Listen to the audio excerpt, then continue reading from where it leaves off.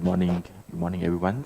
Okay. I think we will start in the next few minutes to have the opening sections of the workshops, and then maybe you can have a seat, and then we can start the opening ceremony sections after. I think today is in the some participants still on the way to join the conference, and then we will wait for some minute, and we will start the opening session again. Okay.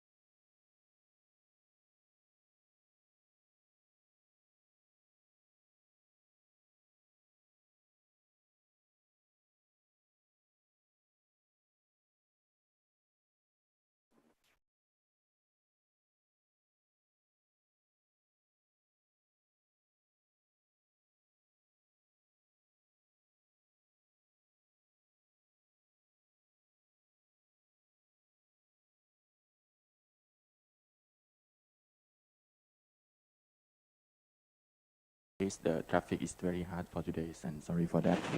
I think the guest honors and the vice presidents and the dean of the faculty of science, Rangkapang University, has already been in these workshops, and then we will start the opening ceremonies in a few minutes. And I would like to invite all participants and delegates to take the seats in the rooms for joining the opening ceremony sections. Thank you.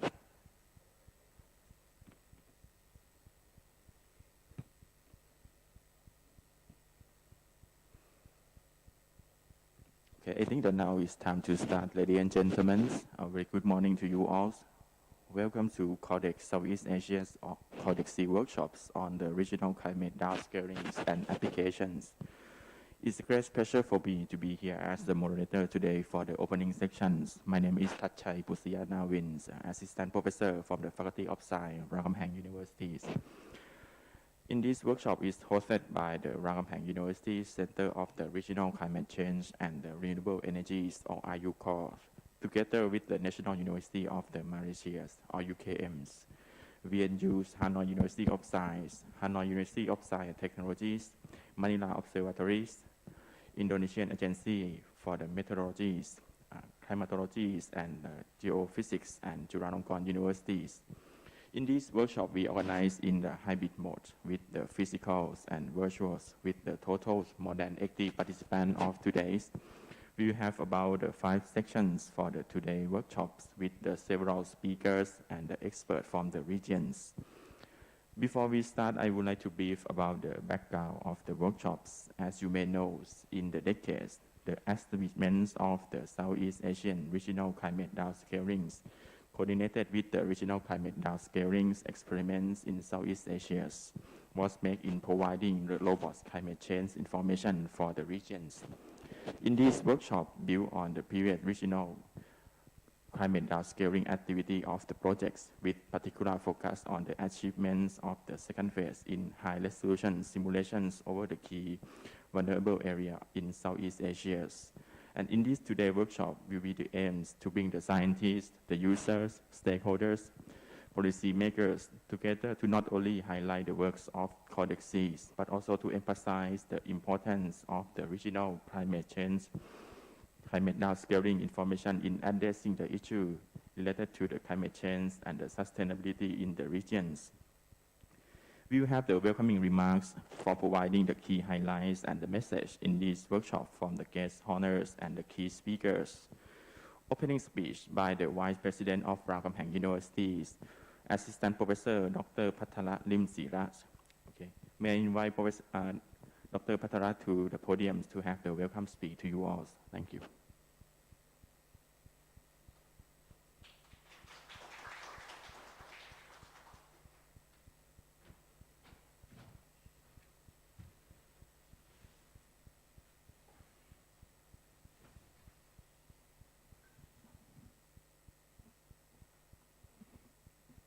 Good morning.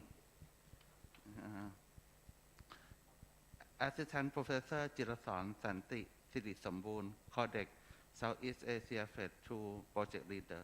Professor Frederick Kantang, CORDEX Southeast Asia Phase 1 Project Leader and CORDEX SAT member.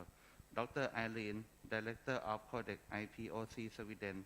Professor Dr. Edwin Anden, IPCC Working Group 1 Vice Chair. Dr. Vanni Naris, represent from ASEAN Secretariat Jakarta, international and local participants. Ladies and gentlemen, good morning. On behalf of Rangkapang University, I welcome everyone to this CORDEX Southeast Asia Workshop, Regional Climate Downscale and Application, organized by Rangkapang University Center of Regional Climate Change and Renewable Energy, called RUCOR, and jointly with National University of Malaysia, VNU Hanoi University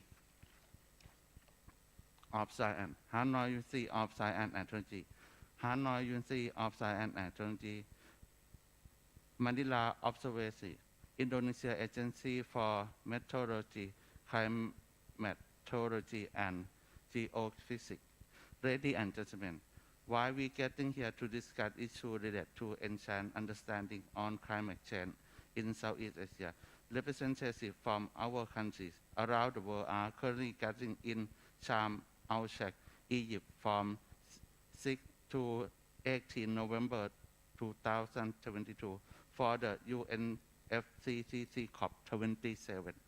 The sole purpose of this meeting is for the whole to reaffirm commitment to ensure that global warming can be capped at 1.5 Celsius limit and to avoid disaster climate in the decade to come. However, according to the current temperature increase has already reached 1.1 Celsius and the 1.5 Celsius mark will be reached in 7 years from now if the world fails to this dramatically reduce the global emission from the current annual emission of almost 60 gigaton CO2 equivalent to around 20 to 30 gigaton CO2 equivalent by before 2030. Last down on how much COP meeting can bring the world into consensus and bring the emission to the level required to limit the temperature warming below 1.5 Celsius.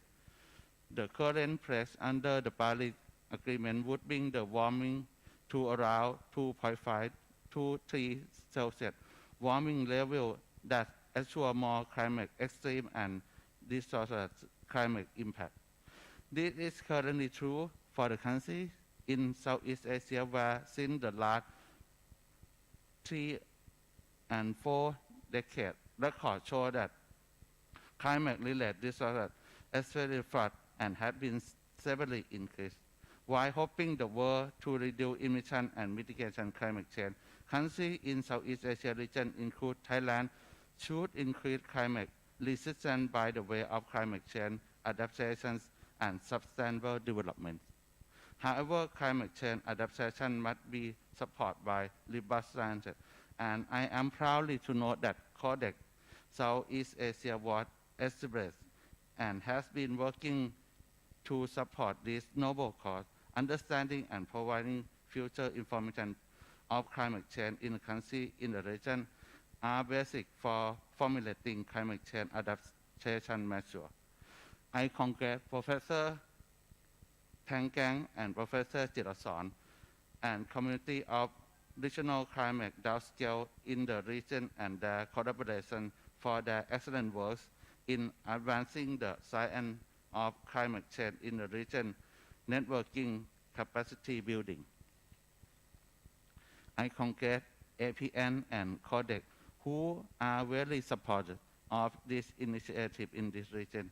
I believe this workshop, which gathers science not just from the climate modeling community but data user, climate impact and vulnerability group policy maker would have this effort more meaningful and connected. Rangkumpang UC pledge to continue supporting this effort. Already under RU Core, we host the Southeast Asia Regional Climate Change Information System, which is the only data node of Earth System Grid Federation in Southeast Asia. As some of you may know, SARCIS was jointly run by our former university president in the National University of Malaysia, together with the Deputy Vice Chancellor of the university in 2018. I congratulate you all to continue this noble work, and I wish everyone to have fruitful CORDEX Southeast Asia workshop. And today is a special day for Thailand because this is our traditional day for Loi Krathong, and I hope you have a good time after the workshop. Go to relax and enjoy the Thai festival traditional. Thank you. Okay, thank you very much for the opening speech from the Vice President of Rangkumpang University, Assistant Professor Dr. Pathala Limpasirat. For the next one, I would like to invite the Assistant Professor Dr. Jirasorn Santi Sirisombun from IU course to have the first welcoming remarks, please.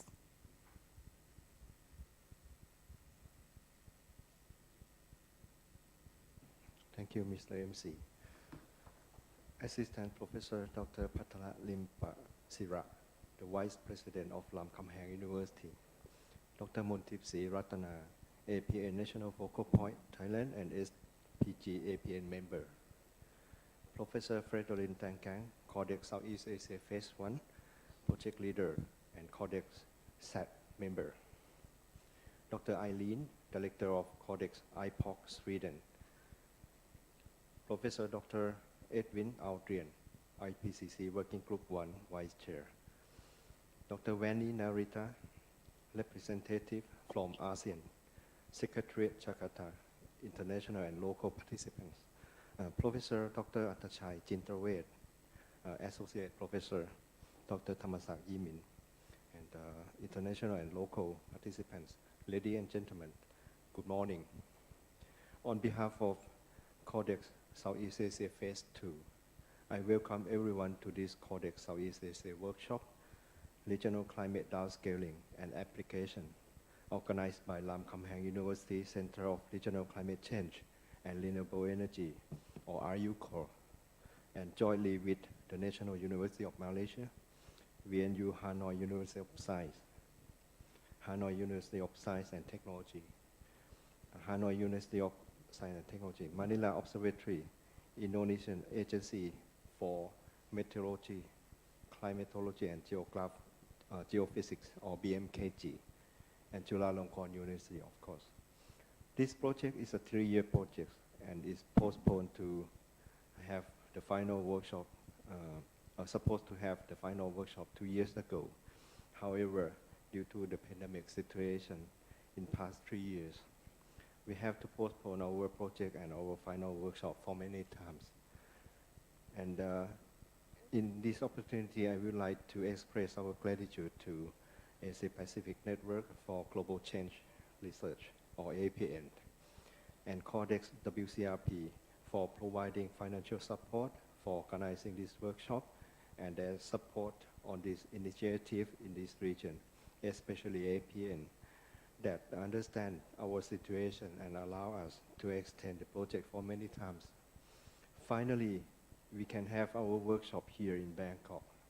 I would like to take this opportunity to thank our CORDEX Southeast Asia members, colleagues from both international and local, as well as all distinguished participants. May I take this opportunity to welcome all of you again to this 2-day workshop, and I wish everyone a fruitful workshop. Thank you and enjoy the workshop. Thank you very much.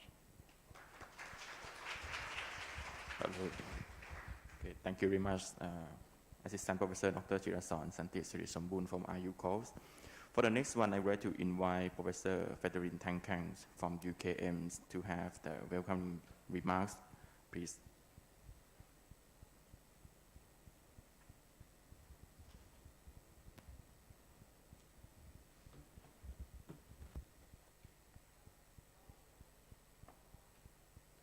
Thank you, Mr. MC. Assistant Professor Dr. Patara Lim Pasira,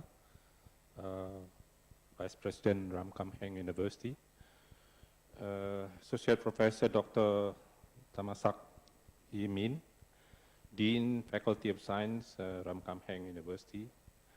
Dr. Montip Sri Ratana, APN Focal Point, Thailand, and APN SPG member. I was told that she's still on the way to come here. Dr. Irene Lake, Director of CORDEX International Project Office, still like 3 o'clock or 4 o'clock in the morning in Sweden, so I'm not really sure if she's already online. Dr. Vani Narita, representative from ASEAN Secretariat in Jakarta. Professor Adrian, Vice Chair of IPCC Working Group 1. My good friend, Assistant Professor Dr. Chirasorn Santi Sirisombun, the project leader of Phase 2 of CORDEX Southeast Asia. Dr. Jarutat Santi Sirisombun, Director of RUCO. Distinguished guests, Ladies and gentlemen, friends, very good morning. On behalf of CORDEX Southeast Asia, let me welcome everyone to this CORDEX Southeast Asia workshop this time with the theme Regional Climate Downscaling and Application, held, of course, physically here in Bangkok and as well as virtually. I believe perhaps there are many online participants. Ladies and gentlemen, recent changes in the climate system are widespread, rapid, and intensifying, and unprecedented in thousands of years. Climate change is already affecting every region on Earth in multiple ways. The changes we expect will increase with further warmings. Those are the key messages of the Intergovernmental Panel on Climate Change, IPCC, derived from its latest report. When it comes to the risk of climate change impact, Southeast Asian countries are basically topping the list. In the last several decades, record shows that the number of climate disasters, particularly floods, has been increasing year after year. Warming beyond 1.5 degrees C would put countries in the region in a much higher risk of climate extreme and climate disasters. However, the prospect of the world would be successful in capping the warming at 1.5 remains uncertain. The outcome of the ongoing, we just have started the COP27 in Egypt, remains to be seen, but in my opinion, it would be extremely difficult for the world to fix the dire situation that the world is facing currently with respect to the climate change. In fact, the current pledges under the Paris Agreement would not be sufficient to limit the warming under 1.5 degree, but would likely bring the global mean temperature to increase beyond 2 degrees, in fact, perhaps around 2 degrees to 3 degrees, 2.5 degrees to 3 degrees above pre-industrial level. Considering such dire future scenario, countries in this region would need to increase climate resilience through not just mitigation, but importantly through adaptation measures. However, adaptation measures require robust climate change information at local scales. In comparison to countries in the developed world, countries in this region are considered still lacking of such information. Ladies and gentlemen, about a decade ago, about 10 years ago, a group of scientists and regional climate modelers, including myself, and many of you are here, gathered and had a small workshop at Hanoi University of Science in Vietnam, and hosted by our colleague, Professor Tan Ban Tan, and brainstorm on how pocket of expertise that we have in this region could work together and produce regional climate information for climate adaptation in this region. That workshop turned out to be a very important workshop and led to the formation of CORDEX Southeast Asia, which is one of the 14 domains of regional climate downscaling under CORDEX around the world. CORDEX, which stands for the Coordinated Regional Climate Downscaling Experiment, now becomes the pillar of the so-called Regional Information for Society, or RIPS, co-project under the World Climate Research Program.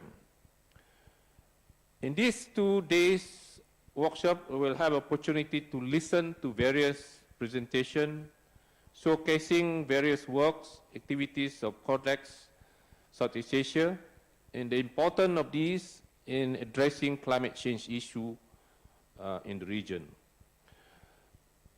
So perhaps you have heard that for the last 10 years, we have the phase 1 of CORDEX Southeast Asia, phase 2, which is Dr. Jerason is heading, and now we are actually going to the phase 3, which we are downscaling the latest CMIP 6 model. I would like to express my gratitude to Asia Pacific Network for Global Change Research, APN. Dr. Montip just arrived. Dr. Montip is the focal point of APN for Thailand and also APN SBG member. We thank CORDEX WCRP, both APN and CORDEX WCRP provided fund for this workshop. And of course, my gratitude to RU Ramkhamhaeng University, RU Co, and other organizer, my university, university from Vietnam,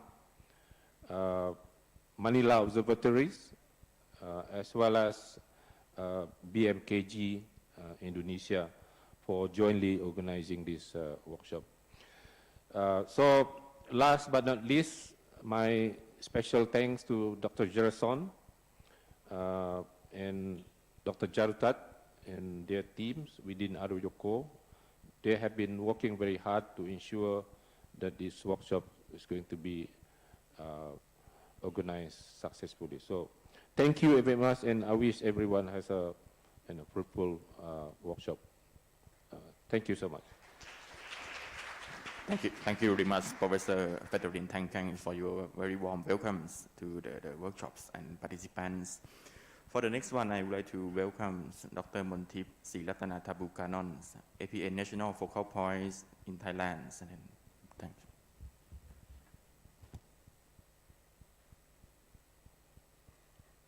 สวัสดีค่ะ Dr. Patala Limpasira, Vice President of Ramkhamhaeng University, Professor Frederick Tangkang, Project Leader CORDEX C Southeast Asia, Phase 1, and Dr. Jirason Santi Siri Sombun, Project Leader CORDEX C Phase 2. It gives me really great pleasure to speak at the opening of the CORDEX Southeast Asia Workshop, Regional Climate Downscaling and Application today. I commend the organizers led by Ramkhamhaeng University Center of Regional Climate Change and Renewable Energy, in short, RU CORE, with the support of the Asia Pacific Network for Global Research, APN, Japan, and all partner organizations for their great efforts in making this workshop possible. Climate change is a serious environmental and sustainable development challenge, and curbing greenhouse gas emissions and adaptation to change are global policy objectives, and climate change impacts are already being felt across the globe, and they are guaranteed to get worse if unmitigated. The 2030 Agenda for Sustainable Development, the Paris Agreement, provides firm foundation for the coherent implementation of climate actions and sustainable development.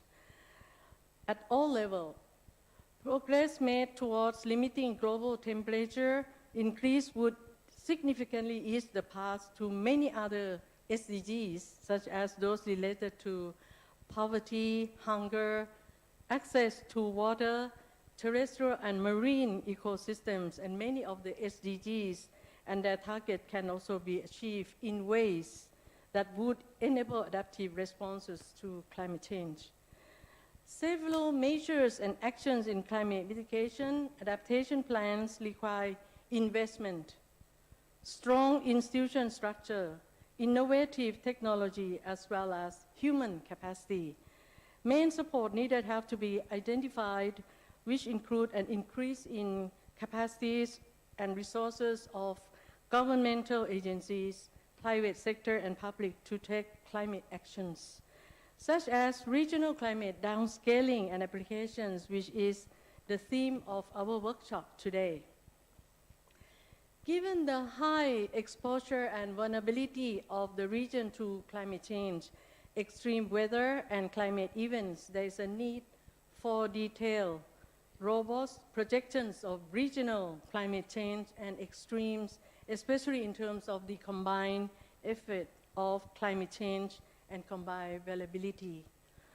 Understanding both climate vulnerability and climate change, in addition to vulnerability and exposure, is the basis tenet for dealing with the risk of impact of climate change, and high-resolution regional climate change scenarios must be available and accessible to impact adaptation and vulnerability assessment, or in short, IAV.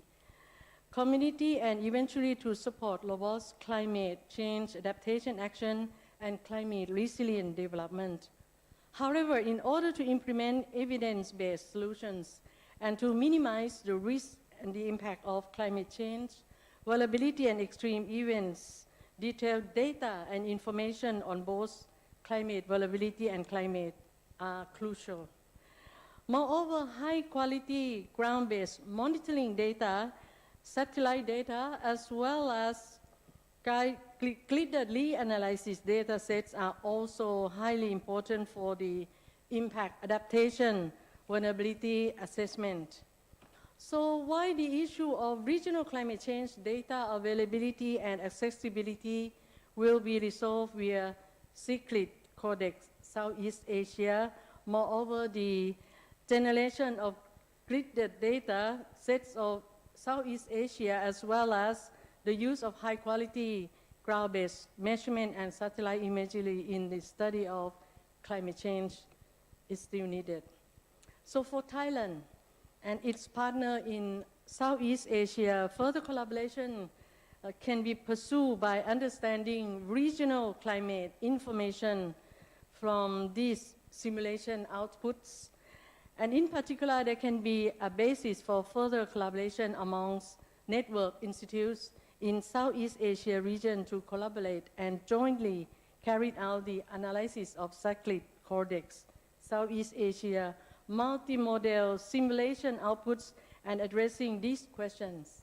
The first question is, how would climate change in the region changing in near, mid, and end of the 21st century? The second question, how would extreme climate change in the region changing in these periods?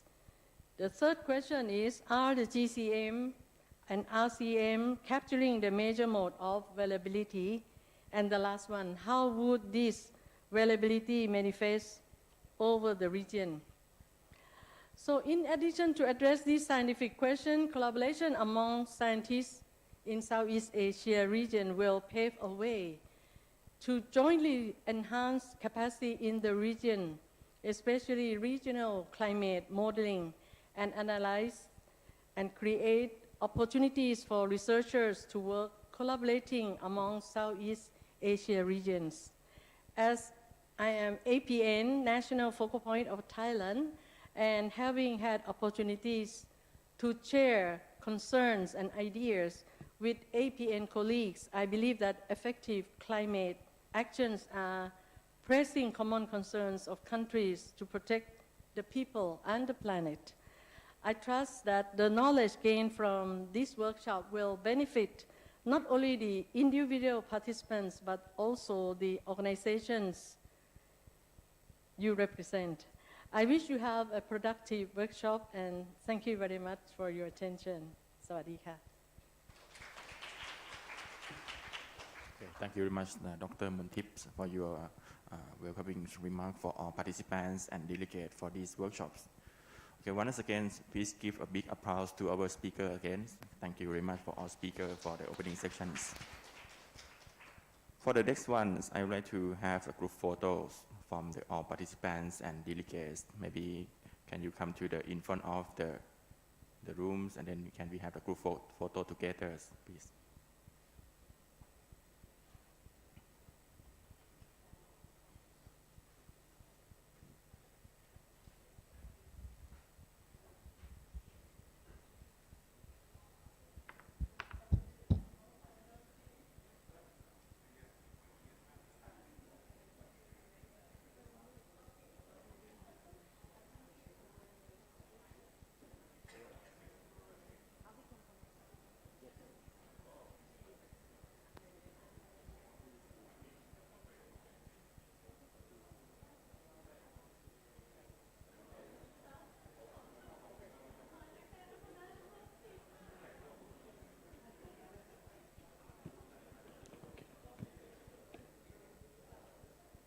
Okay, maybe you can have the group photo together. Okay, please come to the in front of the rooms. Okay.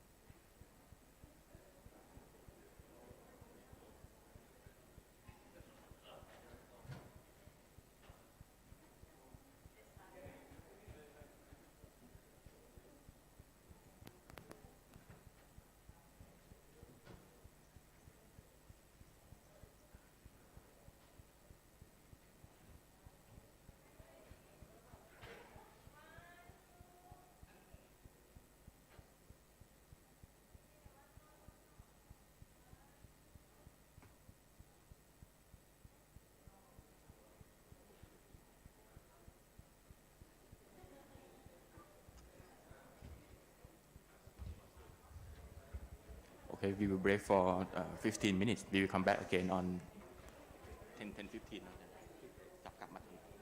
Okay, we have a coffee break outside. Maybe you can have a break over there. Then we will come back again for the first sections on 10:15. Thank you. Presenters for the session one to have their slides ready. Okay. For the first presenters in the next section, in the first sections, can you come to the computers to upload your file that you can prepare for your presentations? Okay.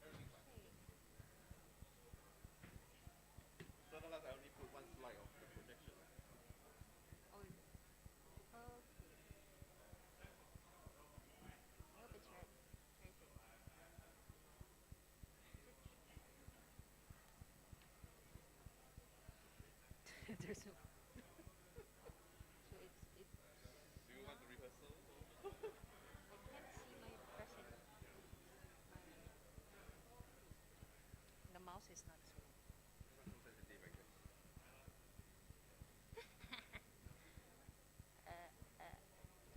Come on, it's okay. You can do it. My wrist. You can do it.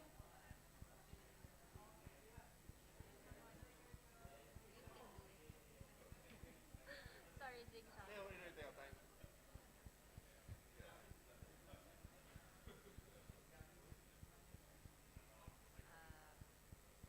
is my USB? This one?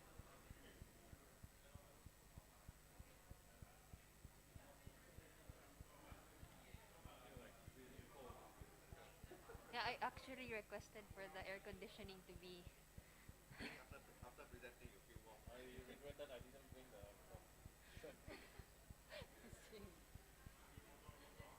So cold.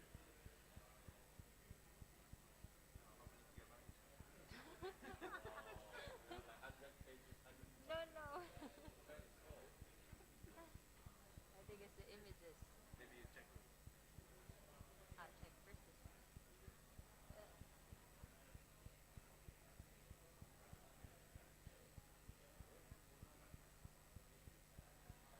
think it's okay. Okay. Okay. Next.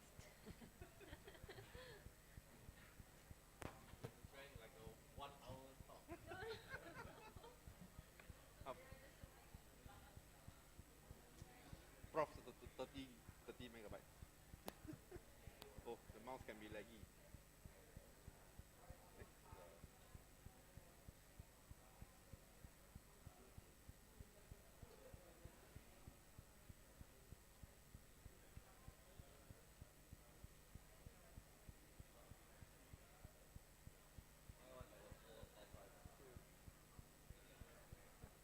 My one because figures.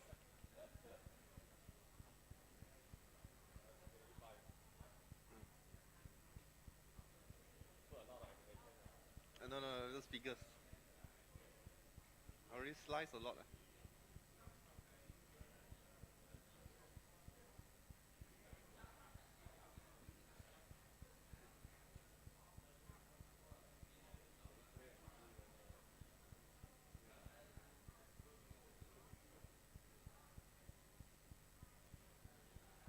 Okay, right? Yeah, the mouse a bit laggy.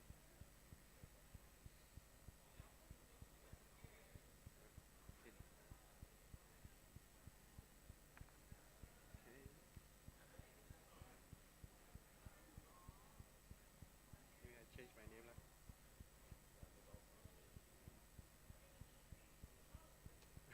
Laggy mouse.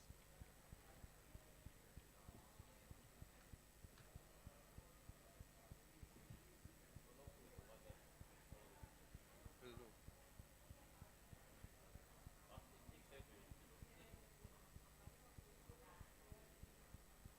Oop, what have I done?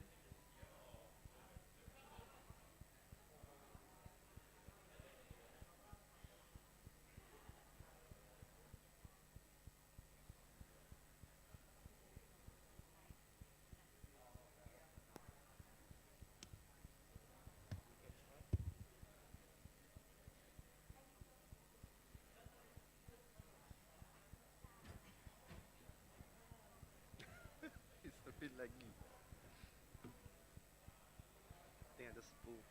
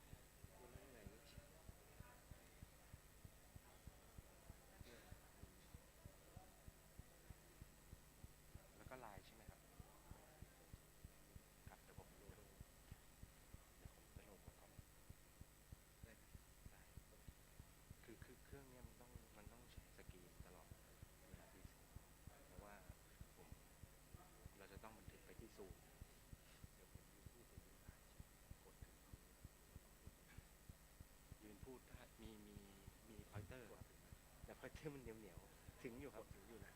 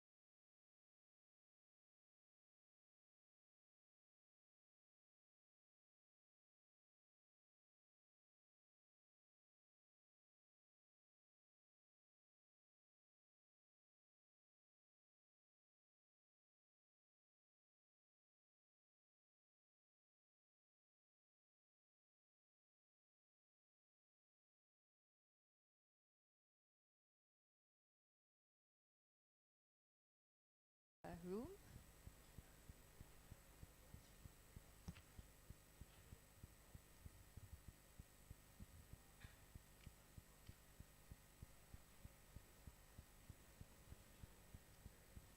Okay.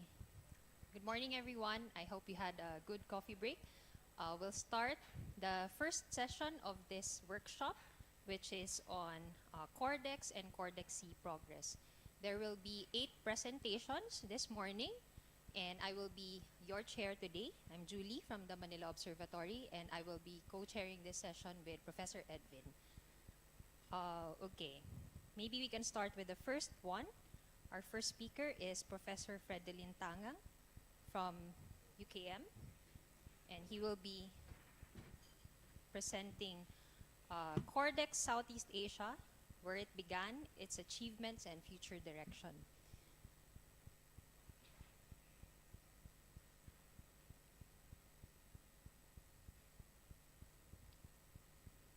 So you will have maybe 15 minutes for your presentation, Prof, and then 5 minutes for Q&A.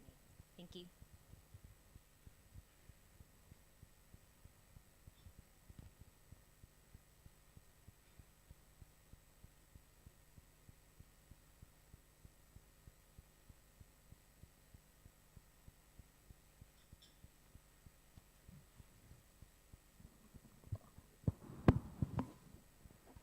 Thank you, Julie.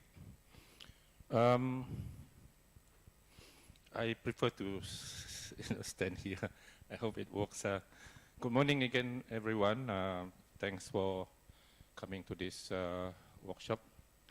I added a little bit in front of my title, which is in the printed version. So a decade of CORDEX Southeast Asia, where it began and its achievement in future direction. So a bit of historical,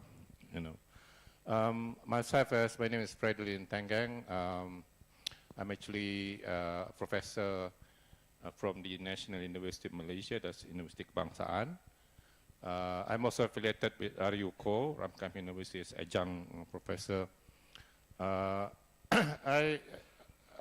have been, some sort of coordinator for this CORDEX Southeast Asia from day one. And I am also the APN SPG, that scientific planning group member, and a former RPCC working group 1 vice chair. So there have been a couple of mention about Southeast Asia, which is a region of high exposure and vulnerability to the impact of climate change. And what I have here, basically, this is from this paper. This is ADB Asia Development Bank report, I think, indicating the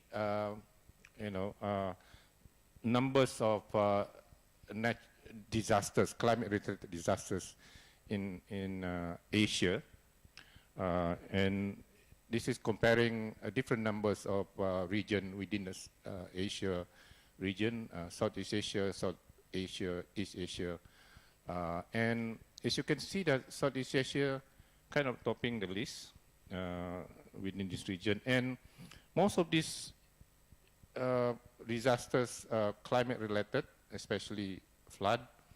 And from another papers, as you can see, if you tabulate it according to time, it has been increasing ever since, especially flood. So you may not realize this because flood occurring every year, but if you use the historical record, it shows that the number of flood keep increasing. And of course, when we're talking about flood, some may argue that perhaps not just associated with climate, but associated with the how we develop our cities, how develop So the more development that we have, and if it's not sustainable, it might increase the number of flooding, of course. But no doubt that rainfall has been, when we're talking about extremes, has been on the rise. And this is what we have in the IPCC report. And this is basically the trends of hot extreme. As you can see that Southeast Asia, perhaps you're familiar with this map here. This North America, Asia, Southeast Asia, and South America, Australia, New Zealand, and Africa here. So Southeast Asia, as you can see, three dots here, very high confidence, in terms of the trend. And this is also the case for the extreme heavy precipitation, and perhaps that's trend that you see in the number of floods earlier. So in terms of images, you can see that this is quite common in Southeast Asia. All kind of disasters, floodings, droughts, everywhere, basically, not just in a particular country, but almost every country's. So, and associated with that, economic losses, and according to what we produce in CORDEX Southeast Asia, in the future, we will have more of this kind of event. And for that, I think we need more climate resilient through mitigation and importantly through adaptation. And of course, countries in this region need to embrace sustainability, because unsustainable development would not just not good for you, but exacerbate exposure, vulnerability, enhance with the risk of impacts. So, but when it comes to adaptation, this is a question that I have, and you may have also a question like this. And right now, of course, everybody knows we have COP27 in Egypt. And, but this is the scenario here. Currently, we have about 60 gigaton of CO2 equivalent, and according to IPCC report, the 1.5 special report, this has to be reduced by about 50% by 2030 if you were to achieve the target of 1.5 degree by the end of the century, to be carbon neutral. But the pledges that we have, of course, this is the target under Paris Agreement, but the pledges under Paris Agreement won't take us there. The current pledges won't take us, but in fact will bring us 2.5, we're around 2.5 or 3 degrees. So this is the concern here. At 1.1 degree that we have now, all kind of disasters already affecting us. What more we can expect if it goes into 3 degrees? So, but the question, of course, can the world stop this? I don't know, you have your own opinion, but my opinion is very unlikely. I'm so skeptical that COP after COP, whether we will get into there. Of course, it will good for countries like in Southeast Asia if we get there, but I have doubts, basically. So we must embrace sustainability, implement adaptation measures to increase our climate resilience. And of course, when it comes to adaptation, we need information, climate information at local scale. And it begins with regional climate downscaling, climate models. And CORDEX stands for the Coordinated Regional Climate Downscaling Experiment.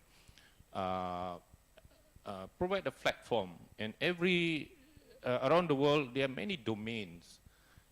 And in this region we have Southeast Asia. And of course, recently, this is of course all under WCRP, World Climate Research Program. And recently, World Climate Research Program reinvent itself, and there's a new structure. And under this new structure, there is so-called core project, which is called Regional Information for Society, or RIPS. And CORDEX basically a pillar of this project. And this afternoon, Dr. Irene the director of the CORDEX International Project Office in Sweden, perhaps will be joining us and give us a little bit of insight of this CORDEX new structure and the roles of CORDEX, basically. So for Southeast Asia, it's a long story for us. It's a decade of dedicated commitment of scientists that involved in this. But it started with the workshop that we convened in Hanoi, at Hanoi University of Science. That was 2012. And this led to the formation of a project that we used to call CCLID, but immediately after we got funded by Asia Pacific Network for Global Change Research, which is APN, we were asked to streamline this under CORDEX.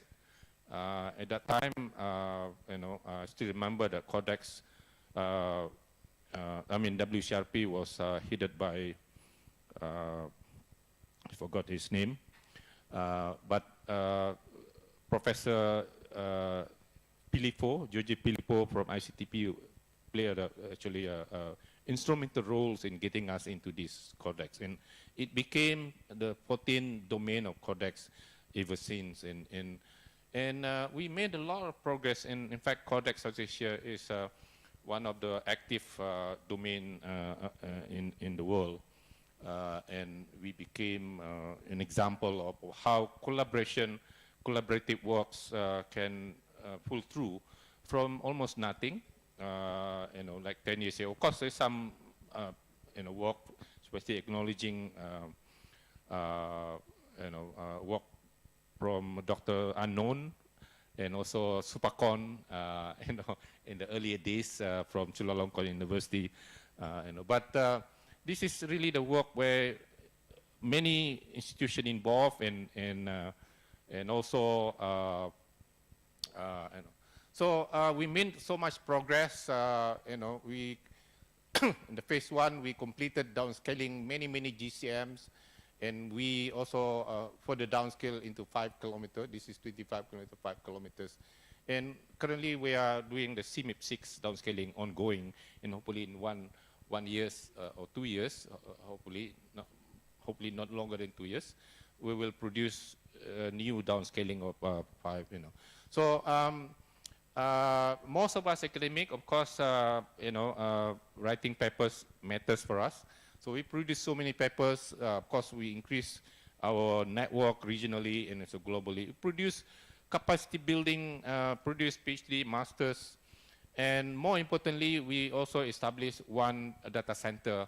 We call it SUCCESS, Southeast Asia Regional Climate Change Information System, which is hosted in RUCO, Ramkhamhaeng University. And this is linked, one of the data node of the ESGF, the so-called Earth System Grid Federation, where all the model data, regional climate model as well as global climate gender circulation model, actually kept in this and download by user. And this has been used by VIA community, although I would say still minimal, and also national assessment. But more importantly, recently this data has been used by IPCC to produce the so-called interactive. So this is the model that we downscale in the CMIP6 within by centers within this region as well as outside the region. And of course, I have to acknowledge that these last two models here from our colleague Dr. John McGregor. He has been working with us for many years and helping us to produce very high resolution, 25 kilometer. Even he is also involved in the 5 kilometer. So I just want to have a few slides, to show some of the key important finding from this simulation. And this is the kind of temperature increase that we have, the worst case scenario. And this is the middle scenario, so-called RCP 1.5. So the kind of temperature that we would go, with the current IPCC or the current Paris Agreement, perhaps end up somewhere around here, which is quite high than what we have currently.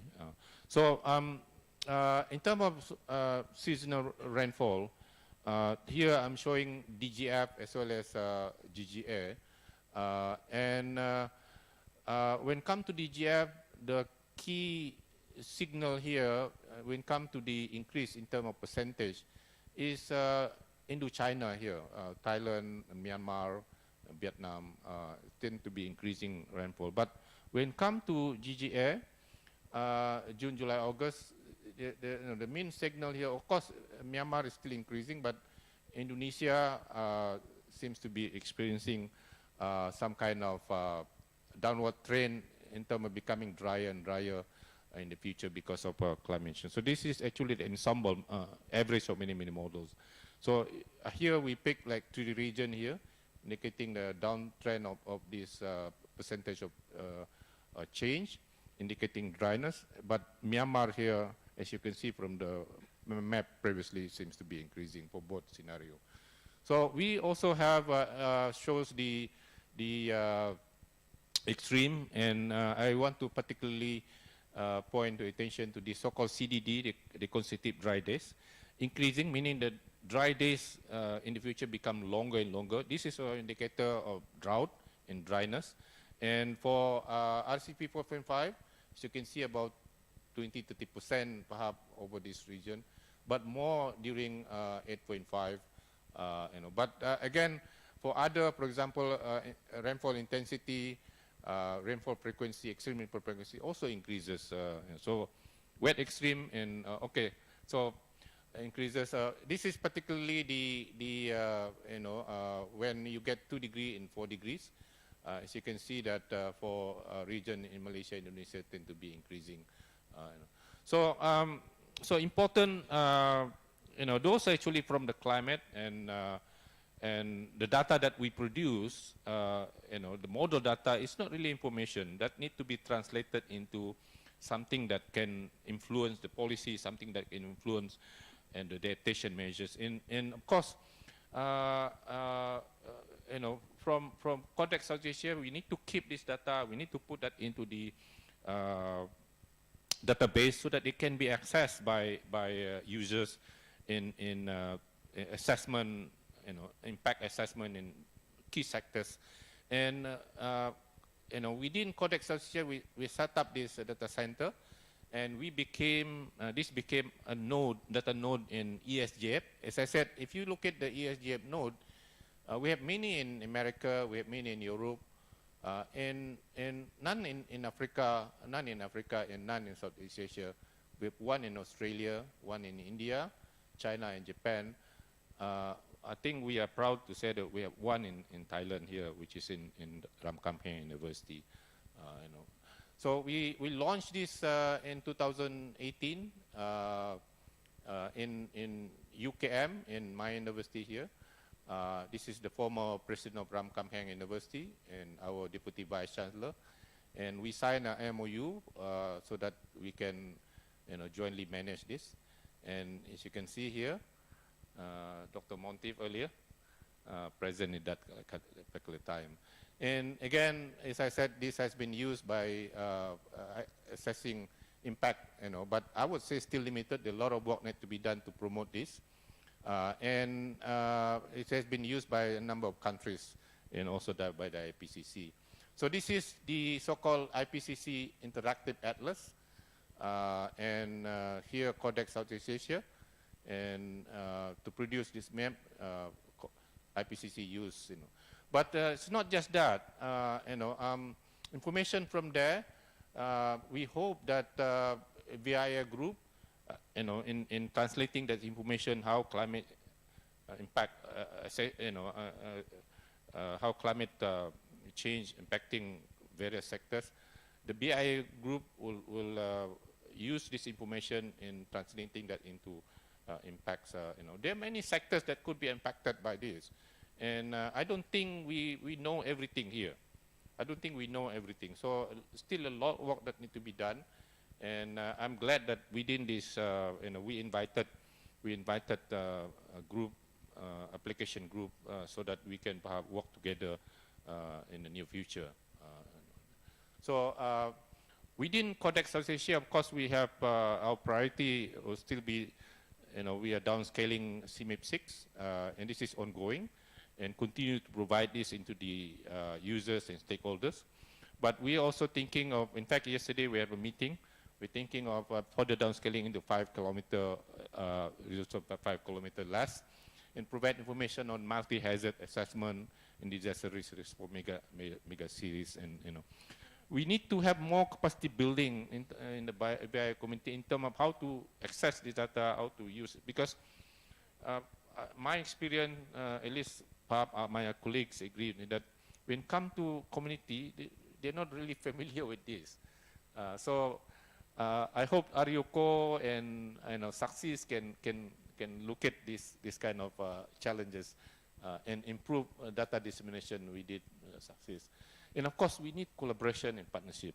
I just talked to Dr. Veni Narita from ASEAN. I think for us to penetrate ASEAN and work collaboratively with ASEAN is something very important because through ASEAN we can have a more, penetration to countries like Cambodia, Laos, and so on, which is difficult to, So that was my last slide. So thank you so much. I hope I give a bit of history of CORDEX South Asia. I think this is a very important work, especially, I don't know you, but I don't have any confidence that the world would be able to bring down the temperature, cap it 1.5. If we end up in 3 degrees, I think we will have more disasters in the future. Not my time, but our children and our great-grandchildren times maybe. So thank you. Thank you, Prof. Ed. Maybe you can entertain one question.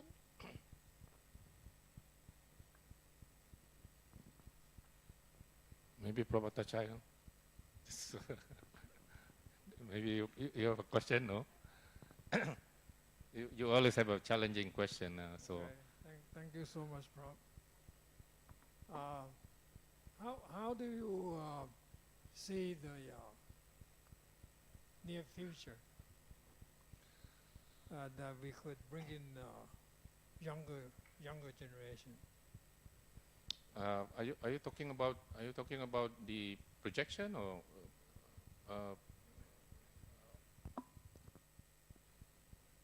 See, we all leaving the scene, right? So my question is that how do you see, or how do you actually think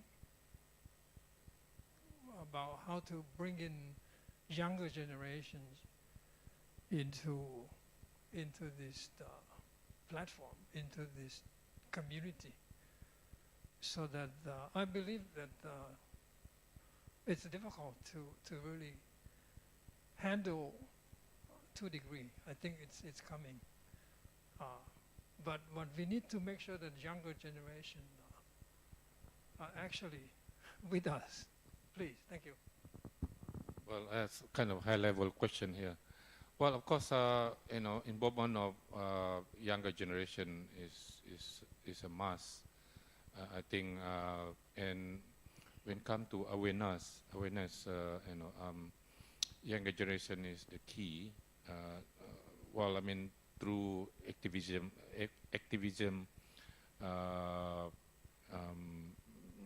in developed countries, of course, this is driven by younger generation to ensure that countries in the world moving in the right direction in terms of decarbonization and sustainability. That is also perhaps something that needs to be done in this region. But as I said, for developed country, they are more capable in terms of dealing with the impact of climate change. They're in the position to do this, but in countries in this region, we are not perhaps in the position to deal with a series of climate change disasters. One disaster we could lose billions. And this is why I think, in my mind, that government need to step up the effort of how we can increase climate resilience. Not just by mitigation alone, because when we're talking about mitigation, it's important, of course, but a smaller country, how much we contribute into the emission of greenhouse gases. Malaysia, for example, is less than 1%, less than 1%. So, but yet we are also impacted by climate change. Some even smaller countries, even much less than that. So, younger people, well, maybe if they do research, we can go do research on this kind of thing and provide information to the stakeholders. Okay. Thank you. That's about the time we have. Thank you so much, Professor Fred. We'll now go to the next talk, which will be given by Assistant Professor Dr. Jerasorn Santisiro Sombun on SEEK-LEAD CORDEX Southeast Asia Phase 2, the high resolution downscaling in Southeast Asia.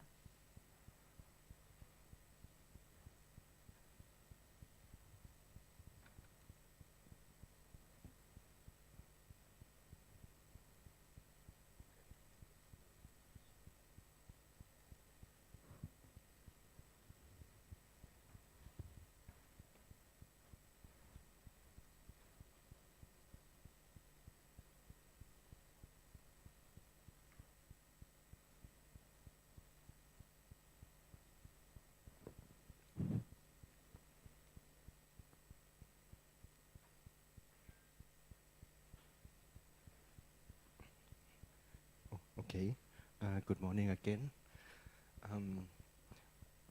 Today, my presentation, I will give a brief idea about the second phase, as well as some output of our 5 kilometers in our northeastern region in Thailand. And we have another presentation that will deliver by Professor Tang from Vietnam that cover the whole subdomain. Okay. Here again, I show this picture again for one more time. I think many of our colleagues are here, and I miss Dr. Jemar, our late Dr. Jemar, and I'm really sorry that her passed away, and I'm glad to have this opportunity to say some word of her that you miss her so much.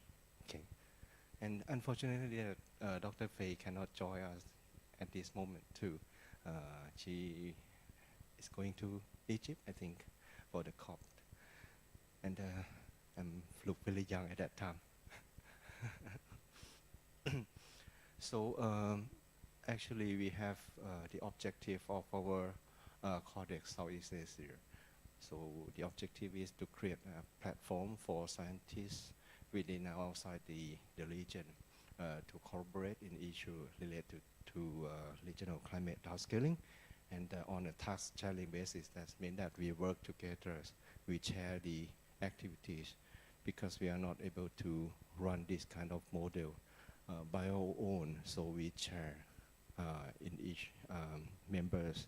So we get many model, and we collective analyze model performance, and also narrow the knowledge gap related to regional climate change in our region too.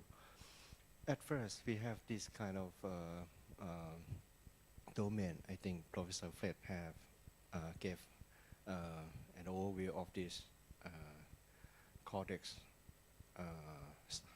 domain, because before this, we don't have this kind of domain, and once we initiate this CORDEX project, we can have our own domain, CORDEX domain 14. At first, we downscale our product to 25 kilometers, and that is the first phase. And we have many of GCM downscale to 25 kilometers using this setup. And we found that we need for more higher resolution in the climate data set. So it's come up with the second phase. The objective of the second phase is to provide high resolution, and we are very ambitious to have 5 kilometers multimodal, multi-scenario climate change and climate extreme projection for selected key vulnerable area in our region, and to establish stronger collaboration with stakeholder to user need and providing guidance on usage of climate information. At first, we have a small domain like this. The first domain cover the northeastern part of Thailand, and other domain in Vietnam, in the Philippines, in Malaysia, and in Indonesia. And at that time, we are very ambitious that can we cover a bigger domain. So we draw this domain cover Thailand, Vietnam, the Cambodia, and the Malaysian Peninsula too. But in reality, we cannot do that because it's really expensive and time consuming. So we change our mind and set another domain that cover this blue one that cover the northeastern part of Thailand and the eastern part and all Cambodia and some part of Vietnam. Because the reason why we select this blue dome subdomain is that we follow the expert like Professor Atachai mentioned that it's a kind of food basket of our region. So we draw this domain. So we share the domain with our Vietnamese colleagues. And under the secret phase 2, we repeat over 25 kilometers again, because we found that the version of Lexem that we used at that time result in a kind of wet bias. So we repeat 3 GCM to downscale to 25 kilometers again. And thanks to our Vietnamese colleagues that collaborate to repeat these 25 kilometers. And we evaluate the performance of 25 kilometers and downscale. We nested it to 5 kilometers. So as I mentioned that one of the objective of the second phase is to engage the usage of climate information. So we have many workshops and training. Like the first workshop, we have our first workshop in Thailand back to the year 2017. See, many years ago, we supposed to end of our project 2 years ago at least, but we need to extend because of the pandemic situation that I mentioned this morning. So we have many of our colleagues there in 2007, including our colleagues from the National University of Singapore. He will come in the afternoon, Dr. C. Right? I think he sat over there, I think, on the back. I remember his back. And we have the training workshop in our university. At that time, we collaborate with 2 scientists from NCRA, Professor Dr. David Yet and Dr. Kaspar. So he came to Thailand and gave us the training workshop in WRF, Regional Weather and Climate Modeling, back to the year 2022. And this one, Professor Fred has shown you, we have the second secret workshop in UKM. And at that time, we launched our success. And we officially launched our success at that time. And this one, we have the collaboration with our Japanese colleagues too, and Professor Sasaki. I think he came to our university and gave a training workshop of access and utilization of regional climate downscale data of success. And back to the year 2019. And the third technical workshop, right? Now we move to the Philippines. I think before the workshop that we held in Vietnam a couple months ago, we have this is the last workshop that we have in physical before the workshop in Vietnam, and at that time Dr. Gemma is still there. And we have, within that workshop, our Philippines colleagues also organized the first DOST CORDEX stakeholder workshop in climate information for local adaptation in Philippines too. And we have another workshop. This workshop is a local workshop. We collaborate with the Lights Department, and we inspired by Professor Atachai that because at that time we know that the people from the impacts community may have difficulty in access to the output from the climate model. It's in a different format that they are not familiar. So Professor Atachai asked us whether we can have a kind of web-based database and a tool to convert those NetCDF to exactly the input of this model. So we finally we come up with a web-based database and a tool to the library that we are going to publish it very soon. We are writing a paper with Professor Atachai too. I will give this in detail in my next presentation.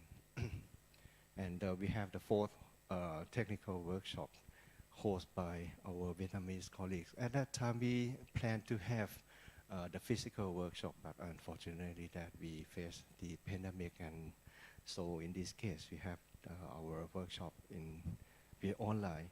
And this one too, the fifth workshop in Indonesia that we have to have online too. And we have the sixth international technical workshop in Vietnam, in Quy Nhon, that the first physical workshop after 3 years. Unfortunately that I cannot join this and have this nice cake for 10 years anniversary of the secret. And let me talk about something about the 5 kilometers. This one is the 25 kilometers. We test the performance with the reanalysis dataset or Aphrodite. We found that some regions, only 2 regions that have wet bias. And when we compare the extreme indices with the observation, it seems that it's going quite well with our 25 kilometers from the second phase. And this one is the example of the extreme indices that we analyze over the area of northeastern part of Thailand, like Steel Beauty. And it's consistency with the 25 kilometers. However, we have a higher resolution. It seems that the total precipitation in the future will decrease in our northeastern region as well as the CWD. And RX one day is a bit increased, but the R10 millimeters, it seems that it will decrease. So I think I will end up with my presentation here. Thank you. Thank you so much, Dr. Jarasorn. Questions?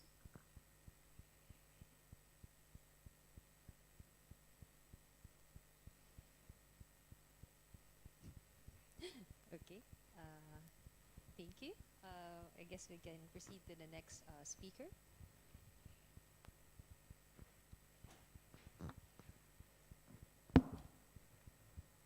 Okay. The next speaker is Dr.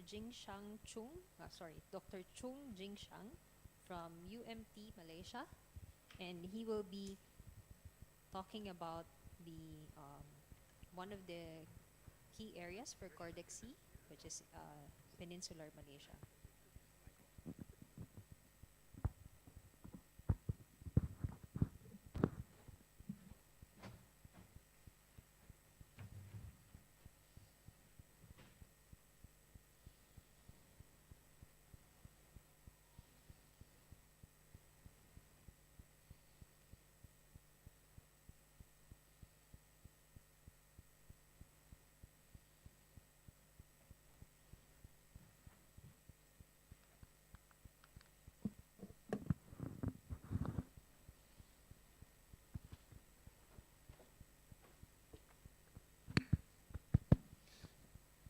Very good morning, everyone.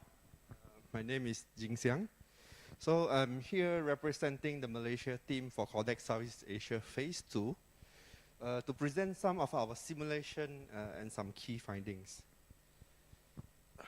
Wait a moment, I remove the mask first. It's kind of hard to breathe. All right, so first and foremost, why we need CORDEX Southeast Asia Phase 2 over Peninsular Malaysia? Okay, the reason is very easy, because we need a supplementary run with much higher resolution.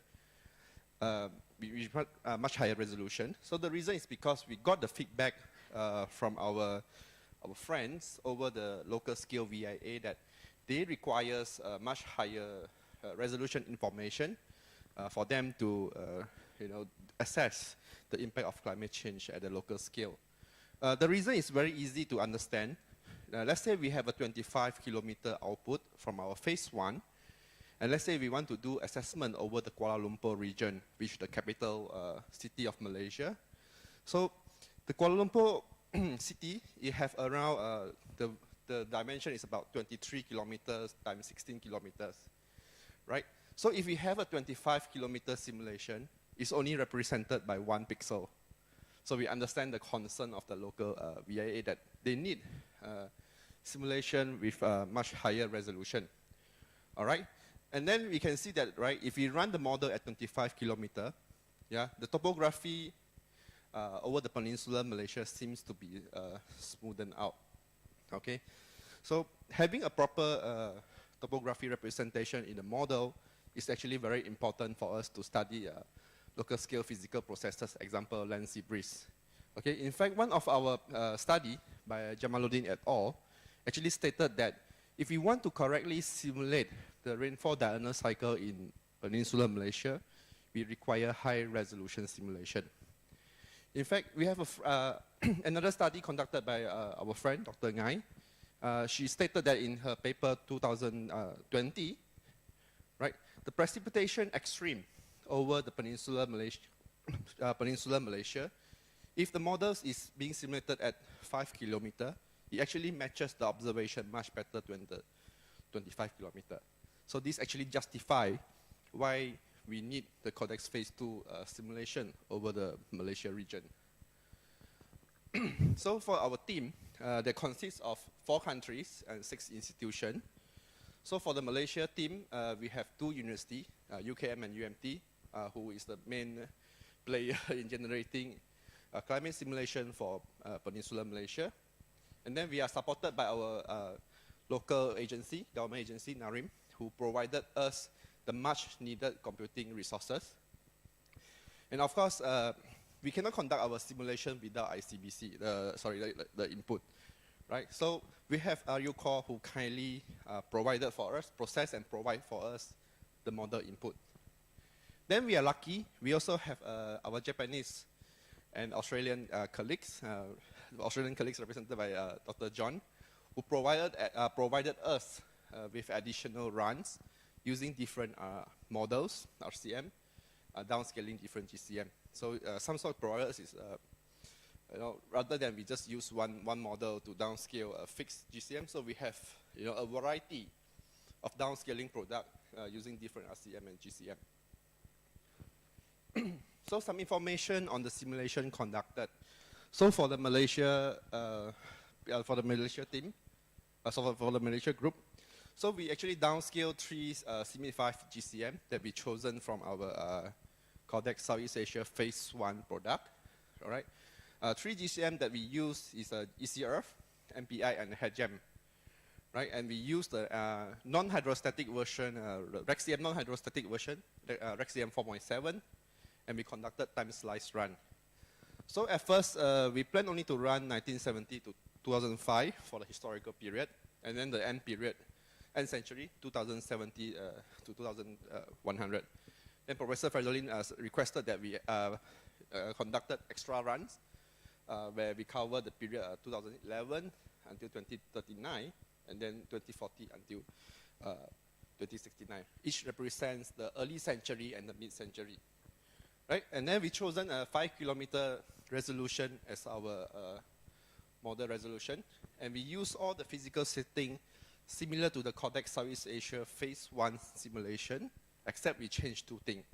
One is the the convective permitting scheme, the convective parameterization scheme. We change it from Emmanuel plus Kinfridge. We use a mixed scheme. And then for the land survey scheme, we use the CLM 4.5.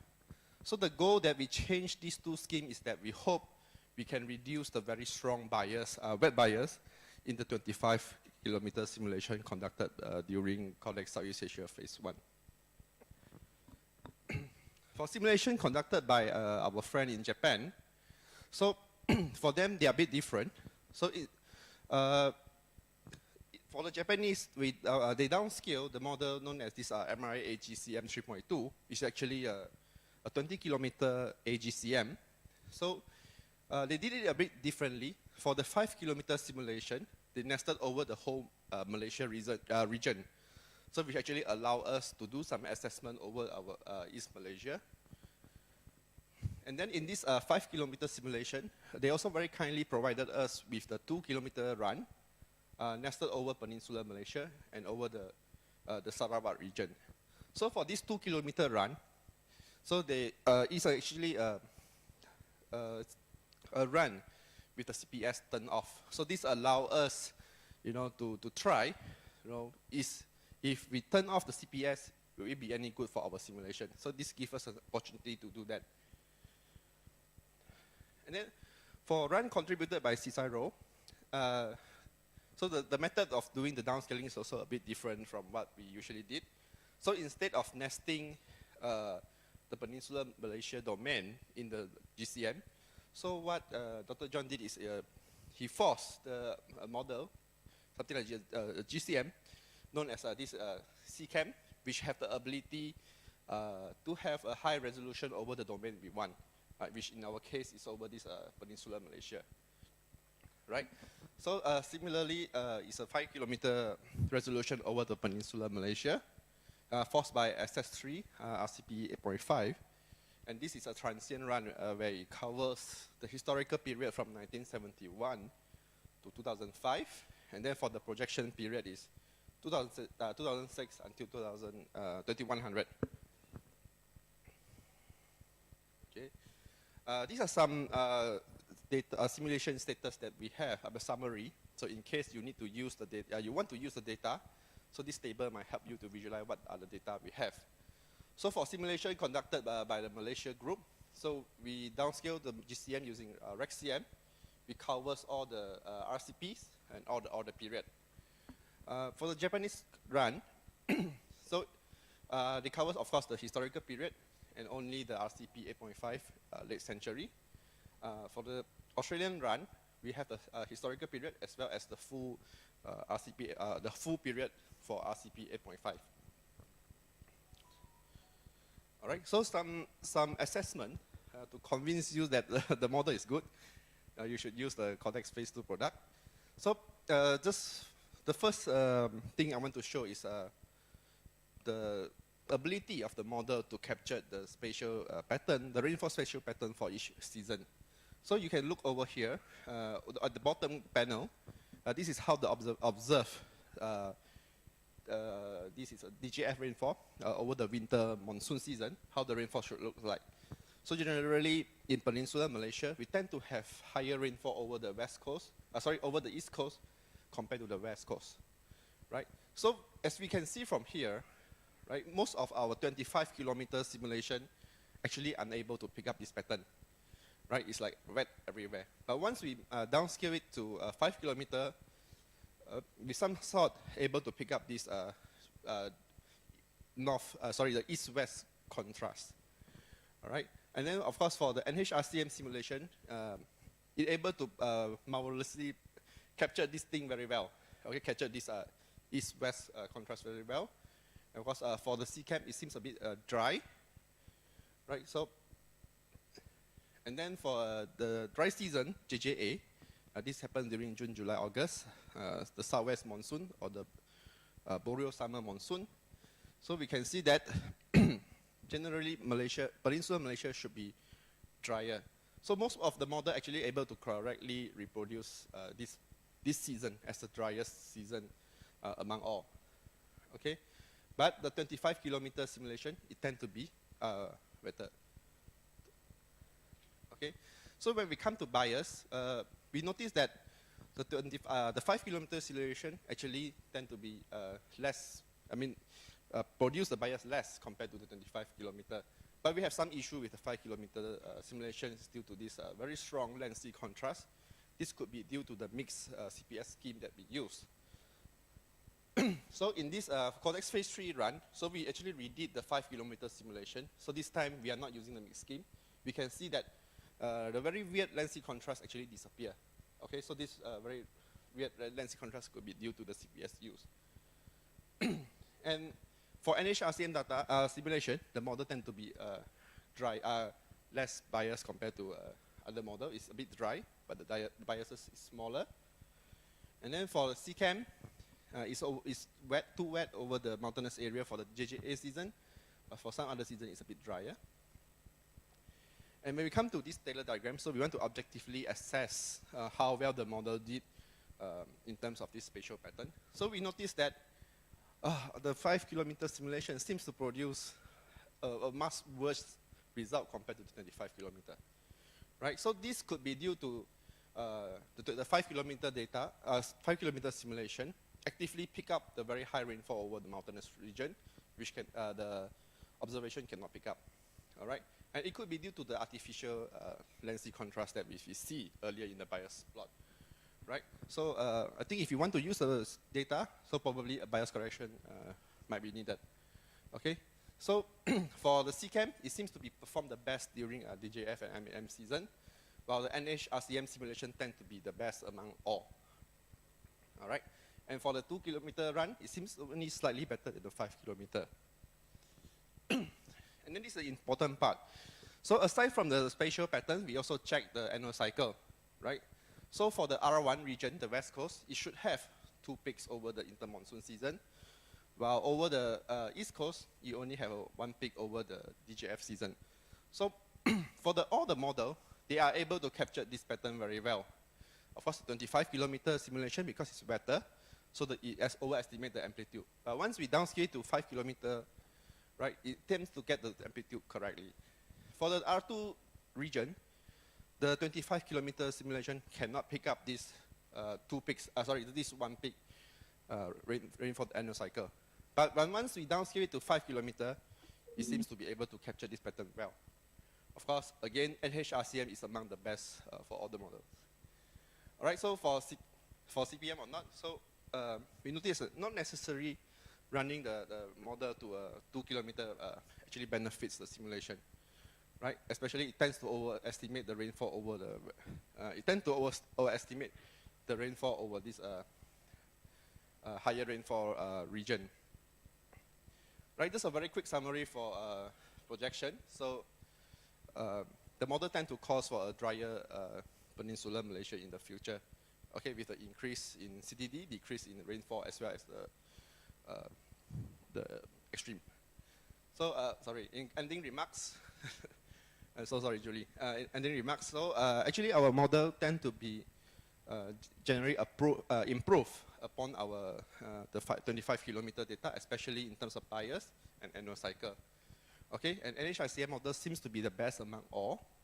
All right, and having a CPM not necessarily means we will have a good simulation. And then the future for Peninsular Malaysia will be drier, right? And the last one is for everyone, for people who want to use our product. So our phase 2 product actually do provide added values. Okay, so it's recommended to be used in addition to our 25-kilometer product. Thank you. Thank you so much, Jing Shang. Questions? Thank you, Jing Shang. Two very quick questions. The first one, you compare the performance for the extreme tails with chips data. So how is the quality of chips over Malaysia? Because when we do that over our areas, chips seems to underestimate extreme.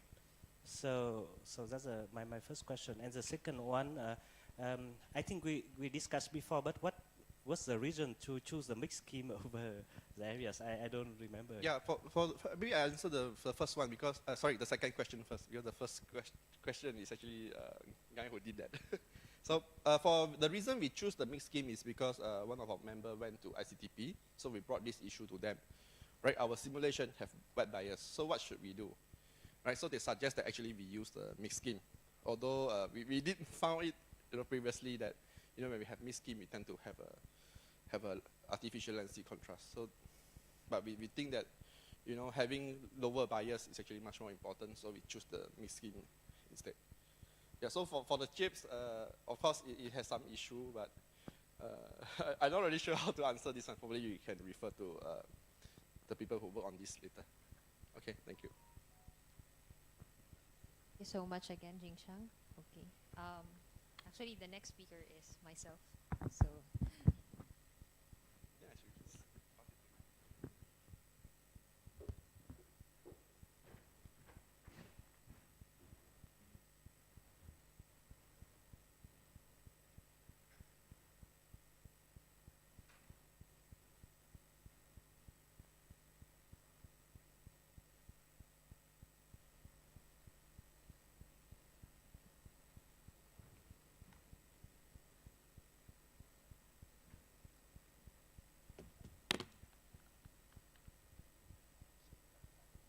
Okay, good morning. So I'll be presenting one of the key areas for CORDEX Southeast Asia Phase 2, which is Mindanao in the Philippines. So I'm presenting this in behalf of all my colleagues who are listed here.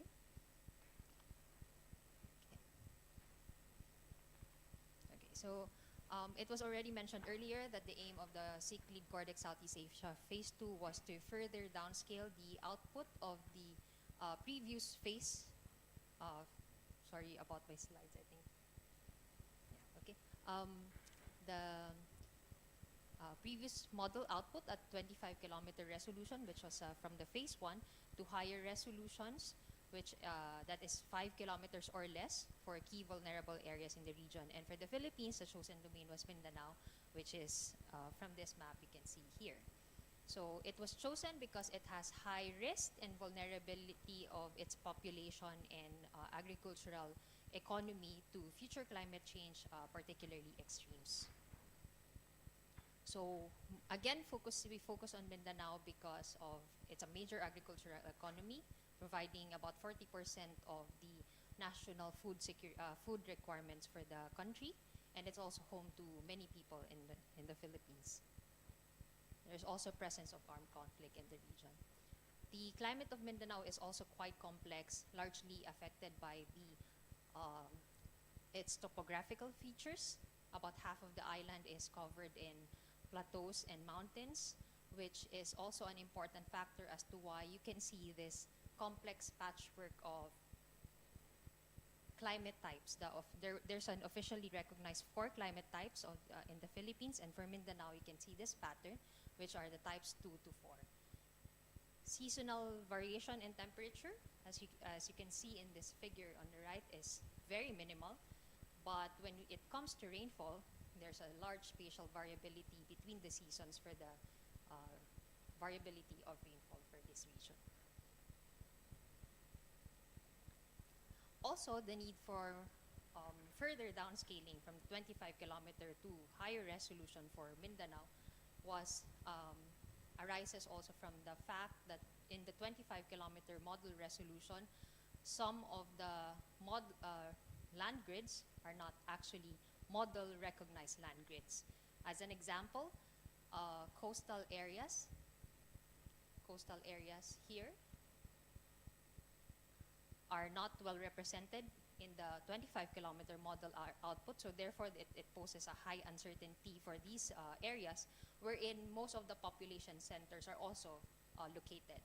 And in particular, some of the islands in Mindanao, which are encircled in this figure, are not even represented as model land grids. So there's really that very high uncertainty for these areas, and therefore we cannot provide proper climate change information for these areas.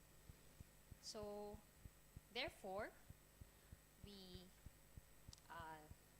took on the task to further downscale the 25-kilometer resolution model from the phase 1 to further downscale it to 5-kilometer over Mindanao. As you can see in this these are just the model configuration. We used the model RegCM using with the MM5 non-hydrostatic core. Boundary conditions are listed here. We use 3 models, CIMIP 5 models, forced into the 25-kilometer and then further downscaled to 5-kilometer for Mindanao in this area. For the simulation period, we have 3 periods. For the historical, 1971 to 2005, and then for the future, 2 time periods, which we call as near future and far future. So that's 2021 to 2050 and 2079 to 2099 for 2 scenarios, RCP 4.5 and RCP 8.5. Physics schemes are all listed here, and I'm sorry it was cut off, but I think that's, yeah, you can just ask me later on. For the observation data for analysis, because we needed to first validate the model, how well it performs in the historical, we compared it with Aphrodite for precipitation and temperature, so gridded data sets, and then also selected Pag-asa observation stations in the region. Okay, now we go to the results. So for the annual mean temperature, quickly I'll just show you the comparison of the 3 models for the 25-kilometer resolution, which is on the top row, and then bottom row is a 5-kilometer resolution. What you can easily notice from this is that there's actually there's, as expected, same spatial distribution with more details for the 5-kilometer model, and the 3 GCM 3 models are agreeing in terms of their results. So just looking at the ensemble mean for the 5-kilometer model already, this one here, middle figure, and comparing it with the Aphrodite graded dataset. Again, remember that Aphrodite graded dataset is at 25-kilometer resolution. This is at 5-kilometer resolution. And comparing that, we see that there's a cold bias over most of the island, most of Mindanao. We noticed some slight biases in the coastal areas, but that's still to be further investigated. At the moment, I haven't done that yet. I didn't show it here, but we noticed that these biases were propagated in downscaling because these biases even exist in the 25-kilometer resolution. Now to discuss the rainfall, I have to first show you this quickly, the climate types in the Philippines, because as I mentioned earlier, there's large spatial variability with the rainfall between seasons. So the types 2 to 4 here, quickly, just climate type 2 here at the northeastern part, wherein you have maximum rain period during December to February. The opposite is the drying for the climate type 3 on yellow here, and then the middle, the green, rainfall is evenly distributed throughout the year. So just quickly, we divided it into NDJF and JJS season instead of looking at it at an annual scale. For NDJF, these are the results. What you can see here is that the northeast maximum here is not captured by any of the models, even at 25-kilometer resolution, and it was further it was propagated in the 5-kilometer resolution. The drier areas are on the opposite. The drier areas here were actually simulated as overestimations, and these are corresponding to high elevation locations in Mindanao. For JJS, similarly, we also see overestimation in those areas, and it corresponds well to high elevation terrain. So it seems like the model is really producing so much rain over high elevation areas. Just looking at the 5-kilometer resolution, the ensemble mean already, which is middle figure here, for annual and the 2 seasons considered, we see that in comparison to Aphrodite, there is a underestimation of rainfall in most areas, but notice that there is an overestimation in the high elevation locations, so corresponding again to the topographical features, high topography areas. quickly looking at as well into the daily rainfall distribution by the model and in comparing it with Aphrodite and selected pag-asa stations, which you can refer to this figure here. For example, for the type 2, wherein you have, again, the maximum rainfall in the northeastern part here during NDJF. But what we see here just, is that extreme rainfall is largely overestimated by the model, as you can see in the tails of these distribution. This is actually also true for all the other climate types and for all seasons. Here, you can see it here. And just to also quickly note that these two this is Aphrodite and this is station data. So just also to keep in mind that Aphrodite has its own biases relative to the actual observation data set. So when we're comparing things like that, we need to keep that in mind. And also for the type 4, similarly, extremes are largely overestimated. Now we go quickly to projections, just looking at the RCP 4.5 and 8.5 for the 2 time periods, 2021 to 2050 and 2079 to 2099. All models show a warming in the future, warming trend with a degree of warming larger for the RCP 4.5 scenario. For the rainfall in terms of the annual mean, we see a drying trend. And then drying is generally drier in the future. But when we look at the individual models, there's actually less agreement among the models as compared to the other, as compared to temperature.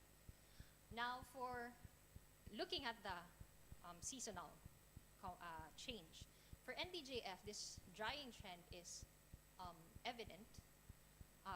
So this drying trend is evident only for the RCP 8.5 future time period, but for the JJAS, it's really drying trend for most of the season. So what we see in the annual is actually mostly due to the JJAS season. Okay, we then further looked at extremes indices, in particular 2 indices, the CDD or the consecutive dry days, and how it will change in the future. And what you see here is that there is an increase in the CDD in the future for NDJF, and much more so during the JJAS. So it seems that the drying in the JJAS is because of this one. More drying days, consecutive drying days in the future. For the other end of the spectrum, you have the maximum 1-day rainfall, as we call it, or RX 1 day. And what we see here is that the RX 1 day, or the maximum 1-day rainfall for the future, will be increasing for some areas during the JF, but will be decreasing for the JJS. So this corresponds well to what we also see in the means. So that's just some of the quick rundown of what we noticed in this in the results from the 5-kilometer resolution model. And just to quickly summarize, for temperature, we saw a consistent model bias for 25 kilometer that was propagated into the 5-kilometer model. Larger biases is noted for the colder months, higher temperatures in the future, as expected, greater degree of warming for RCP 8.5. For rainfall, you have underestimated rainfall in most of the areas, but the overestimation is noticeable in the high elevation points. The extremes are largely overestimated, so that's something that we really need to discuss and also further investigate. Seasonality, as I've also shown, is that it's not really well simulated. The model is really having difficulty capturing that. For the projected rainfall change, there's a difference between the 2 seasons, which I already discussed earlier. And also keep in mind that even if the models were not, with these changes, the models also have its inherent biases compared to the observation data set considered in this study. So that is all. I'm now ready for your questions.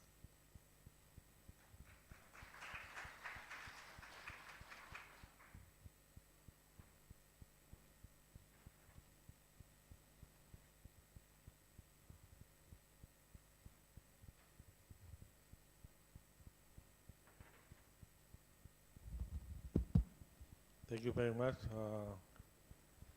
Dodi. And then we continue if there is any one question. Okay, please, Professor Tan. I have two questions.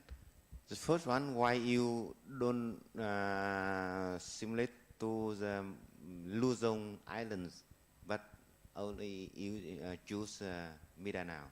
The first one. Okay. Second one, I can see that the reference period is 35 years, but the second one is 30 years, and the last one is 20 years. So quite different. How do you think is about the impact of the different period? Thank you for the questions. For the first one, we chose Mindanao Island because in comparison to the northern regions of the Philippines, Mindanao Island, there are fewer studies in the Mindanao Island. And also this region has a high population and poverty incidence, so it's really worth looking at and also focusing also our attention to this region. And it's also a very large, it's a major agricultural economy as well. For your second question regarding the different time periods, well, first, the consideration in the timing is because of our computational resources. Initially, we wanted to do a continuous simulation, but we were limited by our resources. And then, for the, I think in terms of the impact on the results, I check it quickly, and even if I consider 20-year time periods for all the time periods, the historical and the projections, the results will still be the same. But I think there will be just minimal differences in terms of the magnitude.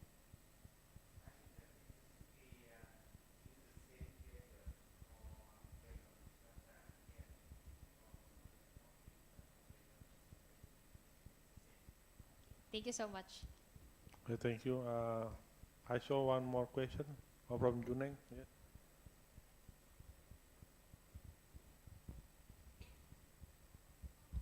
Quick one, Julie. I'm just wondering if there is any diagnosis on why the extreme is overestimated. Because when I look at the distributions, it seems like it's a little bit too big, dynamical or thermodynamically.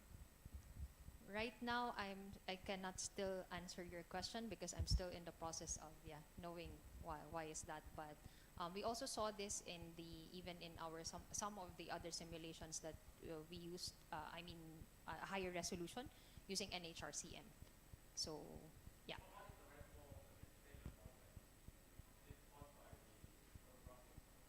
Mostly orographic for this region. Okay, thank you, Julie. Is there any more question? I think we have the time. Okay, thank you very much. Sorry, I have to take pass to Julie Dado. And the next speaker is from my friend, Dr. Dodo Gunawan. We'll give the title is CORDEX Southeast Asia 5-kilometer run for Java Island. Thank you.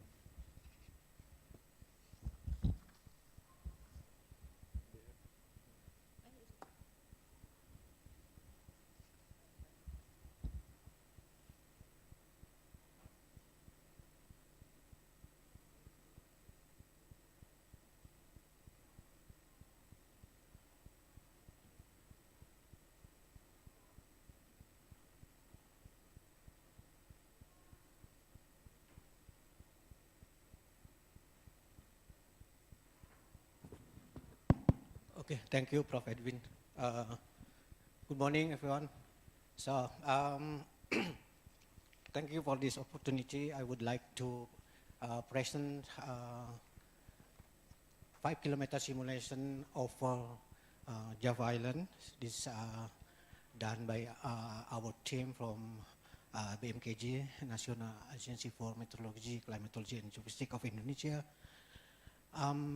Yeah, this is the domain, the Java Island. This is actually the why we choose this island. This is the more vulnerable of the island. This is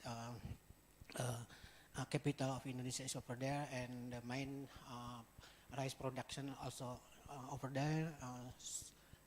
Most populated island of Indonesia. So this, if we look at the area is about 10 south to 4 south and 104 east to 117 about this island, and we have set up this using this easy earth, MPI and HCHIM for GGM, and then we all use these three using RCM of 0.71, and we use two scenarios and with status finished. Simply this setup, so it's boundary layer, host like PBL, radiation GGSM, and land surface is CLM5, and then large scale moisture and cumulus convective parameterization using this. This result for trend of temperature minimum and maximum. As I look this for this minimum and also the maximum. If we look this the trend is have a look for these two scenarios, looking at more high the trend in the ACP 8.5. So all these three model, and if we look the ECR and MPI annual precipitation cycle, so this is compared with historical one for ECR and MPI. Actually, this is can represent the annual cycle of this pattern of rainfall in Java Island. So we have here, say, in the dry season or Australian monsoon in this period, and this is about the Asian monsoon rainy season in Indonesia, mainly in this Java Island, and look, this both these two models represent the pattern in general. I think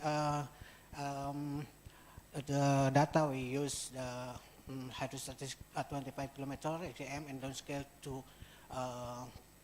5 kilometer as RCM 5 kilometer, and we use observation data from chill precipitation data set with this resolution with period of 81 to 2005.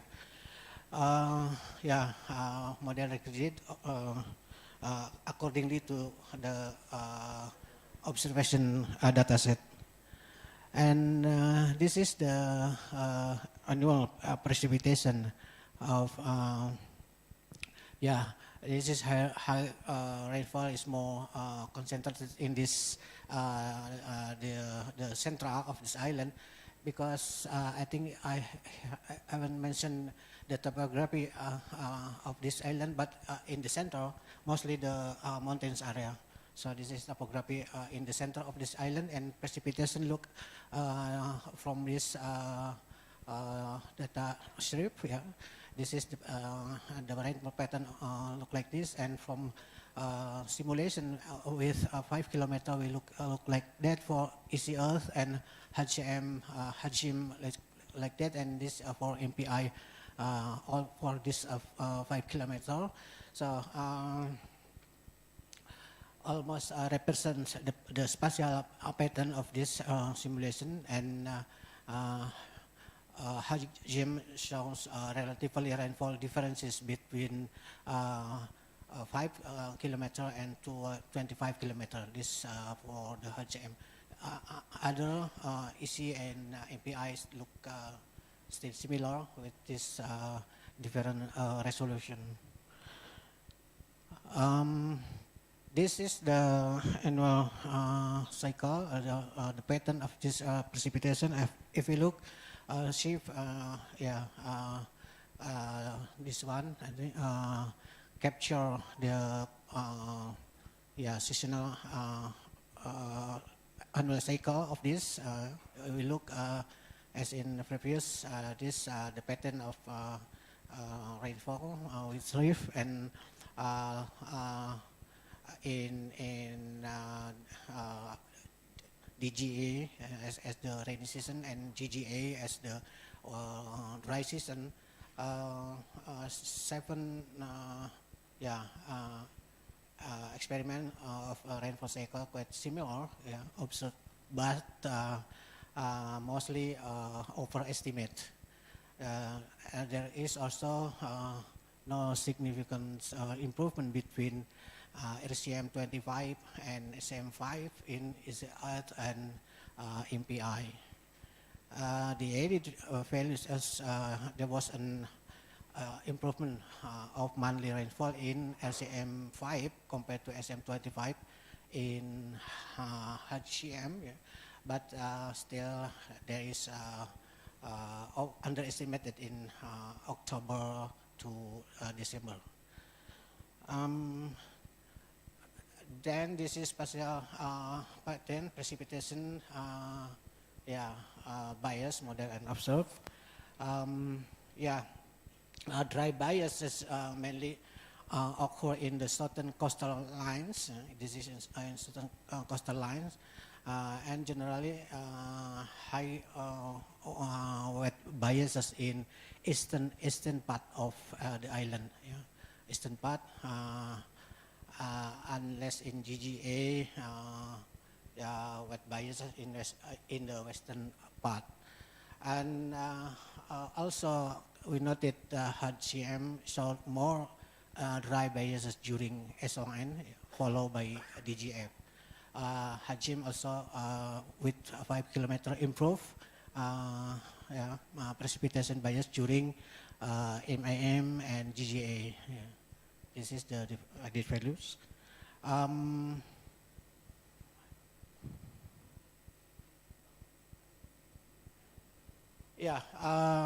This the main precipitation from all 3 GCM with 25 kilometer.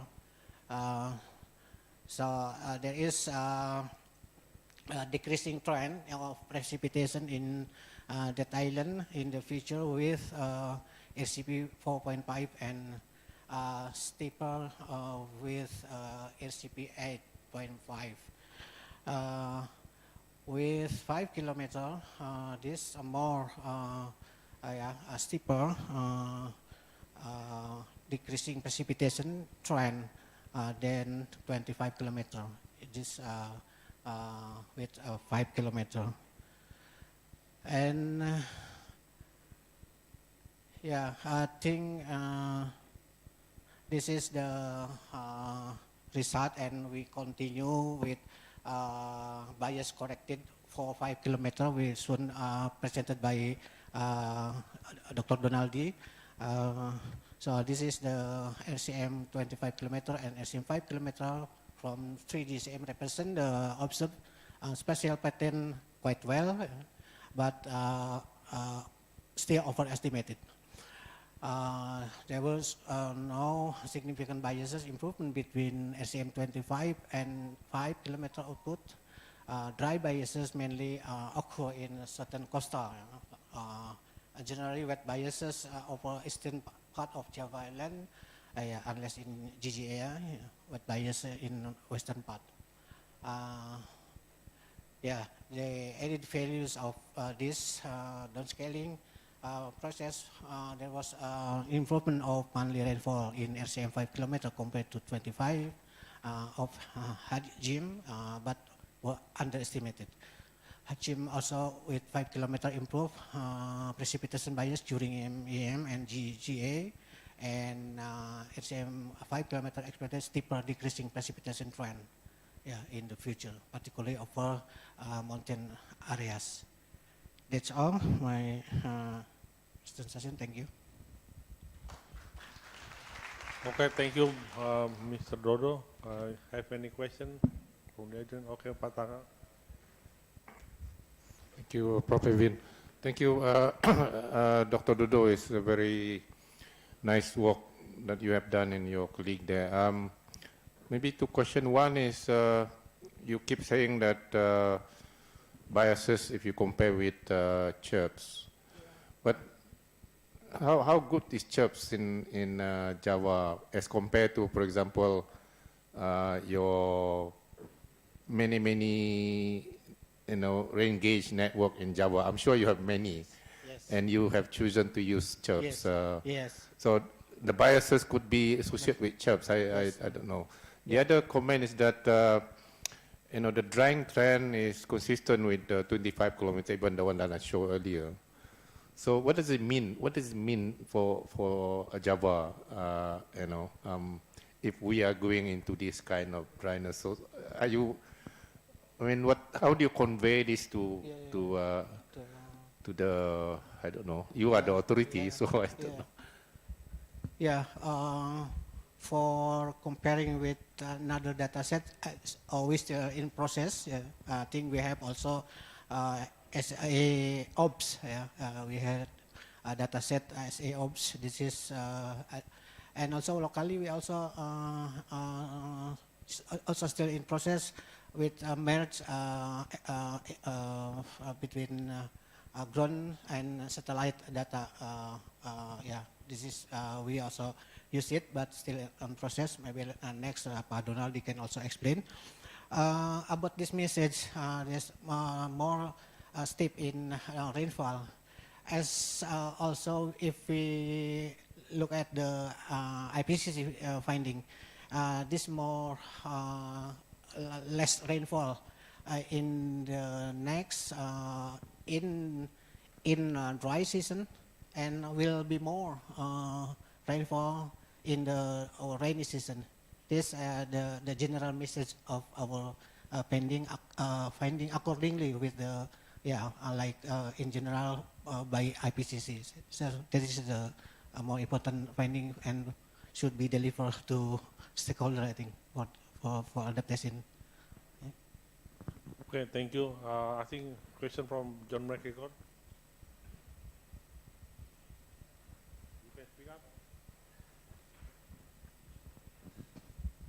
Just wondering if you happen to have looked at the SST biases in the GCM and whether they would correspond to those wet and dry biases. As it is not also mentioned the ST, but in season or monthly sense, when we had more SSI in the water surrounding the island, will be more precipitation, as like the ENSO condition. That's the impact of the ocean on the model on the precipitation result. That's, I think, is Thank you, Pak Dodo. I think I saw one at the back here. No? Is there any more question? Okay. You want to add one more? I think we have to address this the drying trend, whether this is a real trend. Of course, for us to hope that we're not going into that direction. But if we look at the GCM, this is also consistent. Dr. John McGregor, the GCM, you look at GCM signal, it's also consistent from a number of papers. For example, there's one paper by Giorgio Filippo indicating that GCM, of course, Australia also going to that direction.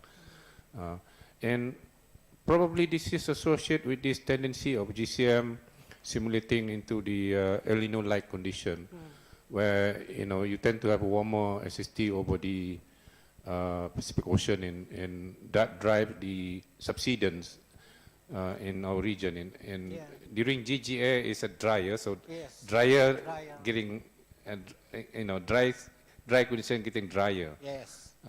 So I think this is not good news for us. You can think of like in the future, you don't have El Nino, but you will be experiencing El Nino kind of condition every year.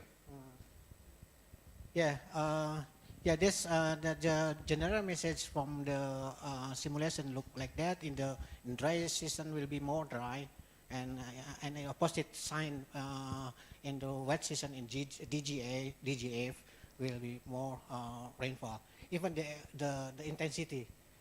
So this I always message to the stakeholder. This is the message in the future. What should be done in look like if the condition will be like that. Even yes, correct. I think this is about ENSO condition. Look, like ENSO conditions, we also consider that when we had El Nino, so less SST anomaly, cool anomaly in Indonesian area, and then there's an opposite situation in La Nina, El Nino warmer in the Ocean and the Pacific, and cooler in Indonesia. Okay, thank you, Pak Dodo. I think if I want to add, Pak Tanga, I think this is a real story for the IPCC, because we found the next year will be projected will be El Nino-like. So this is the story Pak Dodo present is quite true. If there's any more question? One more. Actually, I have no question, but I have comment that we should not use trend for the future, very far future. Something like that. Instead of it, you can count the change. Actually, what we done is look like as the future period, near future, like that. And in any period, yes. Thank you very much, Pak Dodo. Okay, one big applause again to Pak Dodo. We have Dado and now Dodo. Now we have the next, my friend is Professor, Associate Professor Ngoduk Tang from Hanoi.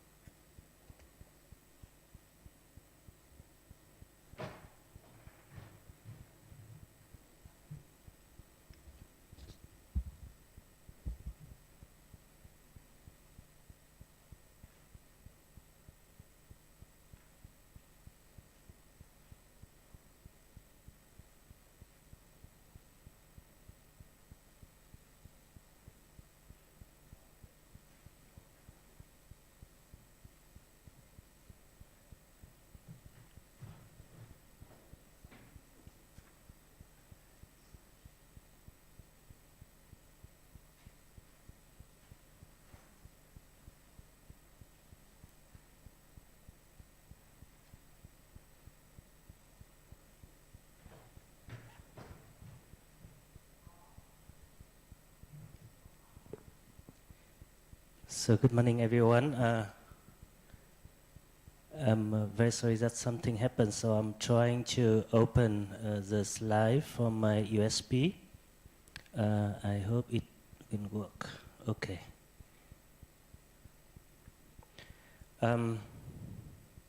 Oh, it's really strange. It worked, but so, Prof. Edwin, if it's possible, can the next one present first, and then I will go later? Very sorry for this issue. Hello. Okay, next one is Dr. John McGregor. He's not here. He's away again. Yeah, my friend Juneng, can you take over? John is coming. Yes, yes, please present because there is a technical problem right now with the presentation. Oh, okay, thank you. Please.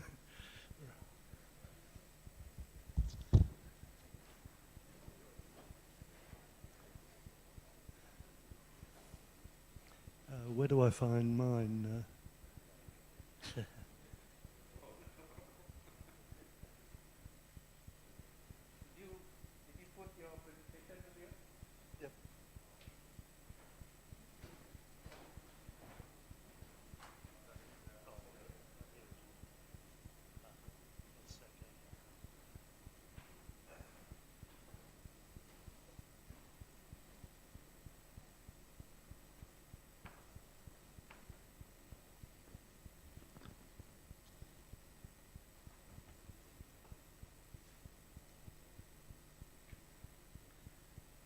Okay, thank you.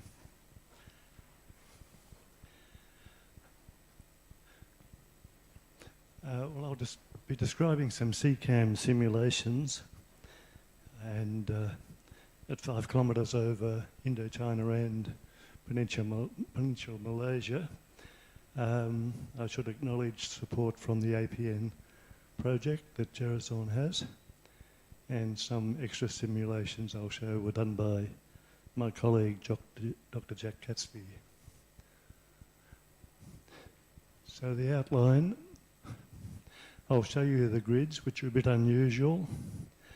All the other models use a rectangular grid nested in another model. This is these runs are all global runs with a stretched grid.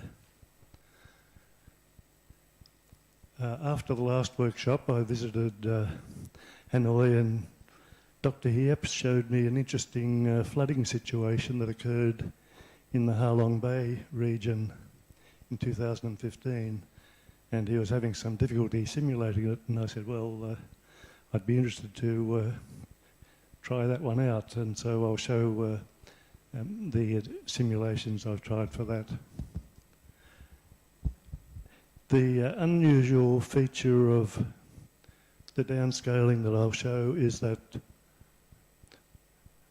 I go straight from a 100-kilometre uniform global run directly to a 5-kilometre run. If you're using one-way nesting, you usually go by a factor of 3 or 4, something like that. This is a factor of 20, and there's no, I don't find any problem doing that. And this weather forecast of the flooding event will perhaps demonstrate that this going by a large amount is not a problem for a variable resolution model. And then I'll show some results from the climate runs over Indochina and Peninsular Malaysia. So the grid is unusual. It's based on drawing a grid on the faces of a cube and projecting that towards the centre of the Earth. So you have 6 panels, here's 4 going around the equator, 1 over the North Pole, 1 over the South Pole, and the grid lines are modified by a clever method called the conformal cubic method. So the grid lines curve around everywhere, they're orthogonal. The x direction is perpendicular to the y direction, and delta x equals delta y, so it's got some nice properties. And to get the stretch grid, we take one of the panels, say this panel here, and move it over a region of interest, say over Indochina, and then there's a zooming operation called a Schmidt transformation, and that gives the same equations and the same computer model, so it's very convenient. And this example here shows a 20-kilometre grid, so this original grid's about 200 kilometres, and this is stretching by a factor of 10. So it's about 20 kilometres over Indochina here, and about 2,000 kilometres far away. So the grids are used for these CORDEX 5-kilometre experiments are 5 kilometres over Indochina, and this C150 means on the panel there's 150 by 150 points, and that's showing every 5th point.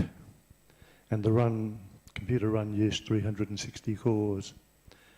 The Peninsular Malaysia one is a smaller grid, C90, 90 by 90, and that's just showing every 3rd point, but also was run with 360 cores. And the runs I'll show later are all downscaled from Access 1.0 all the way from 1970 to the end of this century, RCP 8.5, driven by a 100-kilometre CCAM run. And I'll show that a bit later. But there's a digital filter of about 800 kilometres. The fine scale information is inherited from the 100-kilometre run if the information has a size of greater than about 800 kilometres.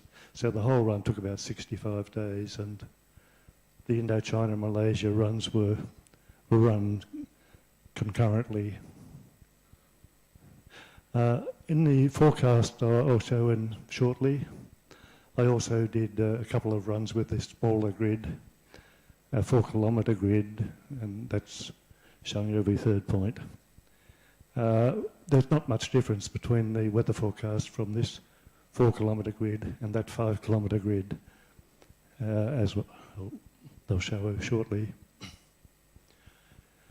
So this 10-day flooding event was in July 2015, and there was a great deal of rain over this Bay of Tonkin or Tonkin region, especially near Halong Bay, and there was, here's the station observations over here, and it was extremely heavy, over 1,000 millimetres in 10 days at some of the stations.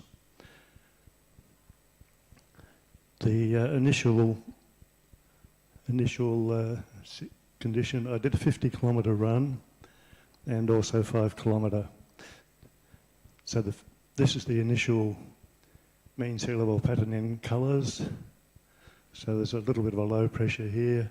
The winds are coming from the Bay of Bengal, transporting the moisture over to this region, and there's a low pressure system that winds up. So this is after one day. It's pretty similar to what happens. This is starting on the 25th. The 5-kilometre is pretty similar, bit different wind direction. It is doing a better job of deepening this low pressure system. So that's promising, although I don't see the benefits directly in the rainfall. There's a paper describing the dynamics of the situation, including our very own Professor Tan. This run, the 5-kilometre run, is just using the stretch grid. There's no nudging or anything. It just starts with a stretch grid and just runs for 4 days. So here's the 4-day rainfall from starting on the 25th, 26th and 27th. 50-kilometre run. This circle I've put here shows that there's that big island. That's Halong Bay's up here. So it's giving very heavy rainfall in the Bay of Tonkin, but it's not giving it quite where we want it on the coast. The run on the 27th is giving a 4-day rainfall that's a bit better. And down here we have the 5-kilometre run, so it's more intense rainfall, but it's still not quite the right location. We'd like it more on the Halong Bay over here. This is the one from the 26th, 27th. So it's so I've been busy the last few weeks trying to improve this. It's since it's such heavy rain for 10 days, surely it should be quite predictable. So I tried a few other runs. That's the 5-kilometre I showed starting the 25th. I thought maybe the nesting would help it. this nested in the 50-kilometre one, but that's very similar. 4-kilometre run is this one. It's not much different from the 5-kilometre run. Here's the Aphrodite one-day rainfall from the 25th, just to give an idea. So we would like the heavy rain near Halong Bay. So it did lots of physics variations, but there was little impact from the physics, many different convection settings.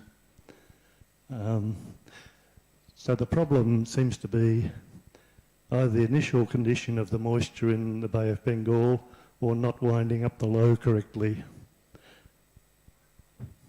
So here, this seems the best approach. I can't quite, I don't know why that's up there, but it will. It's the best result is from improving the dynamics. So this is the least diffusive dynamics. So if there's any artificial diffusion going on in the numerics, that's enough to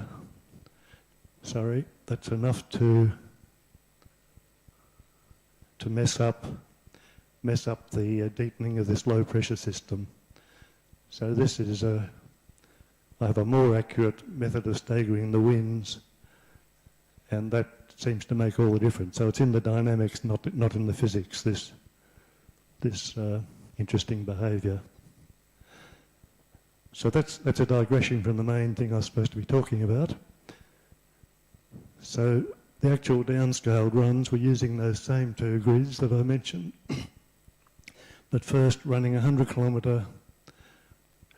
First I mentioned that the GCMs do have this temperature bias, which I hinted at with my question to Dodo.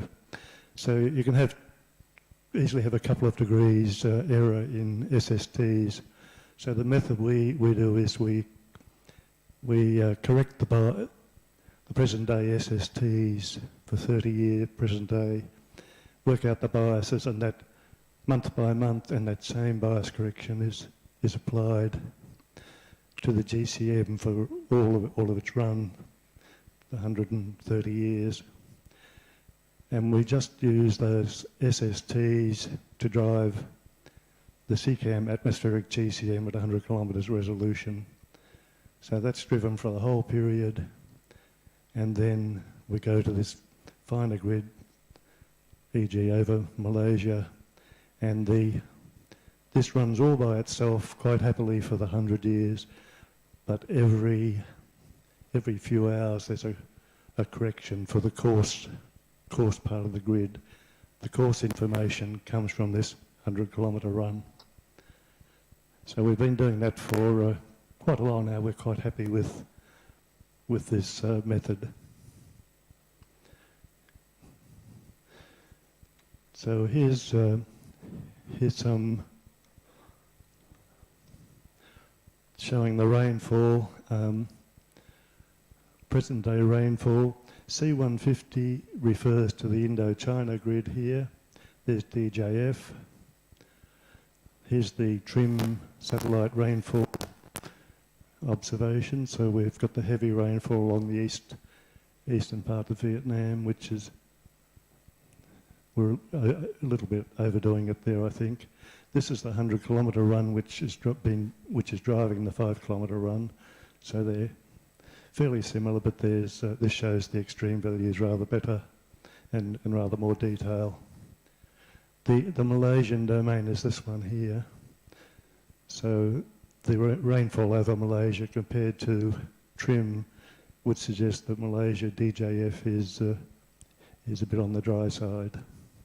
If we look at JJA, Indochina, I think agrees pretty well with the TRIM, with the drier green part over the sea and the higher rainfall over the mountains. Again, fairly similar to the 100-kilometre driving run. And Malaysia, we saw this earlier from the earlier talk. There's this rather high rainfall on the mountains here, but otherwise I think that's fairly similar to the observed. observed trim rainfall for Malaysia. I did run the 25-kilometre phase runs as well earlier, and I'll just briefly show those. For the earlier one, we ran downscale from 3 GCMs. The 5 kilometres only from access 1, so we can compare these left-hand plots with the next ones along, and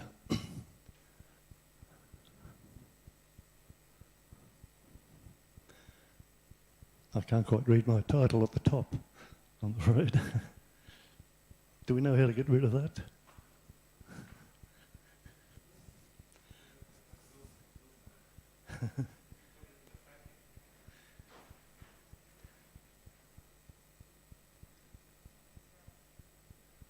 That's better. Okay, I wasn't sure what I was showing here. It's the precipitation change. That's good. Okay, so this was the earlier 25-kilometre run, DJF. So Indochina here, Indochina there. It's reasonably similar. This is the mid-century, and this was JJA again. So, again showing increases. So phase 1 showed mostly increases over Southeast Asia land, but decreases over southern Indonesia. There's this CNRM, which was an outlier. Over Indochina, this latest run gets fairly similar mid-century rainfall changes to the 25-kilometre run, which is also downscaled from access.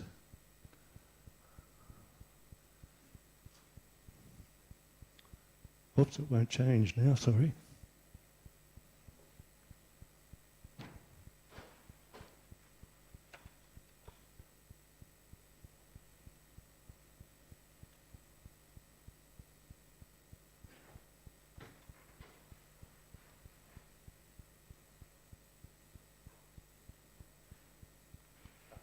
That's better.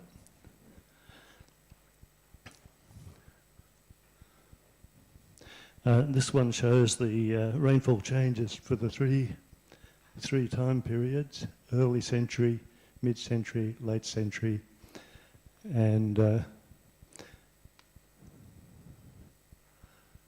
again they're fairly similar.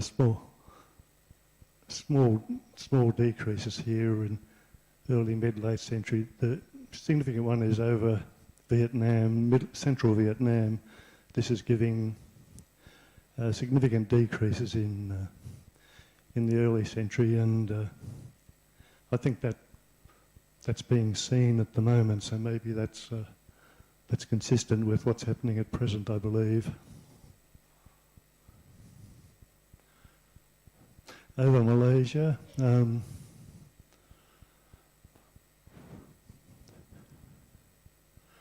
early century, we're seeing these yellow increases here, DJF, which is similar to, if you look at the Indochina run, it's actually not too different from the 5 kilometre grid over Malaysia itself. This was 5 kilometres over Indochina. This would be more like 8 or 10 kilometres.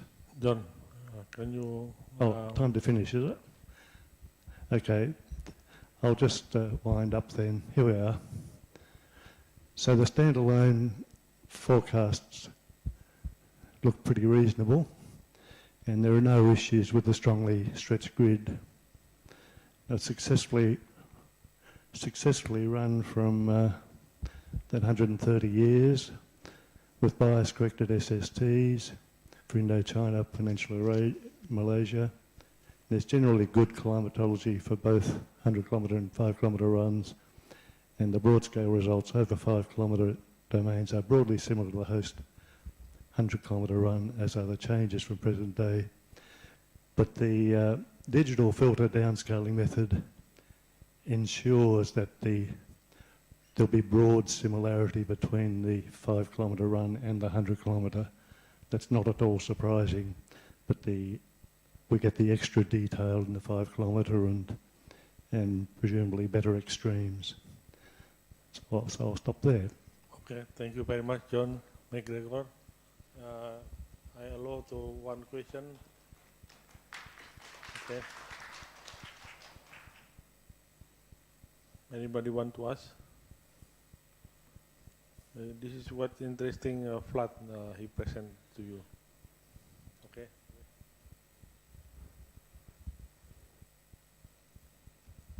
Thank you, John, for your interesting presentation. That's a lot of information here. I just wonder, I have a question. I saw that the CCAM is some kind of seamless, seamless system. I mean, I see that you run downscaling from 100 kilometer CCAM model. So why you have to do it if you can do higher resolution from beginning? What's the implication? Do you mean why do I run 100 kilometres and and not just take the original GCM? It is possible to take the original GCM and just do the digital filter from the original GCM wins and everything. And my colleague Marcus Thatcher, he likes to do it that way in Australia, so he does not do the intermediate run. But I have a strong preference for doing the intermediate run because this way I can do bias correction of the SSTs. If you go directly from the GCM, there's no sensible way to correct the biases. And if you're looking at tropical cyclones and things like that, it's very important to have sensible SSTs. Okay, thank you. I think we can continue to the next. Okay, big applause again to John McGregor. He's very patient and always come to the CORDEX meeting. Okay, please, Dr. Ngodutang. So, good morning again, everyone, and I really apologize for the technical issue, got. So actually, we go, I would like to introduce to you some results related to the 5-kilometer runs over the Vietnam and Thailand domain, subdomain, and some key findings. So this study has been done by my student and with the collaborations of some members of CORDEX Southeast Asia, and it was published in a journal of science subjects. So first of all, I would like to mention about the added values of downscaling. So here we compare the 36 kilometers downscale products with the 1.5 degree host era interim products. So you can see here the observations is the black line, okay. The era interim is the red line, and the simulation, the downscale one, is the dashed line, okay. So actually, when we try to understand the added values, we can see that for rainfall high values frequencies, with the downscale product, we can represent well the observations better than the GCM on the host products. And if it comes to the statistical approach, here also is another example. You can see here VNGP is the observation, the black colors one. The original GCM is the green one, and the downscale products is red colors. So we can also see that when we compare the 10-kilometer downscale products with the original semi-6 GCM, we can see some added value over the testing period. Okay, so that another point is when we downscale and after that we do some bias corrections. So we try to see. So here you can see we have the Vietnam areas here with the 7 subclimatic regions, R1 to R7. Okay, that was shown here. for R1, A2 until R7 and over the entire Vietnam. So the black colors curve just show the seasonal cycle of observation, okay? The orange one is the original GCM products. The green one is the 25 downscale products before bias correction, and the blue one is after bias correction.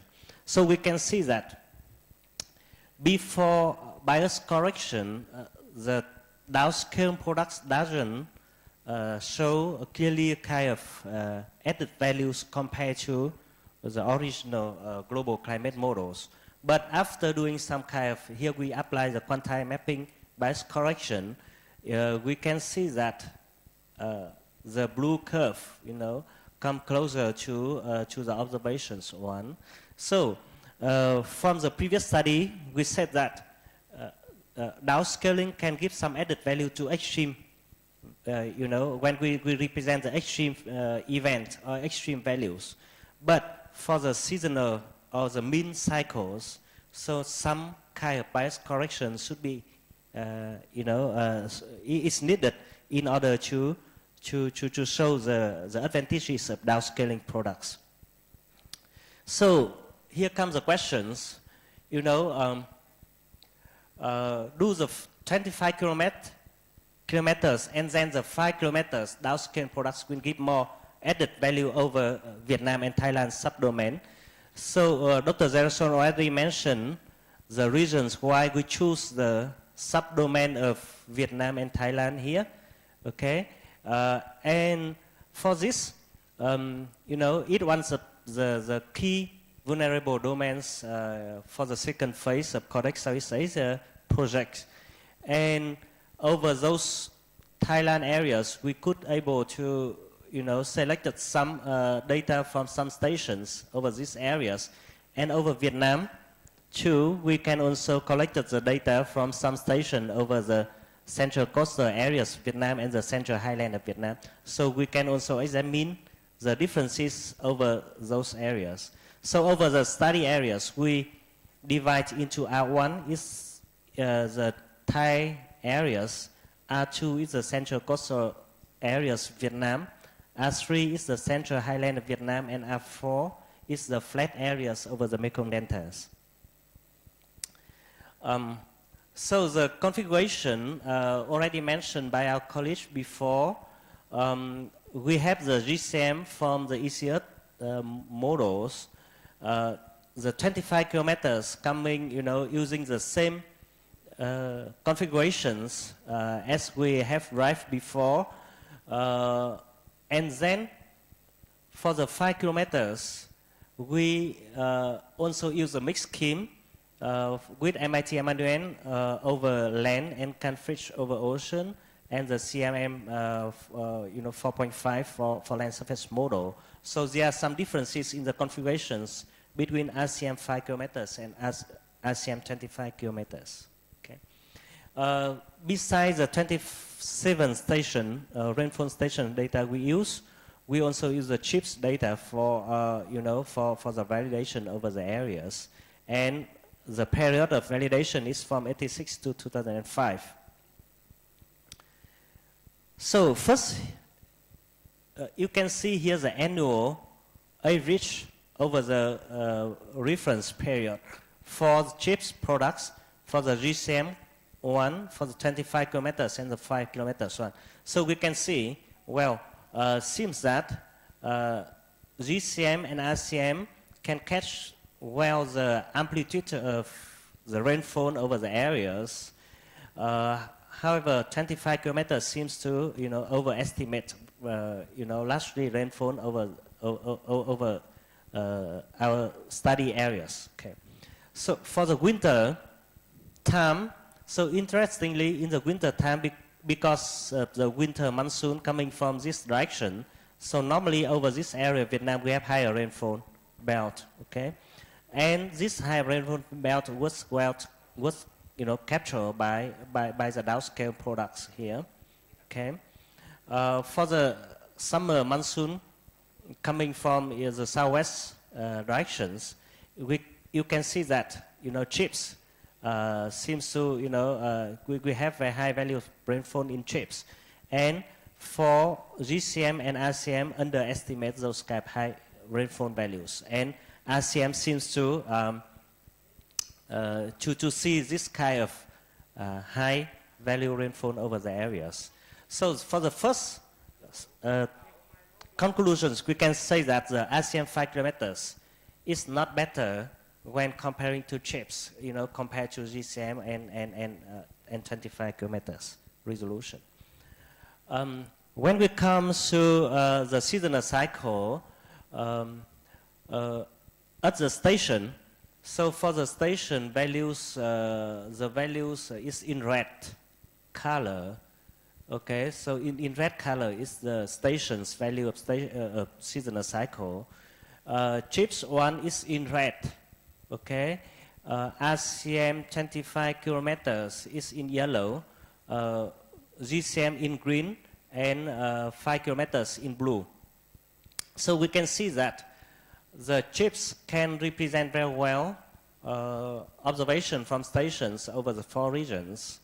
25 kilometers seems to overestimated, particularly in the dry seasons. Okay, and 5 kilometers seems to be better over over those kind of dry seasons period. Okay. And for the flat areas like southern Vietnam, where we have a flat topography, so it seems that GCM will produce the best results. So GCM is good in areas where the topography is not too complex. It's also one of the conclusions. And comparing to, if we look at the Taylor diagrams, we can see that the CHIPS one, the red colors, seems to be, closer to the observations point. But still, we can see large variabilities, occurring even with the CHIPS products. Okay, so that means CHIPS cannot can be represented well to the average seasonal cycles. But if we comes to specific location, CHIPS still is different from the observation at station. Okay, and here we can see that RCM 25 kilometers and RCM 5 kilometers, the blue one and the yellow ones is very far from the observations over the complex areas like Central Vietnam and Central Highland Vietnam. So another conclusion is that not every experiment with a higher resolution will better simulate climatological monthly rainfall values. But when we look at the extreme one, the distribution, the number of days correspond to 5 meter mean rainfall intensity over the observations period. Over the 27 stations, you can see here CHIPS. Okay, CHIPS red one, observation is black one. So in CHIPS, in southern Vietnam, CHIPS cannot well capture the extreme rainfall values. Okay, but we can see some advantages of 25 kilometer resolutions, that can catch well the high extreme rainfall, okay? But when we go to the 5 kilometer resolution, sometimes, it's overestimated, quite highly overestimated extreme values. So another conclusion is that having a better resolution does not compensate for having a good model configuration with appropriate physical scheme, because we haven't conducted the sensitivity test for 5 kilometers over the areas. And here, I will be quick because time's limited.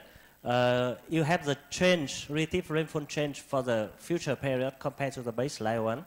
For GCM, RCP 4.5 and RCM RCP 8.5, it seems that rainfall seems to increase over the areas with GCM, but when come to RCM, the direction of change, happens. So the downscaling experiments can modify the change direction of future rainfall. There was some study investigate, why RCM produce a kind of inverse directions compared to GCM. And this also some future directions we are going to study in the future. And then similar conclusions we can obtain with, for IX1 day or for intensity of rainfalls, we can see the modification of the trend when we comes to downscale products compared to the original one. So here are some conclusions we can have, and I think it's important to highlight something that trips underestimate extreme value over the areas. Okay, we can see that the downscaling experiments do not clearly show their advantages in simulating average rainfall, but exhibit significant added value when representing extreme one. And also downscaling experiment can modify the generation of future rainfall. So some future actions, is proposed, and we acknowledge the funding of APN, and thank you for your attention. Thank you again. Please we go pass to Professor Ngodutang. You have any question from the audience? Okay, John McGregor, please. It's a nice talk there, and interesting to see the comparisons between the GCM behaviour and the two models. Some years ago we had a different downscaling method ourselves. We didn't use the digital filter, we used far field changes, and with that method we quite often could get different change in direction of the precipitation changes from the coarse run and the fine scale run, but our impacts people were not happy with that. They used to complain, so that was one reason we went across to the digital filter, which ensures some agreement between them. But maybe you have another comment. Thanks. Yeah, for that direction of change, actually it's big issues, and actually I'm proposing an internship for our students to try to investigate in this direction. I think the ASC coupling could play also an important role in those kind of downscaling experiments. Thank you very much. Okay, I think we move to the last presenter from Juneng.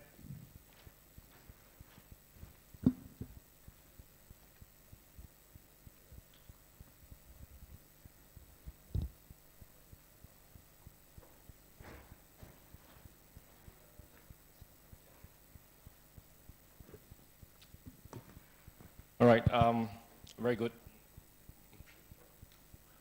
afternoon, everyone.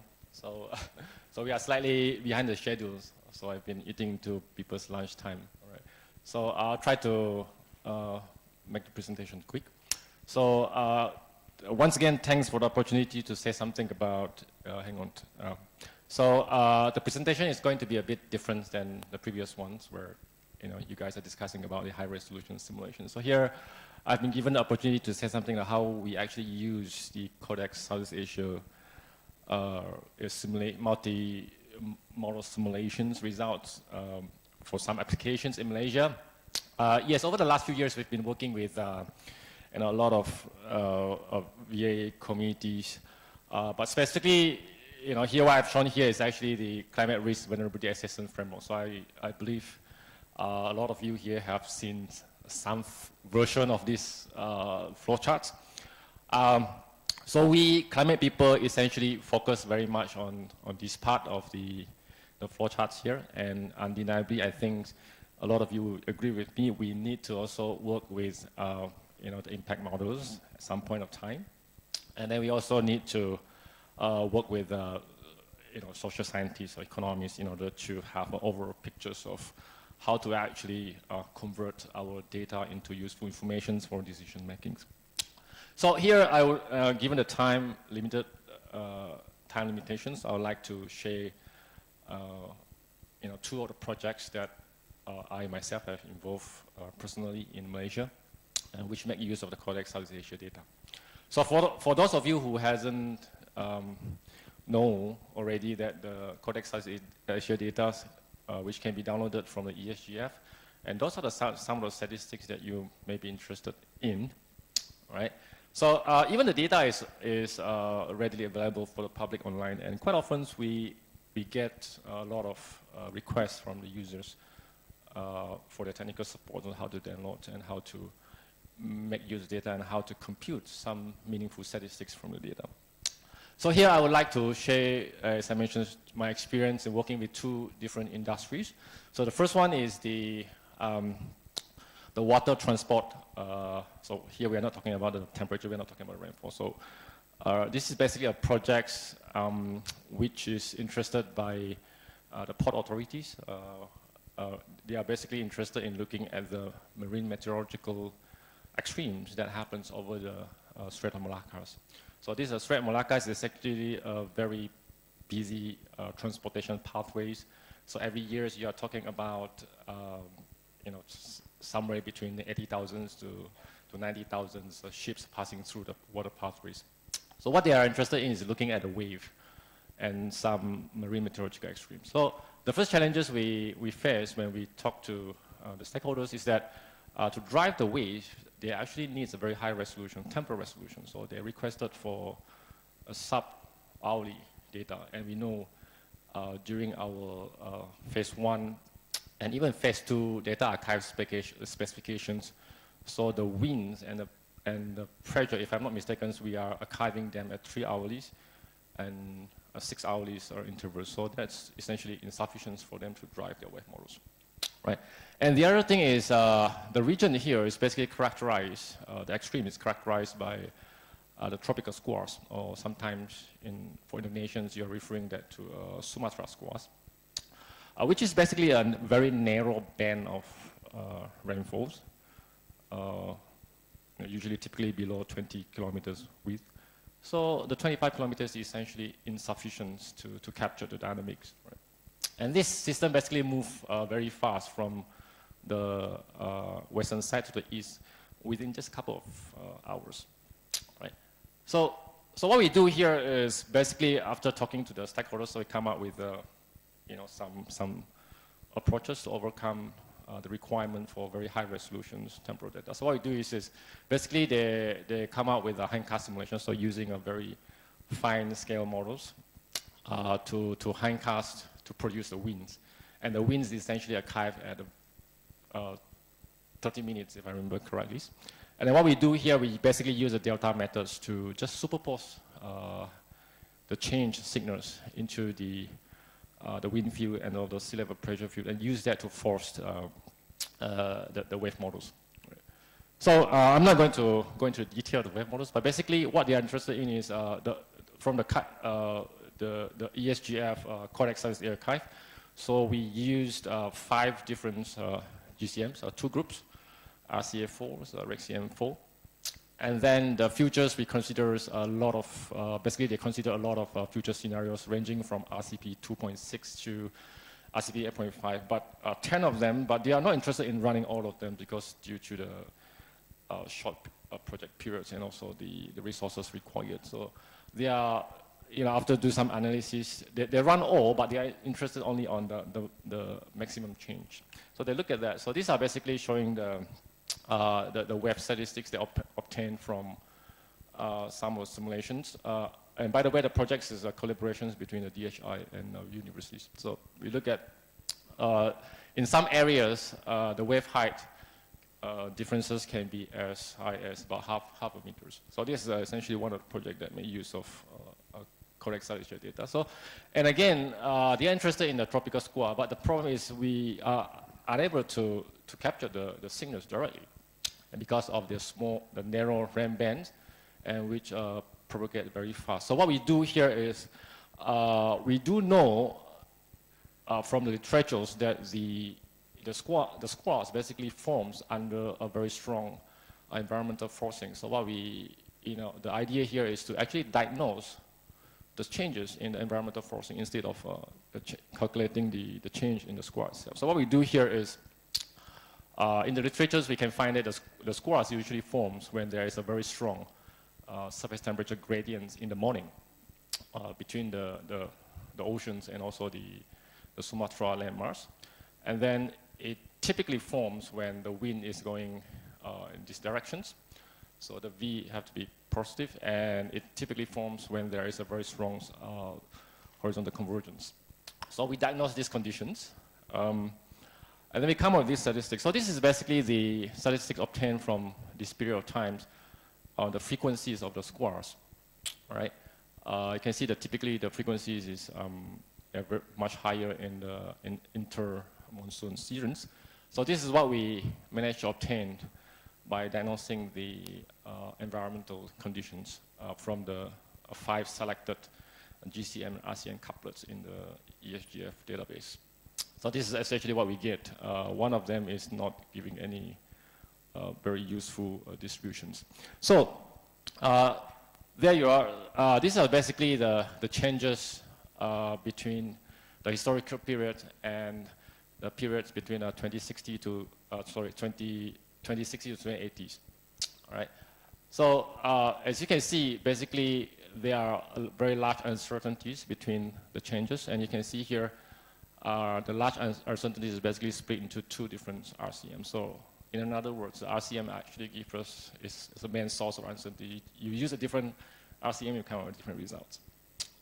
But there is a very robust decrement of the squares frequencies diagnosed towards the end of the years during the beginning of the northeast monsoon. All right, so another project that has made use of CORDEX Southeast Asia data is the in the oil palm industry, the agriculture industry. So basically what we do here is they are very much interested in how the climate change, the change in the climatic conditions is going to impact the oil palm. But the problem is to do that, appropriate way to do that is you need to have the proper crop models of phenological oil palm models. But when the project was carried out, I think they have some issues with collecting the data. So we can't actually run that. So what we do here is, again, we diagnose. Based on literatures, we know that the oil palm basically thrive within a certain range of climate, range. So what we do here is first we use observed data to compute based on that range of climates where optimal for the oil palm growth. So we diagnose the areas which is suitable for oil palm plantation growth. So this is from the observed, you can see from these literatures, getting from a satellite basically. And you can see that over the Peninsula Malaysia, those are the areas where has been diagnosed as suitable for oil palm growth. The diagnostics are doing quite a well job except over this part of the countries.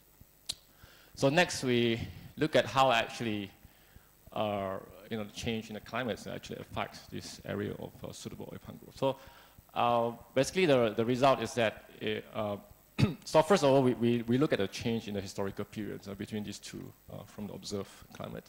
So you can see essentially there are some changes over here, so over these areas. So the suitability for the areas suitable for oil palm growth has reduced over the years. And then we plug in the climate, the CORDEX Southeast Asia climate change signals into this diagnostics. And this is what we see basically in essence. This is a historical reference, and in essence, we don't expect much changes within the next couple of decades in the near futures. But things start to get slightly different when you move from the early centuries to mid of the centuries. And then you started to see the areas towards the north of Peninsula Malaysia. So the suitability actually changed from highly suitables to suitables. Right, and this is mainly due to the increments in the maximum temperatures. And if you're moving towards the end of the 21st century, so you start to see area which is suitable for oil palm growth started to diminish. Right, so these are just 2 very quick examples where we have made use of the CORDEX Southeast Asia 25 kilometers simulations output for impact assessments activities, impact assessment related activities in Malaysia in the water transport industries and agriculture industry. So generally, we learned a lot, having to said that, working with these people. And we know the communication is very important, I think. And usually the stakeholders will come back to us, and then they will discuss their problems, and we try to sit down together with them how to solve the problems, bit by bit. So I think that a lot of customizations need to be done. And when we work with this industry, we know these sectors usually they don't have proper guidelines on how they should use the climate projection data. So that's why they have to come back to us, and it's basically a two-way learning process. Even though over the years I've seen, for example, there are some guidelines being developed, but I think the process is still very slowly. So, for example, in the water transport industry, so they actually have the World Associations for Water Transport. I think it's a waterborne transport infrastructure. They actually have a guideline, right? But unfortunately, not for others industries. So I think I would like to finish my presentation with this, basically what I call DI KW models of knowledge. So we have a lot of data, CORDEX Southeast Asia. So it would not be meaningful if we are able to work with the different communities and convert their data into knowledge or wisdoms for decision making, right? So, and also I think we need to have more innovative tools, probably sectoral specific, to facilitate the communications, right? So I think that's all for my presentation. This is my last slides. Thank you very much, Juneng. We have any question from the audience? Yes, Pak Dodo.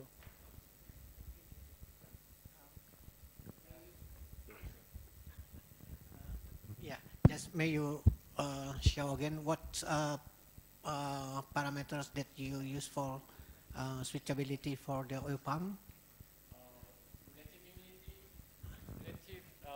There are a few things, relative humidities, temperatures, rainfall, wind speed, if I remember correctly. But the determining factors is basically largely the maximum temperatures and the rainfall in terms of number of rainy days, something like that. So there are a lot of parameters that's been used, but not all of them determining, meaning that in the future the changes are not very clear.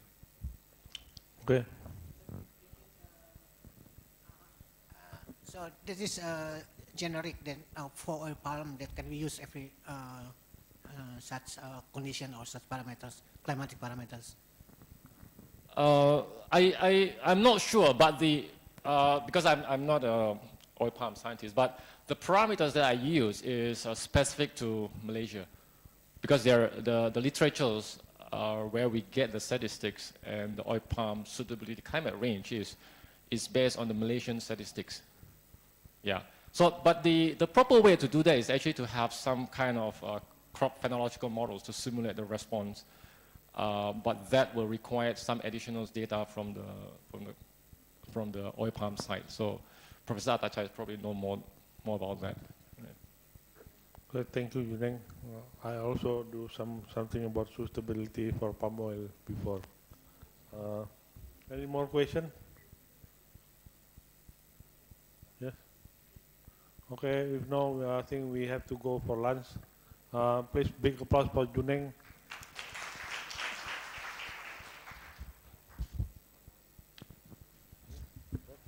Sorry, I have some announcement. The lunch will be at close to Lama 4 Road, Kro Luang, and we will come back. The one that we collect your passport and ground G, yes, G level, and we will come back at 1:30. 1:30. Yes, we can leave our belonging here, and we ask the hotel people to take care of this. Not joking. 1:30, please. I think the first speaker 1:30 is on visual presentation, right? your presentation. So please come back here 1:30 and have a good lunch, quick lunch.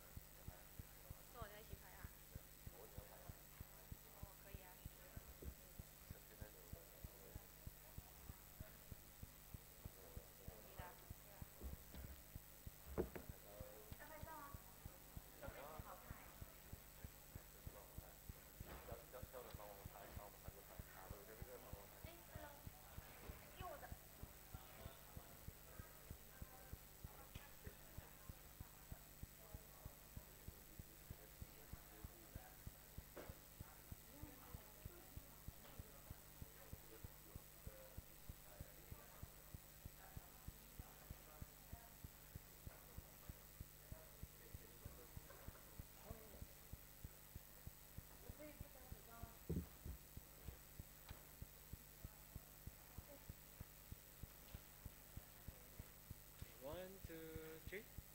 That one. One, two, three. Oh yeah, yeah. Okay. One, two, three. That one. One, two, three.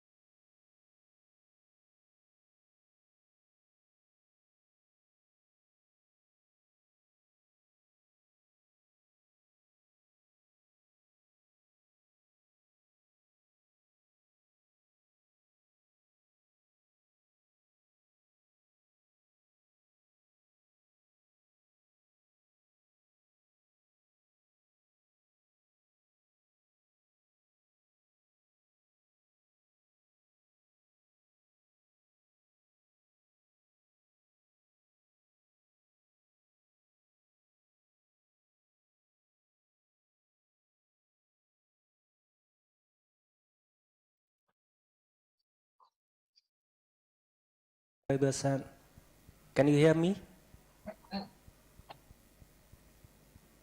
We cannot hear you.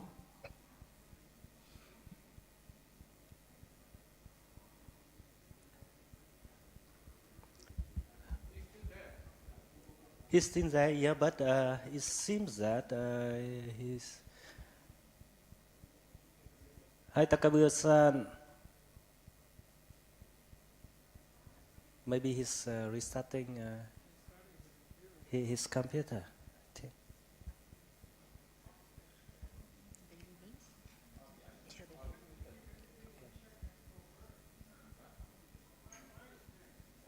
Okay, thank you.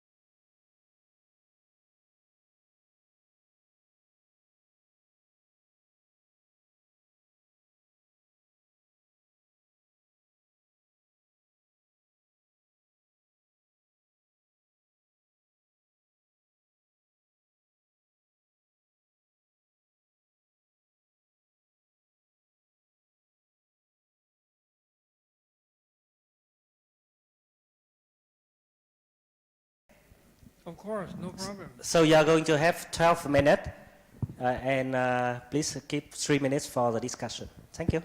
Okay, thank you so much, Chair. Hello. Okay, you hear me? This is long distance. Well, my slide is very different from this morning. Now, อันนี้มันเป็น PDF อะครับเดี๋ยวอาจารย์เปลี่ยนเป็น Can you go Control L? No, full screen. Maybe I'll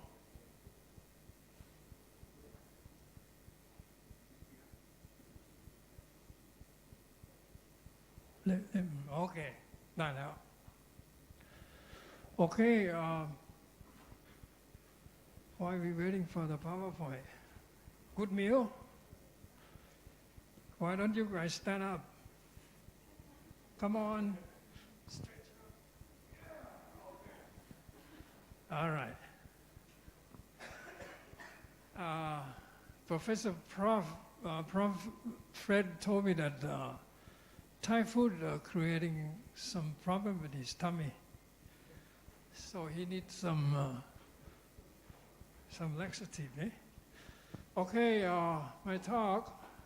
First of all, thank you for Ajahn Jirasan, organizer, local and global organizer for invitation and also place to stay overnight. I'm currently retired. That's why they gave me emeritus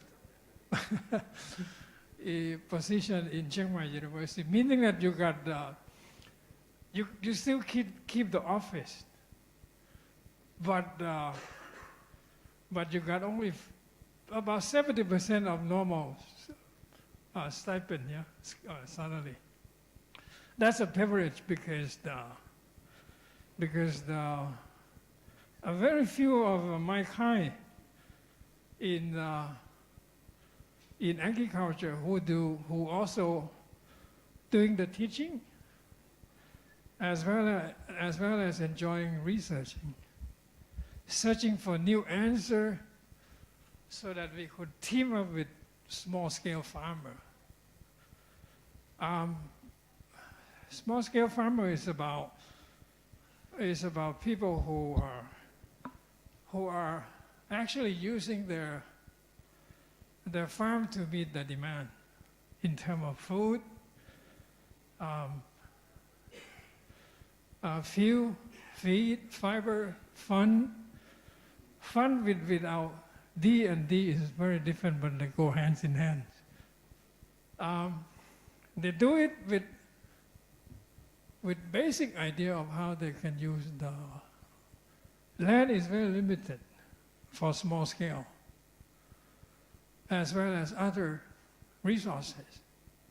So they have to think very carefully how to do it. You've already heard that this thing is already in a very different situation as compared to even last year. So small scale will need to depend on these from the global level and also from this local level. I show this slide quite often because this is my platform that it actually could be very effective in linking people who conduct research at the bottom and also the policymaker on the top, as well as consumer and grower, to reach a common benefit of both sides. Now the challenge is that how could science, which is for what we have heard this morning, is basically ability to handle a large data set in terms of the spatial and also temporal, as well as every attribute, which is somehow reflect local expertise quite a lot for individual farm and individual field. Now, on the other side is the global knowledge. Again, this thing, simulation model and climate model, are somehow quite beautiful and also powerful because the module were actually created in the very well-developed scientific community in German, UK, US, and Japan, but it could be applied to our situation. That's the beauty of science. My some 40 years in the past was actually working on this, linking these two type of knowledge to form decision support system, and also bring these two worlds together to answer a very simple one. What if I want to change planting date of a crop? How would that affect my yields and also my income? Okay. So we know about this system, yeah? So I need to skip that because time is running out and I want to go. We also know that from previous exercise with CSIO, Jack Catway and his friend, we knew that temperature is increasing, there's no question about that. And I agree with Prof. Fred that we don't see any breakthrough at all to get it down. So we need to face that. And even rainfall, you can also see somehow decreasing rainfall all over several 8 sites in Thailand, similar to what we have learned this morning. Yeah, it's decreasing, and sometimes it's more than what we need. Sometimes it's smaller than what we need. And we knew that the data set, if we want to use it with the community in crop system system model, we need a specific format, and this is well known, and we have ability to couple it with different climate models since TAR, third assessment report, and we have fourth, and we have fifth, and then right now we're working with Ajahn Jirason, and we'll be able to show you a little bit of that product today. We also know that some of this thing is really some kind of error from climate model is very crop model is very picky to pick up this type of error, and this type of output from climate model is quite common, where you have same Tmax and Tmin on the same day. So we also know that in different part of the world, part of Thailand, we have percent change of annual rice production. This is also quite well known. We also know that from different model, we have decreasing trend of yields in the future. The question is that if we will scan it up, it would be very different from the top, from the north to the south, and from east to the west, because of the changing of the climate in daily actually time scale. We could also analyze different options of soil fertility, green manure, for example. You can also analyze it with the different urea application. So this type of thing is very well known in scientific world. The question is that how can we bring it to the practitioner or the small farm? That's only in the scale of Thailand now. Over the scale of Southeast Asia is also even larger. We are talking about 30-something plus million hectares of rice land in different setting, upland rice, rain-fed rice, irrigated rice, and deep water rice. Deep water rice, you were talking about 2 meters of water depth. So this kind of thing is there. But you got also ability to couple it with different RCP already. This is done specifically for Cambodia. Now, when I look at the full name of CRU core, I recognize that the last E is actually for energy. And I was thinking, how do we actually bring the two together, the food and also the energy? And luckily, in the past several months, I've been working with the local group of how we can, for small-scale farm, group of small-scale farm, to have both energy and also the food. And we came up with this term which is called agrivoltaic, which is very common in the Western world. In other words, if this benefit is realized for all small farm, Y1 is food, Y2 is feed, and so on, yeah? Now, can we actually implementing land use approaches from only energy-centric, only one objective for energy and also one objective for the agriculture, to be both? Any crop, well, one piece of land could produce food and also energy, and maybe so on, yeah, and many others. In fact, it's real, yes, we can do it. This slide is only to give you some references, dated back to 1981, and several terms coming up in the past several years. This is good reference for you to go on if you're interested in this type of option. Some example from France. Already the agency in France is actually looking into some few years ahead of the game that 30,000 hectares of land of farm should be equipped with this type of capacity to generate both food and also energy. This is example from Japan. Experimentally, is already taking place in Japan for measuring exactly what would be the benefit for both objectives under climate change.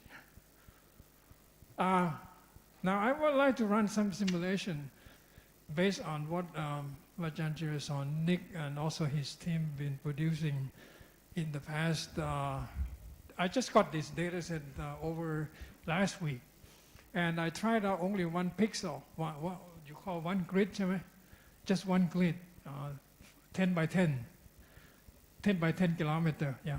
I just picked it up by accident. And we ran a simulation on 2 climate model output, EC Earth and MPI.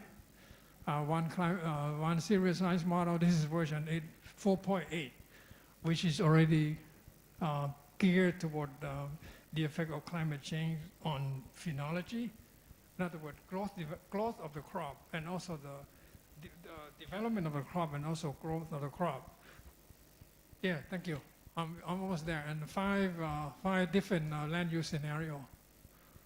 What I ran quickly is that the blue line, open field.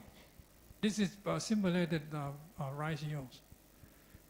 The orange one is under the solar panel. So the yield dropped quite a bit. Yeah, this is historical. This is fragrant rice variety in Thailand, and soybean. So rice and then followed by soybean. Soybean has in fact, soybean love to be grown under solar panel after all this simulation run. In other words, you can see very small drop as compared to rice. This is historical. This is 4.5, 8.5, EC Earth. Same pattern though. But if you look at the range of the yields, you find that you find a lot of range in MPI model for rice.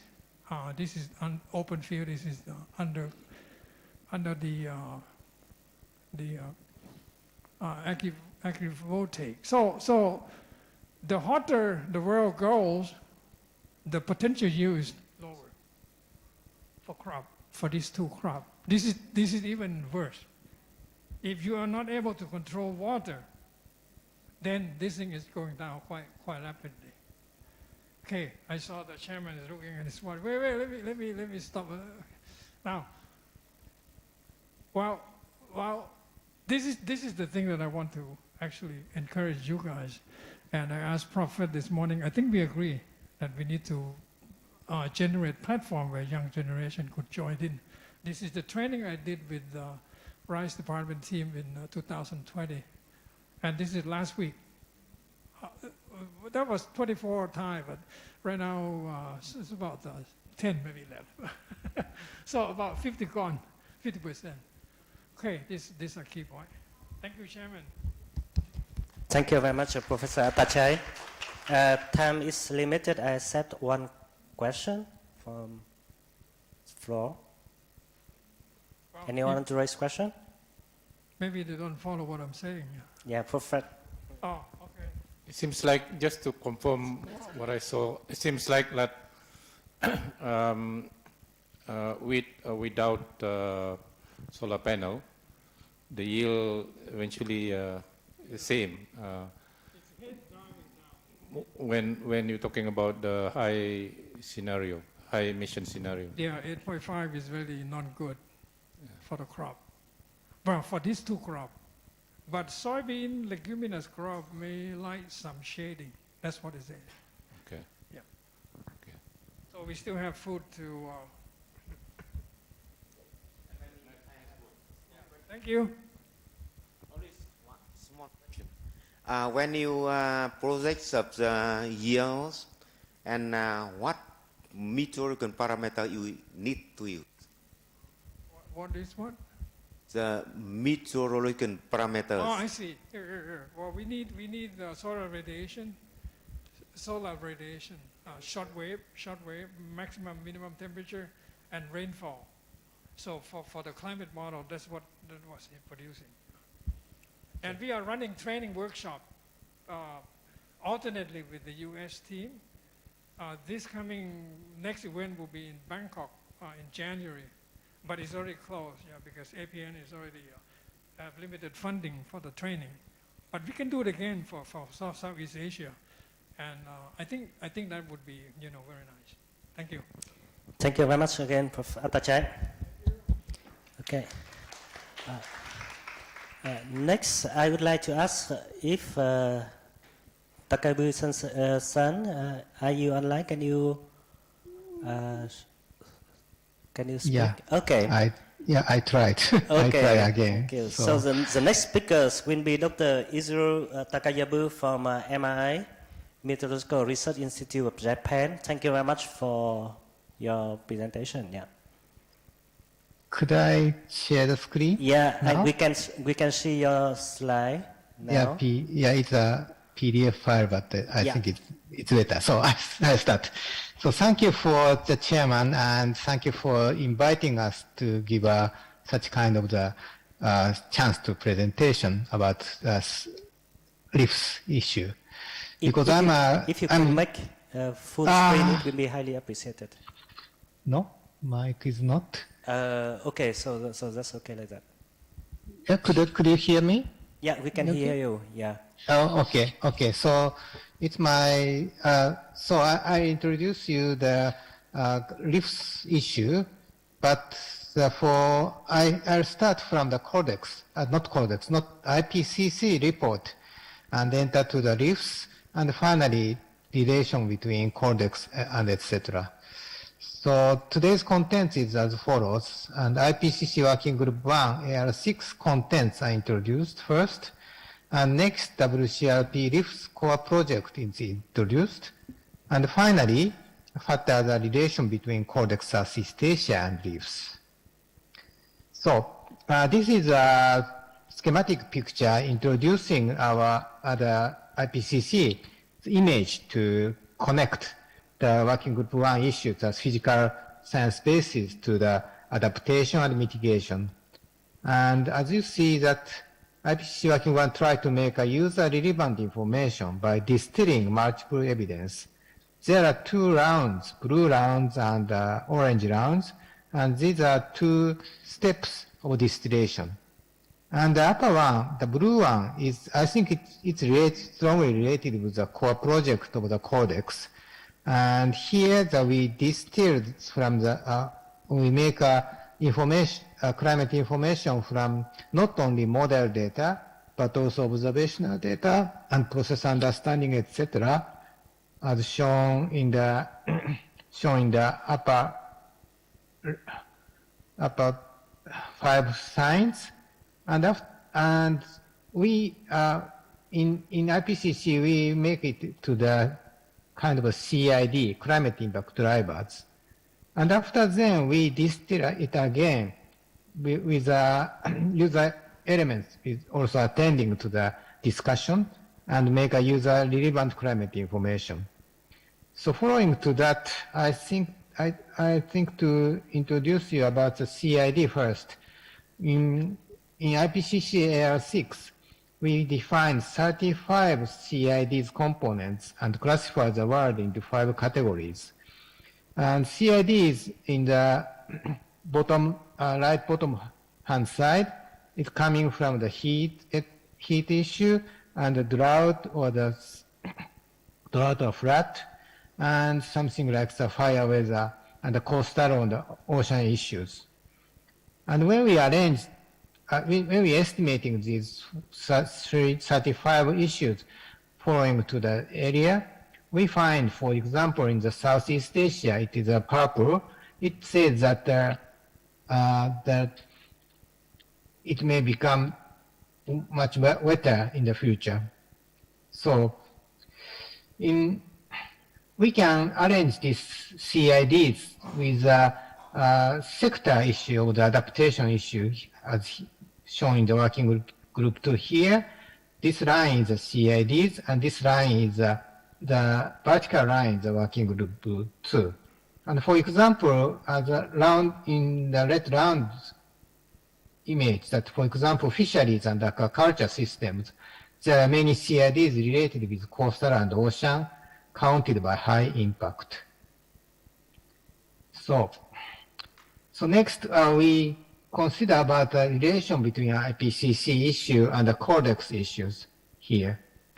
The left-hand side figure indicates a drawing from the interactive atlas, where you all can reach, and the upper panel shows the CMIP6 climate change in worldwide plus 4 degrees, and the blue rectangle region is the Southeast Asia, and when we downscale it by CORDEX Southeast Asia, as shown in the middle figure, and we can find about the same mean temperature increase with CMIP6. It suggests us that the CORDEX Southeast Asia's result is consistent with CMIP6 here. But in the CORDEX Southeast Asia, it's still 25-kilometer grid. And in the morning, we listened about many presentations that CORDEX Southeast Asia tried to enter to 5-kilometer grid. And here I introduce you to the right-hand side, RegCM 4.7.05-kilometer grid model result of the Mindanao Island, which is got from Dado and Feye. And we can find that the temperature increase looks not so different from that one for the annual mean temperature increase. But for the precipitation, the situation looks like a little bit different. And this is annual total precipitation with the baseline 1986 to 2005. And the global model CMIP6 indicate it was a hatched region. It means that there's not good agreement among 19 models attending CMIP6. So it says that it suggests us that in Southeast Asian region, the mean precipitation has not so robustly indicate increase or decrease.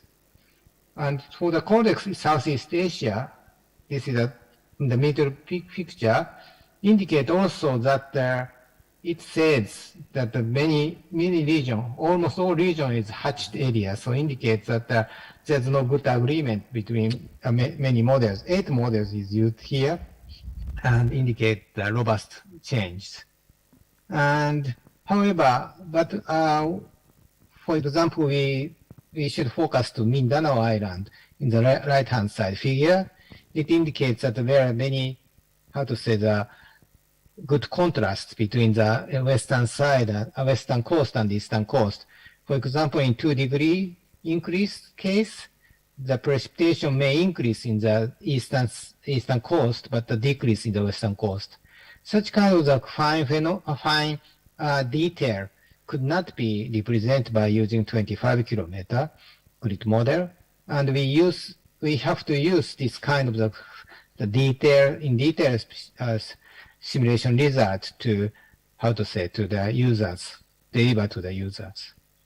And in IPCC, we are focusing that they says that we ideally attending a bunch of stakeholders in the process of distillation is welcomed, but as you see in this figure, the process is still not so clear for us. It is vaguely in the round, and what we should do is how to connect the upper one is a model result, including CORDEX, and the lower one is many sectors about adapting issue, energy to health and transport, etc. So how to construct such kind of the issues is I think it's now a good, now important issue. So we enter to the regional information for society, RIFs.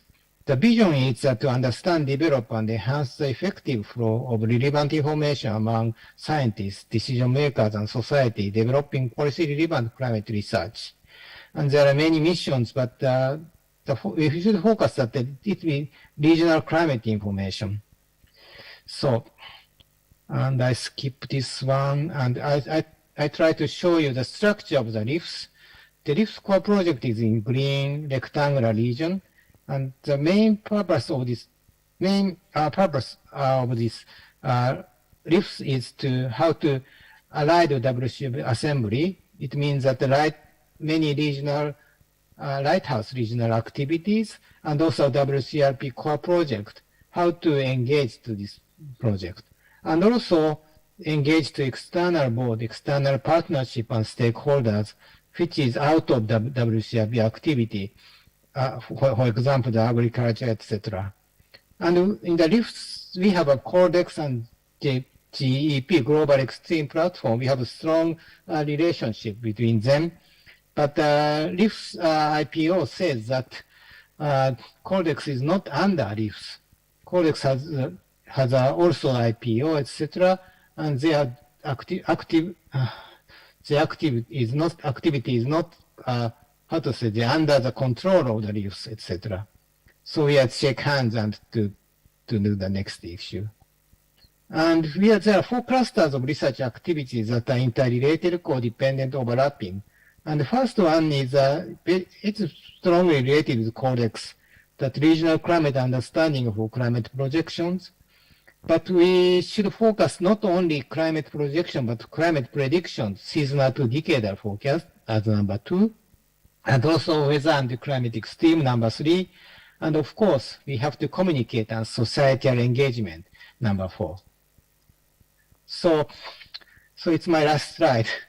That in the CIDs of the IPCC report, there are many issues related with the Southeast, what will happen in Southeast Asia, which is arranged by Professor Tang, who attends to the IPCC lead author. And with these climate change issues, how we should design optimally our adaptation plan. And scientists and stakeholder decision makers need to join together and start distilling the information. And RIFs may attend designing such structure in near future. And as RIFs focuses on regional to local climate event, they have to work with CORDEX. CORDEX is very, I think that as Fredrin said in the morning, that CORDEX is a pillar of one of the pillar of the RIFs. So thank you. Thank you very much, Takabe-san. Okay. So may I invite the questions from the audience? Any question? Okay. So Dr. Takayabu, may I have questions about the CIDs? In the last IPCC report, there are 14 CIDs. So, and do you recommend that for example, the CORDEX, Southeast Asia community, when we produce the models, downscaling outputs, also we need, in some sense, provide the CIDs information calculations to the, to the other communities? Okay. Okay. CID has very wide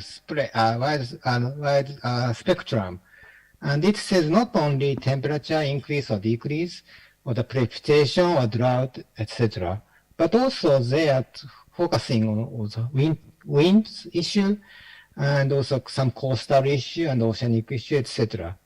So that it is very, I think it is very difficult issue for the CORDEX people, but we have to focus not only temperature change or the precipitation change, but also many other issues related with wind, and also some kind of the radiation issue, etc. So I think it's been very challenging for the CORDEX researchers to overcome these issues. Thank you, Takabe-san. Thank you. Prof. Tangan, he has a question. Dr. Takayabu-san, thank you for your nice presentation. Yeah. I have a question. I have to admit that despite I'm very much involved in CORDEX and one of the CORDEX SAT member, I'm still kind of not very clear in terms of the structure of RIPS here. For example, in this Southeast Asia, our CORDEX presence is very strong again. We've been working in this region for 10 years. And of course, we are still having kind of challenges in trying to get into the societal issue, application. But of course, in Thailand, they make some progress in this. For example, for the last presentation by Professor Atachai, very strong work on the agriculture. But when it comes to RIPS, what is actually your structure in a particular region? For example, in Southeast Asia, how can CORDEX work with RIPS? Do you have a physical structures or representative, whatever, for this particular region? This is something that question that I have. How can we work with RIPS in this region? So I only halfly answer to your question, because we are now selecting a bunch of SSG members from the many candidates now. And IOP, the co-chair, said that we have to restructuring about how to work with such kind of issue, for the bridging between the stakeholders and bridging between the CORDEX, etc.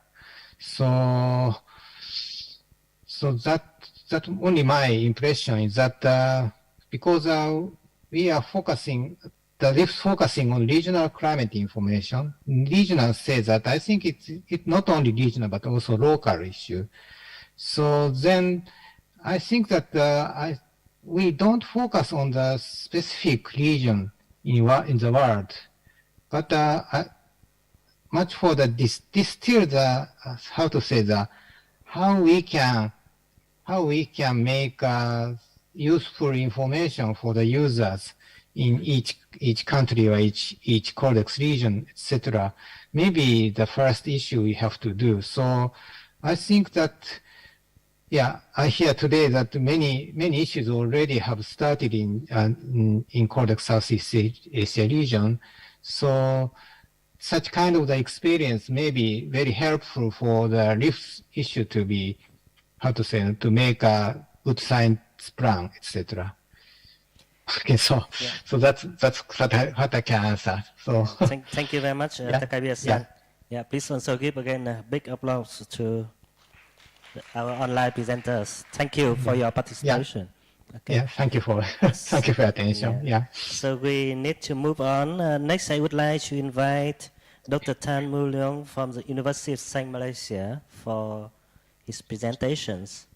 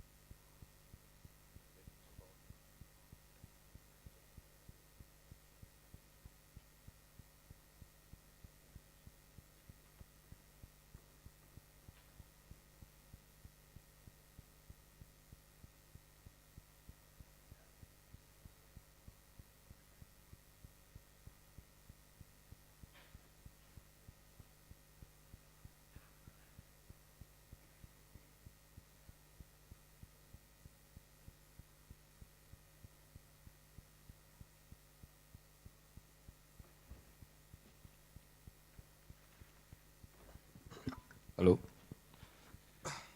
Hi everyone, I'm Tan from University of South Malaysia, and actually my research interest is more to evaluate how the climate change can impact on local or basin scale hydrological cycles.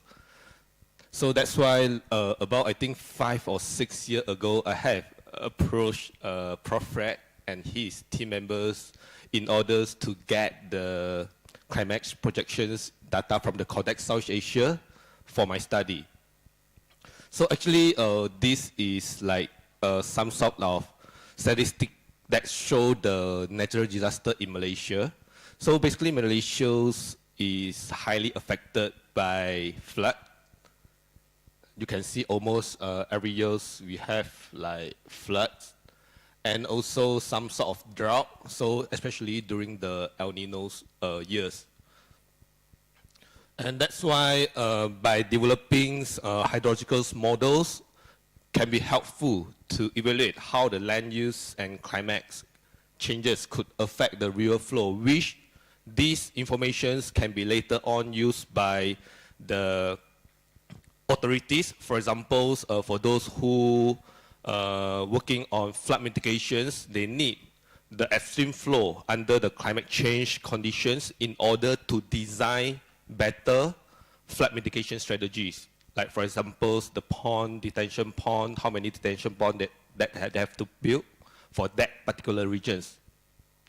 Okay, this is some examples of the disaster that happens in Malaysia recently. For example, in December 2021, we have faced a very serious flood, one of the worst flood in the history of Malaysia, where the total loss up to 1.5 billion USD. Okay, and also even though like some people thinks that okay, Malaysia is a tropical region, so we are not affected by drought, but this is not 100% real, right? Because like especially during the dry season, like for example, I give February to March, and then we receive like low rainfall in some particular regions. So this would affect the paddy farmers, where this cause some losses in their yields.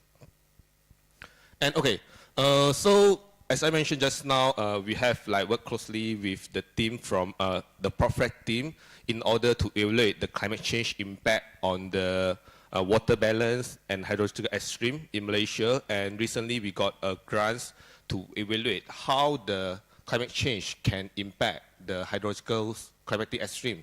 So this is the modeling framework for our project, where CORDEX South Asia, the latest, the 5 kilometers that have presented in the early mornings, so will be used to incorporate into the hydrological models, SWATs. So the models that we use in our study is actually soil and water assessment tools that developed by the US.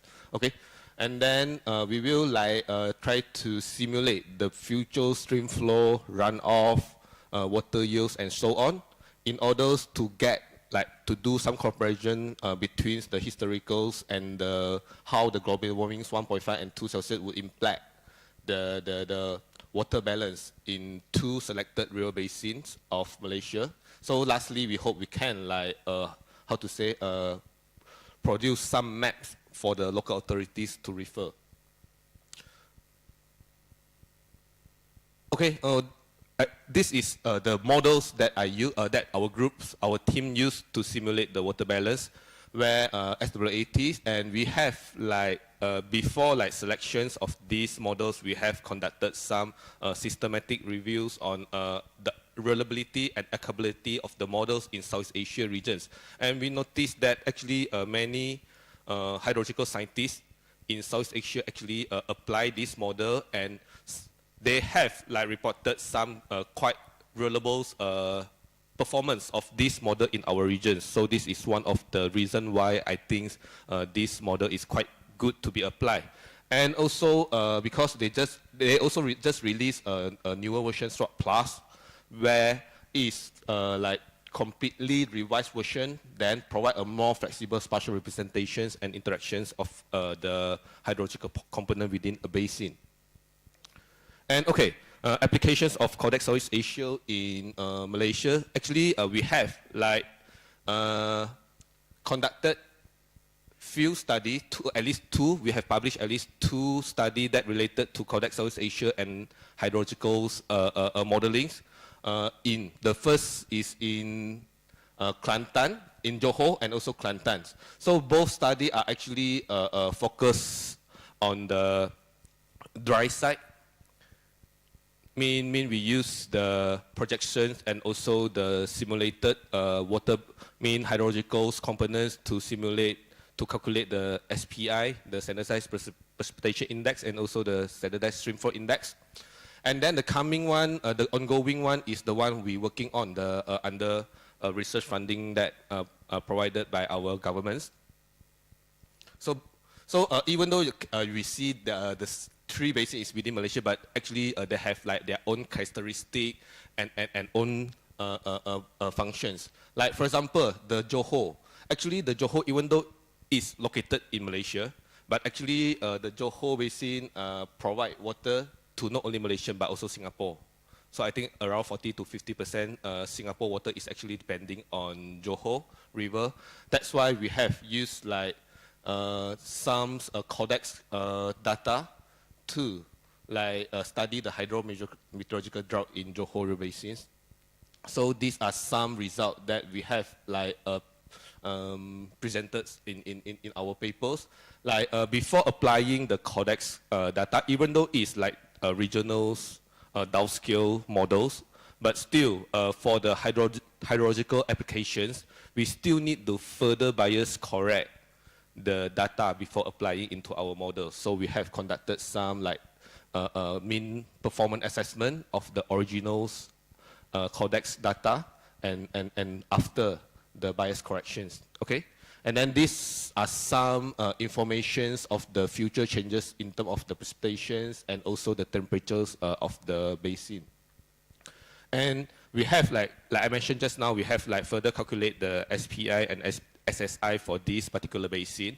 And then we found that actually the months with the near normal period is actually lesser compared to the historical period. In the futures period, actually there are more months that will be clustered under the moderate dry or very dry periods. So for this basin. So yeah, these are the some we also like further compare or further calculated the number of drought, the durations, and so on, based on the two drought indices that we have calculated. So like we found that actually a higher number of meteorological drought is projected for the near future period. So when we compare with the historical period, so the number of drought probably will be higher in these regions. So similarly, for the Kelantan River Basin, like, for this basin, actually, in the bottom part of this basin, actually, they have like quite a big paddy field. And then, so the water actually contribute to the irrigations of the paddy in these regions. And at the same time, one interesting thing is of this basin is that actually, this is the only one river basin in Malaysia that heavily use the groundwater as their freshwater supply. So normally we only use like river waters, right, in Southeast Asia, but this, they use groundwater.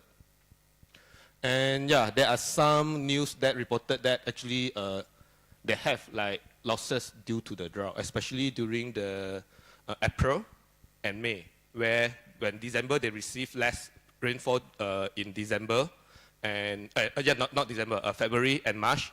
And then the consequences or the effect of the dryness will come like 1 or 2 months later, okay? So, okay, we have like further investigate like how good is the hydrological model in capturing the drought. So like we have like compared the SSI that calculated at the station, we collected the observed data from the station, we calculated the SSI, and then we also calculated the SSI that measured by the SWOT models. So we can see that actually SWOT model can capture most of the drought year. Yeah, but except like 1 or 2 years that maybe the SWOT tell us that it's normal period, but it's actually dry year. Yeah, so these are the some comparisons that we have performed previously. So, but still, when we further calculate the NSE and R-square value between the SSI of the observed data and the simulated data, so it's up to 0.7 something, which we can like conclude that, okay, this model actually can be used to do the drought simulations okay, in Malaysia regions. Yeah, these are the CORDEX projection that we have applied in this study. So these are some like changes, like the future changes of rainfall and temperature for that Kelantan river basins. Okay. Yeah. Similarly, we also have some like we further calculate the SPI numbers, intensity and duration for that particular basin. Okay, like ongoing, like as I mentioned just now, actually we are continuing applying the CORDEX Southeast Asia data in our long-term research grant that funded by our government in order to see how the Paris agreements how to link our research finding with the Paris agreements 1.5 and 2 degrees Celsius.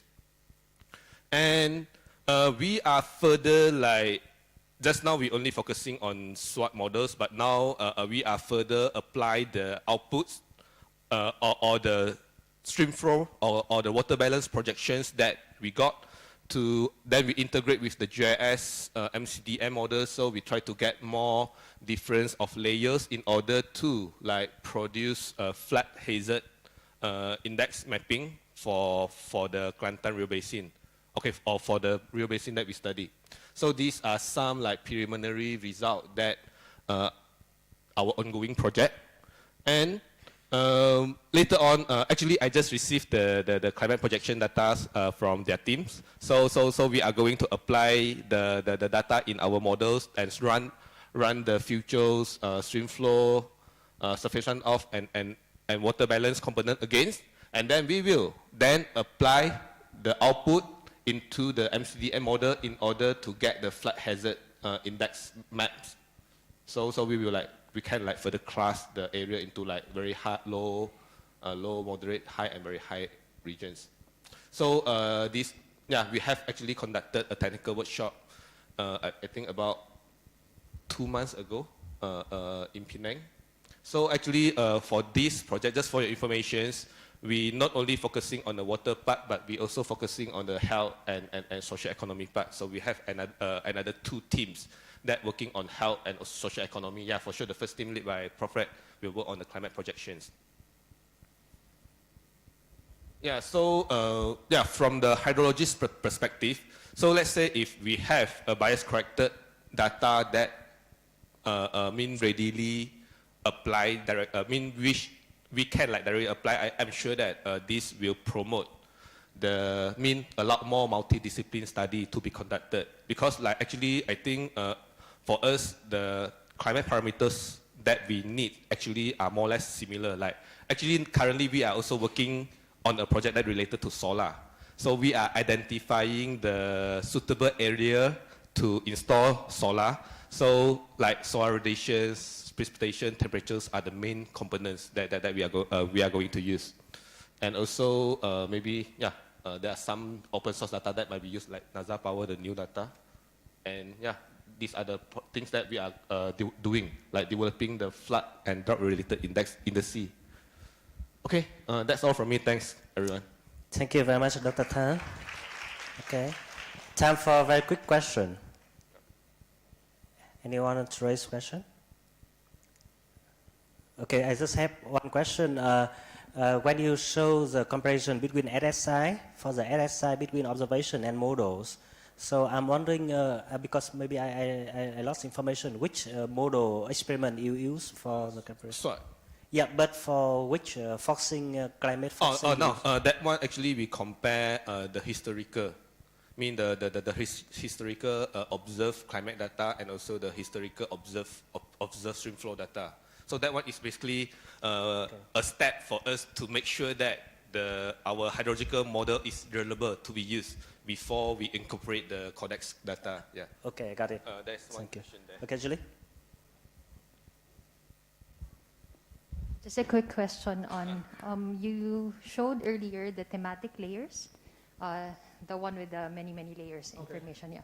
So in this project, you're going to combine everything. Yeah. And how do you combine them? It's like each has equal weight, so that you come up with a risk map or something? No. Actually, each layer they have a weightage. So like in order to get the weightage, so we need to like conduct some like, for example, survey and reteachers to identify actually which parameters like will contribute more to the flood hazards. Like for example, rainfall.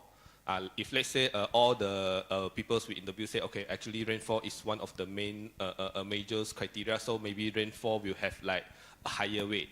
Yeah, something like that. So it's not equally, so they have their weight. So we have a standardized, like standard procedure in order to define the weight. Yeah, thanks. Thank you very much, Dr. Tan. Yeah. So we need to move on. We are a little bit behind schedule. So we are going to have our Philippines college to present. And in the program, it was written Dr. Julie Dado, but here we will have the joint presentation from Ms. Danica Lok and Mr. Ellis Pilas. Yeah. So you are going to have 50 minutes.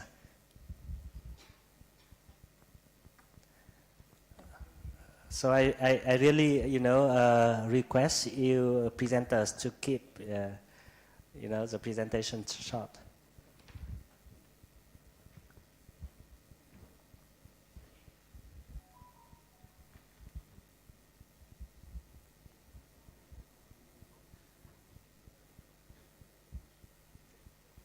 You may want to take the mic. Thank you.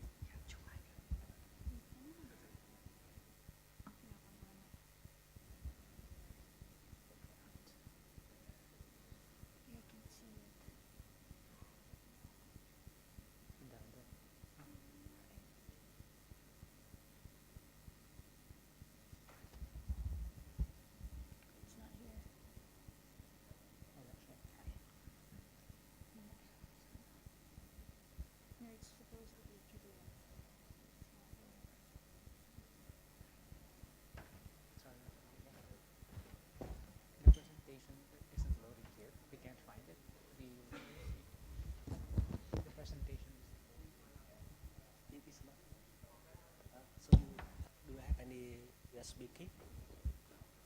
Okay.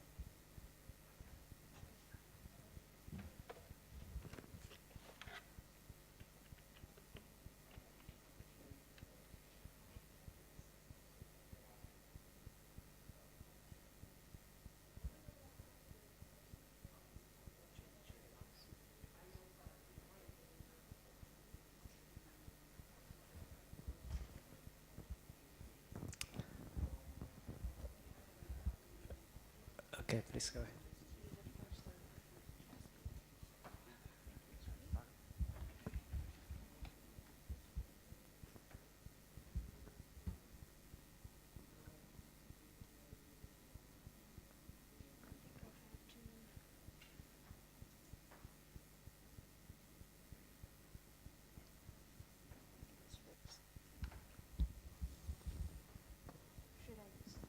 Hello.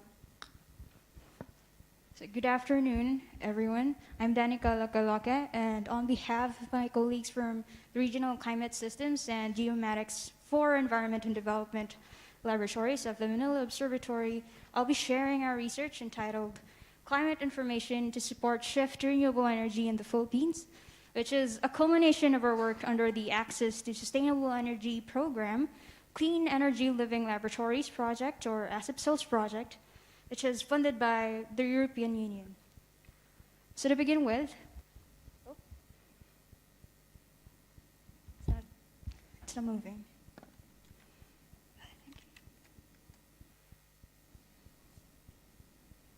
It's not moving. Do you have to scroll down? Oh, you have to use the mouse. Okay, sorry for that. So to begin with, here we are showing a pie chart of the installed generating capacity in 2020 in the Philippines. And if you'll notice, about 29.1% of that is from renewable energy, which already includes biomass, solar, wind, and hydro. And in contrast, we see that coal actually dominates at 41.6%. However, according to the Philippine Energy Plan of 2020 to 2040, there are targets to increase the renewable energy power share to 35% by 2030 and to 40% by 2040. So by shifting our attention to harnessing renewable energy resources, it's actually one way to decrease our dependence on fossil fuel resources, and at the same time, significantly contribute to electricity generation in a low-carbon future for the Philippines. However, due to anthropogenic climate change, renewable energy will be affected as well. So in this context, in our study, we aim to examine future changes in climate and their effects on hydro, solar, and wind energy in the Philippines. So under this project, the ultimate aim is to actually provide support to the Department of Energy in the Philippines in attaining 100% rural electrification through renewable energy. So this project was made possible with the help of our partner institutions established in Luzon, Visayas, and Mindanao. So in order to achieve the goal of our study, we used a subset of the 25-kilometer resolution climate projections over Southeast Asia in order to analyze climate variables of relevance for solar, wind, and hydro energy. And that's for two future periods in the near future from 2016 to 2035 and mid-future from 2046 to 2065 under RCPs 4.5 and 8.5 relative to the baseline period from 1986 to 2005.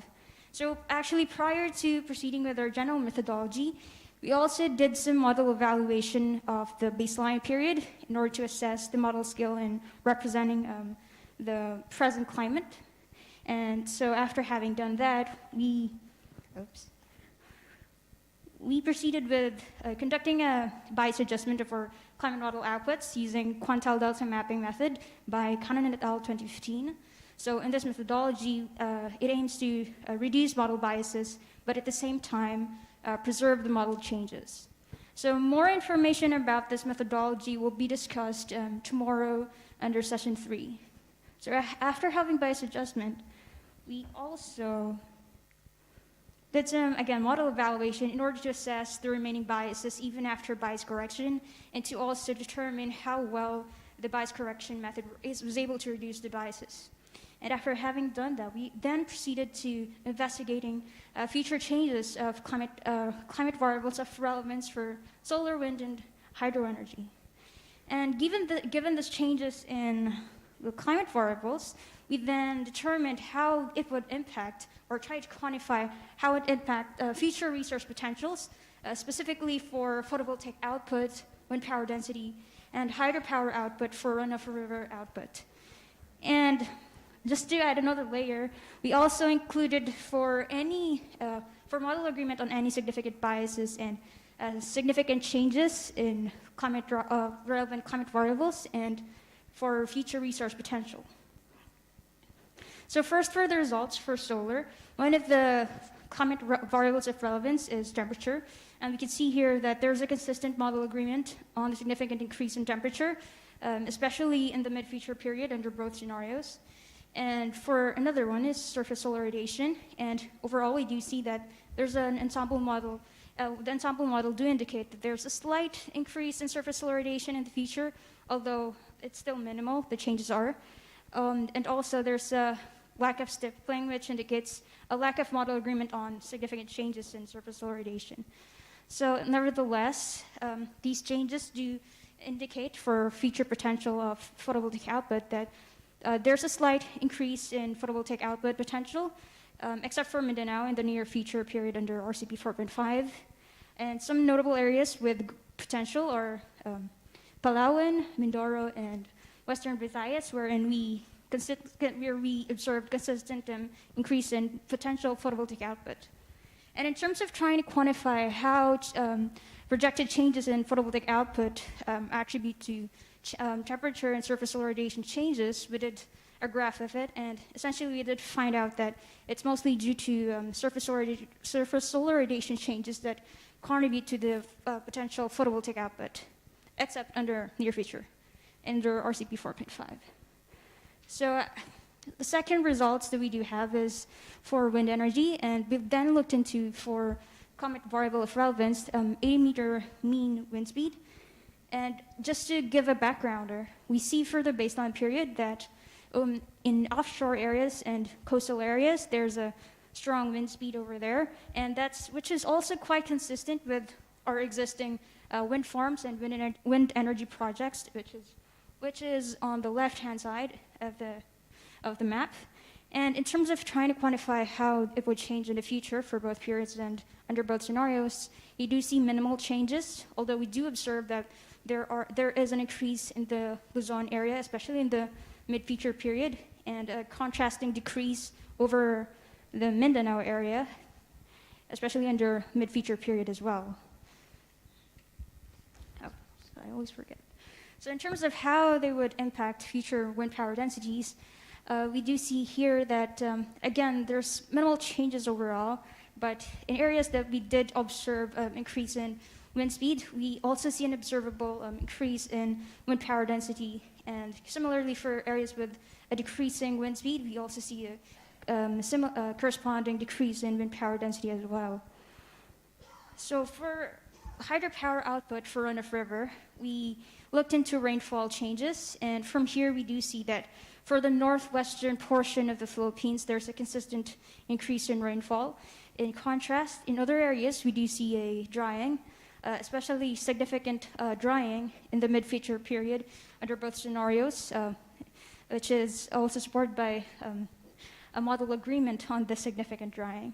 And so in terms of how these changes could affect future runoff river output,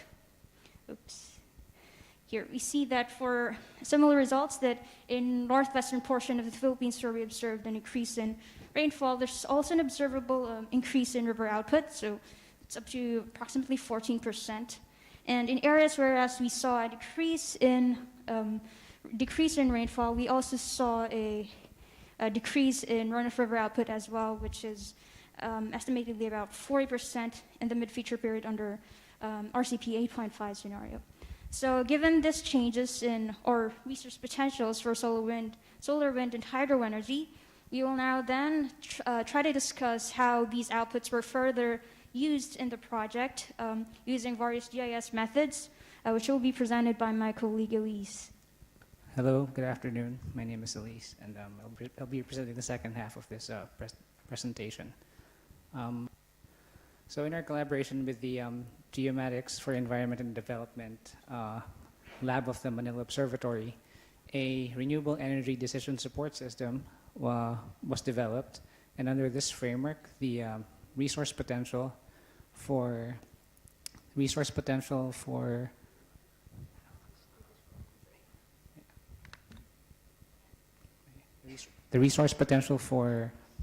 solar, wind, and hydro were determined, and they were obtained from CORDEX C, and they were incorporated using these factors that you see in the red box.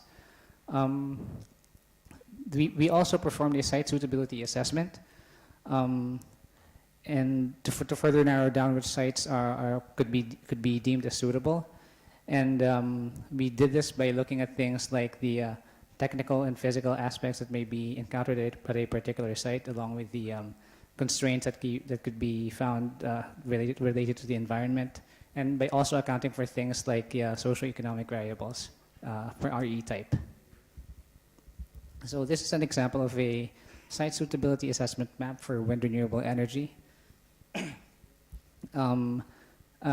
This map shows that most of the country is unsuitable for wind renewable energy, but some areas are considered moderately suitable to mostly suitable, and these are given by these locations: Cagayan, Isabela, Central Luzon, Bicol region, the islands of Visayas, and Mindanao.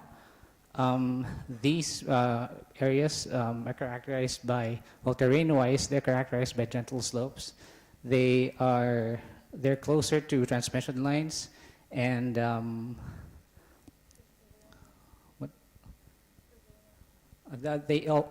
they face the prevailing winds in these regions.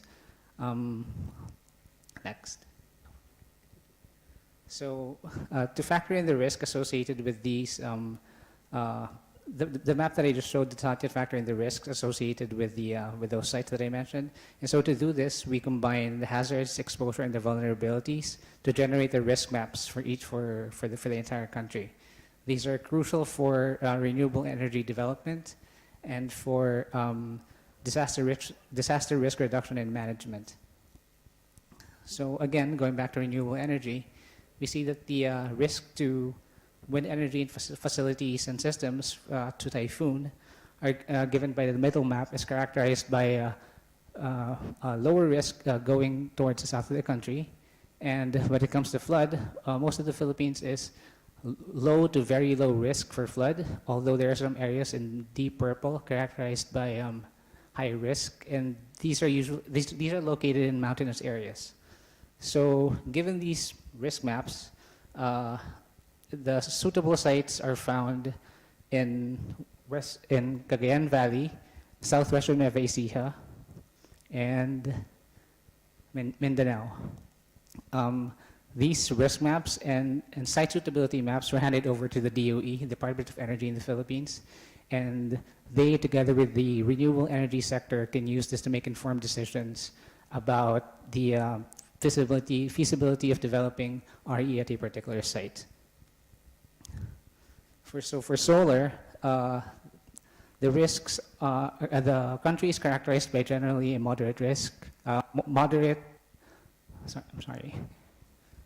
risk, and these are found in the islands of Palawan, Mindoro, Western Visayas, and Mindanao. And these are in accordance with the maps that were shown earlier for PV potential output. So for hydropower run-of-river, we also looked at things coming from these three things that are shown here. We also, and other infrastructure-dependent technical aspects, such as the conveyance length of a particular hydropower run-of-river system. And we also, it is also seen that, as in the middle map shows,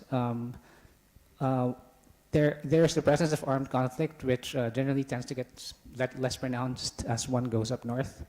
And the rainfall anomalies also have their own risks associated with them.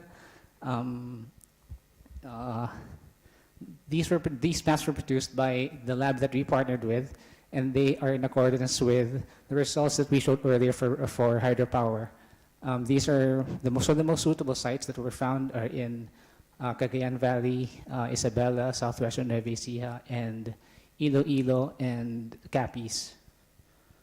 Next. So to summarize, we determined the impact of climate change on solar, wind, and hydro energy in the Philippines in terms of RE resource, and we characterized them accordingly.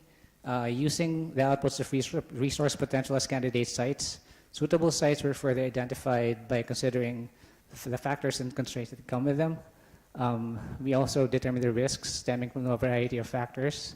And together, these constitute the renewable energy decision support system for the DOE, thereby ensuring high resource, suitable, and low risk zones for RE development. Thank you. Thank you very much. And congratulations for your first presentations in an international conference workshop, right? Yeah. So time for question. Any question from the audience?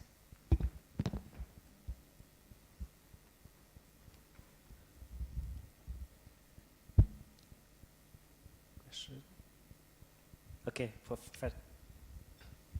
Since nobody asked question, congratulations for your group. I think feel like CORDEX is really useful. Do you think your finding here will be likely impacting the way Philippines, how shall I say, deciding on how they produce energy in the future? Or? I'm actually not sure because we are still... Or this is just academic exercise? I'm not sure because for the most part we're still dependent on coal, as was shown in the first three slides. But there are efforts being made to transition into renewable energy. Sorry. Well, in terms of, according to the government, well, at least their plans, there is a plan to shift to renewable energy, and actually this project, I think, tries to prove our point in trying to do that, because our stakeholder is the government itself, and we're one of the sectors, Department of Energy, and by using this, and especially we have actually increasing RE developers that comes to DOE to apply for RE developments at several sites. So by having this product, we're actually helping the DOE in deciding whether or not these sites are suitable and try to associate the different risks before they try to proceed with doing local studies on the sites that they've identified. So I think this work would try to cement that at least. Thank you.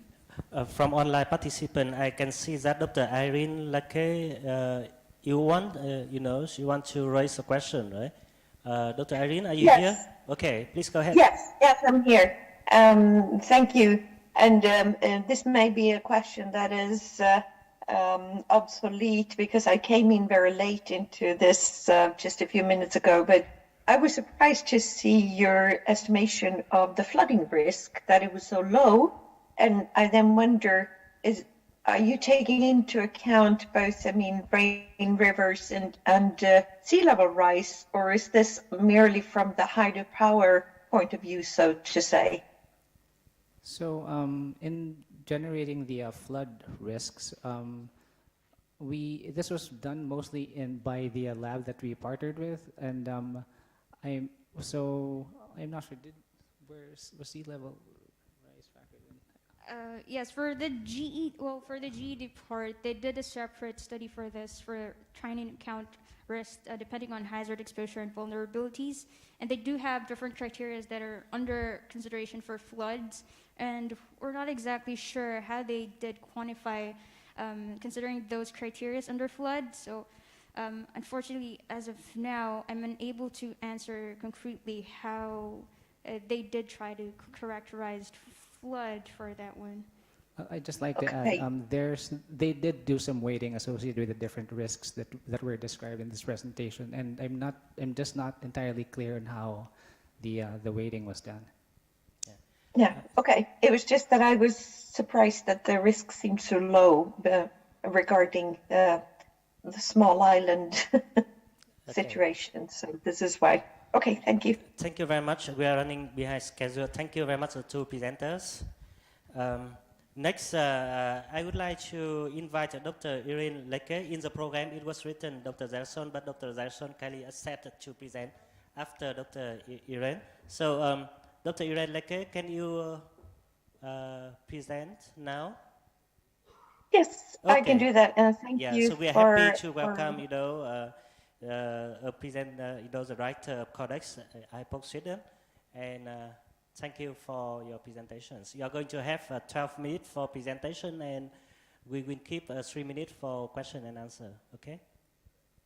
Okay, thank you. And thank you for pushing the schedule a bit for me. It's because it's early morning here. So I will try now to share my screen and put my presentation in presentation mode. Do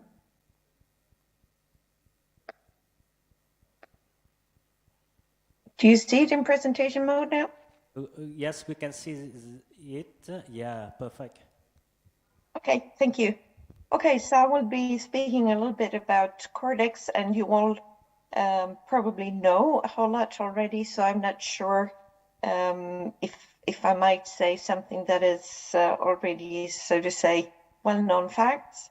But I will talk a little bit about CORDEX in the new WCOP structure and what that means for the Southeast Asia region, and in general, what that means for CORDEX. So we now, in the new WCOP structure, we belong to the new core project called Regional Information for Society, RIFS. And RIFS is really about bridging climate and society to research, for research underpinning provision of actionable information for society in the response to climate variability and change. And RIFS also has an important role in the intra-WCRP communication. And the scientific steering group consists of members from South Africa, from the States, from Argentina, Brazil, and Japan. So there are 5 members spread over the world. It is really about catalyzing research for actionable information, and it's decided to have sort of 4 clusters of research questions. They're all interrelated and codependent. But the 4 clusters are regional climate understanding for climate projections, so that's multi-decadal. It's regional climate understanding for climate predictions, which is seasonal to decadal. It's about weather and climate extremes, and communication and societal engagement. And I would say that CORDEX is already heavily involved in at least 3 of these. In the only cluster where we are not yet doing so much is in seasonal to decadal predictions. But we are at least point-wise, so to say, or in some domains, they're also looking into this. Then there will be a global extremes platform, CHEP, and they will have a support unit at NUIS, Nanjing University. So they will be rather close to your area. And what RIFs and also, of course, then this extremes platform will work with is, for instance, attribution. So how can we say something about the cause and drivers of climate change, and how is our confidence in that? And how much do we understand the effect of climate change on various event types?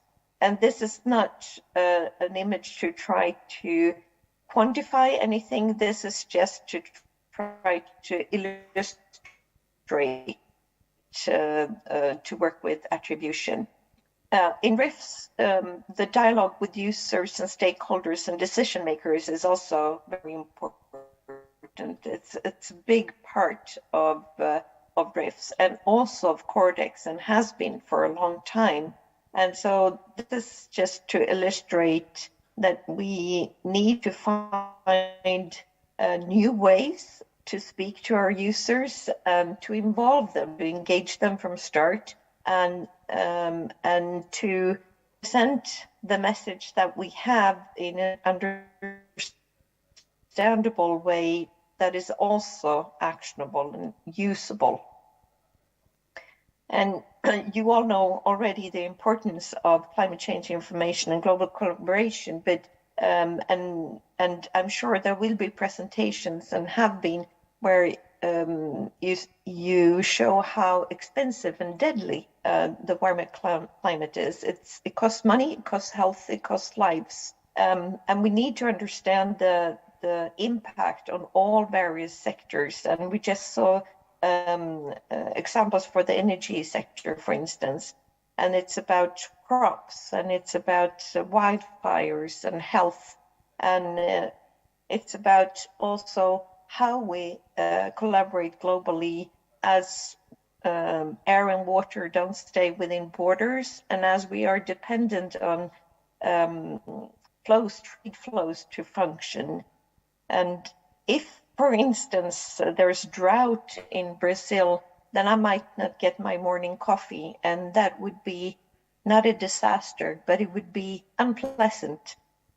So we are all very dependent on each other, and on exchanging both products, delivery, and information. And so what we need to do is go from the global warming to regional and local impacts, and to see at vulnerability, impact, adaptation, risks. And you have already talked a bit about that. And of course, CORDEX contributes to the IPCC reports, and we contribute to all these impact and adaptation studies. And this is really important, because I think a lot of decision makers and stakeholders think that we already know what climate to adapt to.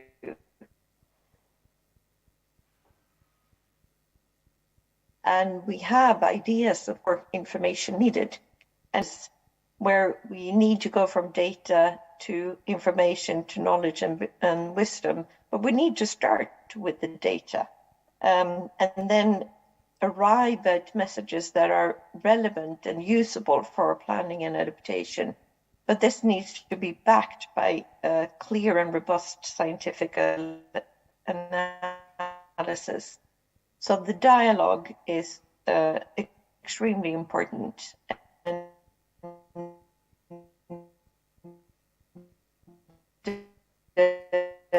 I see here in the little I saw of the previous, and I also know that, of course, from working with many of you from before.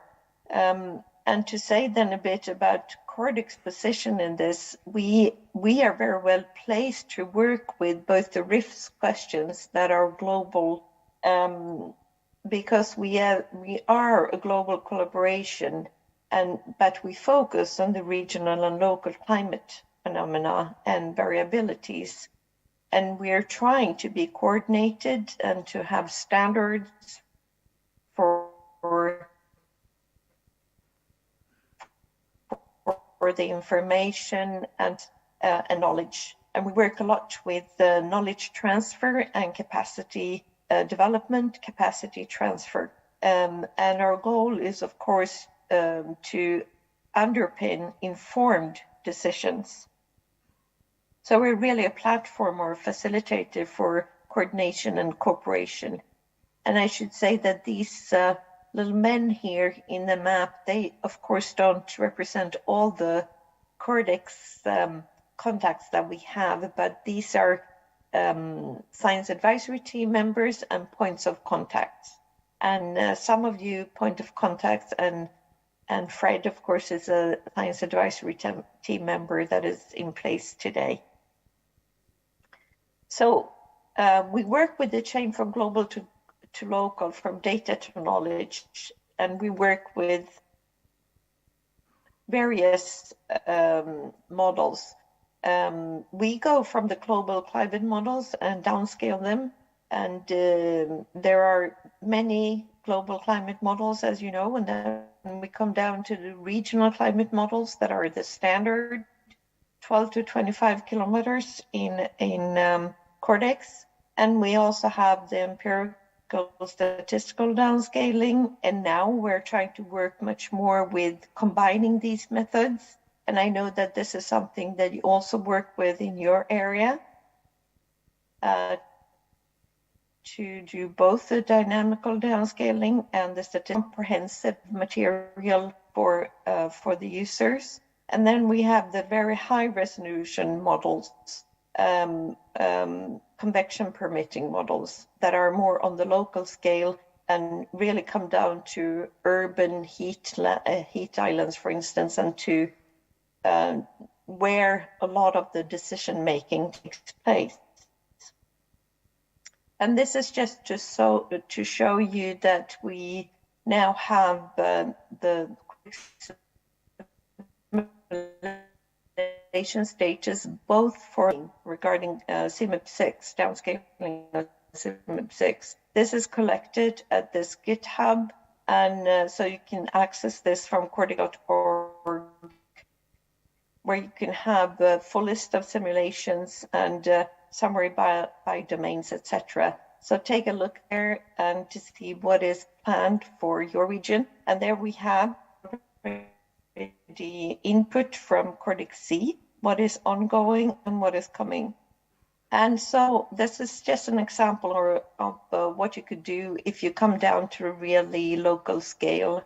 UrbanSys was the Copernicus climate project, and there were CORDEX models involved. And so the high-res CORDEX model gave input to urban air quality models and to hydrology models. And then indices were calculated and indicators for different sectors. And then you could get information for both health sectors, for the energy sector, for infrastructure, and for others also, of course.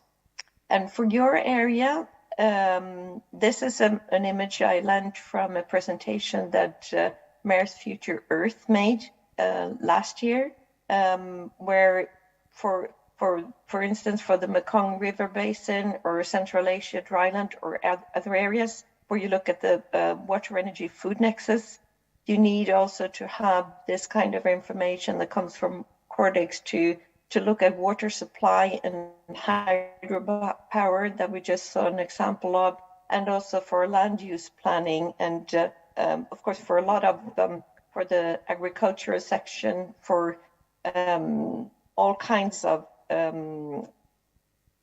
societal planning. And then there's also the policy around air quality and to limit the health and instigated deaths from climate change. And we see that you are not the most vulnerable area from this study, showing the air pollution death rates, but we still see that this is happening all over the world, and you are not the least affected area either.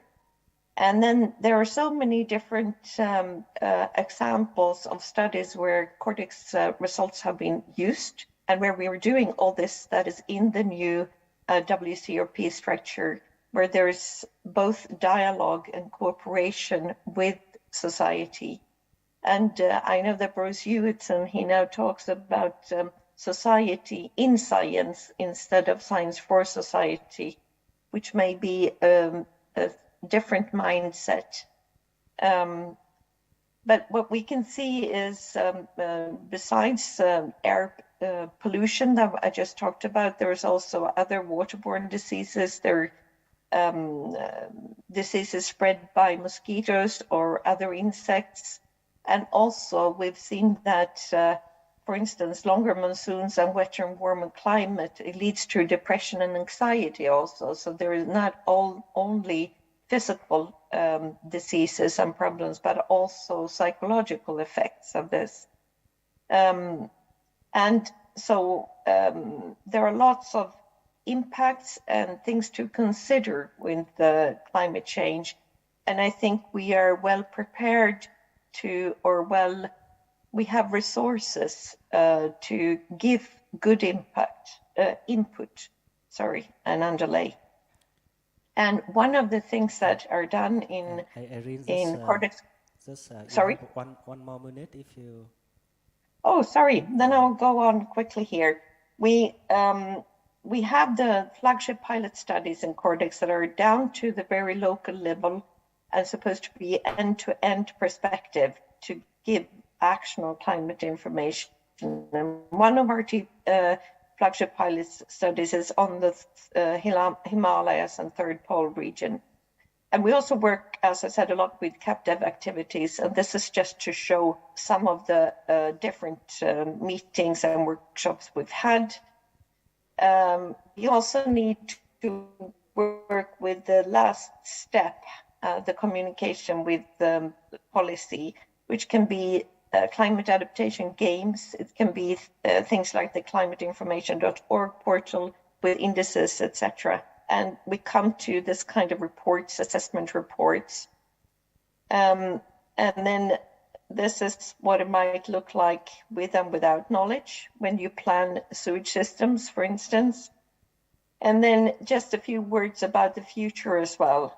CORDEX and RIFS will be represented at COP now end of November. So Daniela Jacobs will present a little bit about CORDEX and what we do there. And this is about climate information for decision making, a joint event with WCRP, Future Earth, and our sponsors, of course.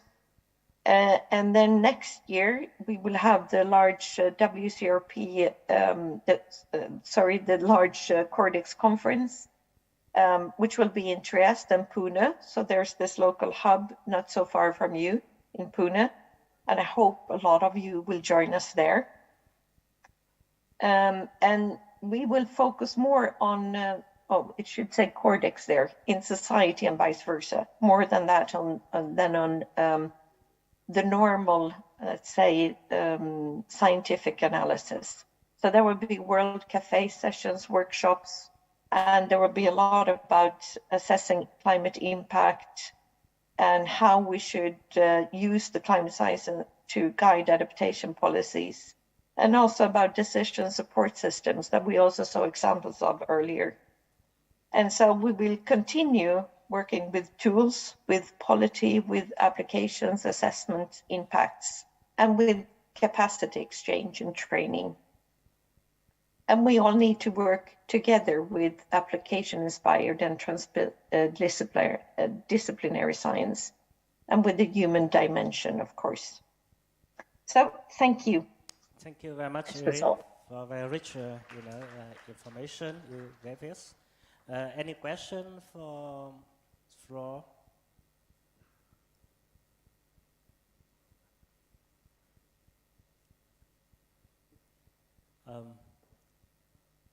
So we got all the information, and I think that we we have learned a lot from your presentations from the current activities, and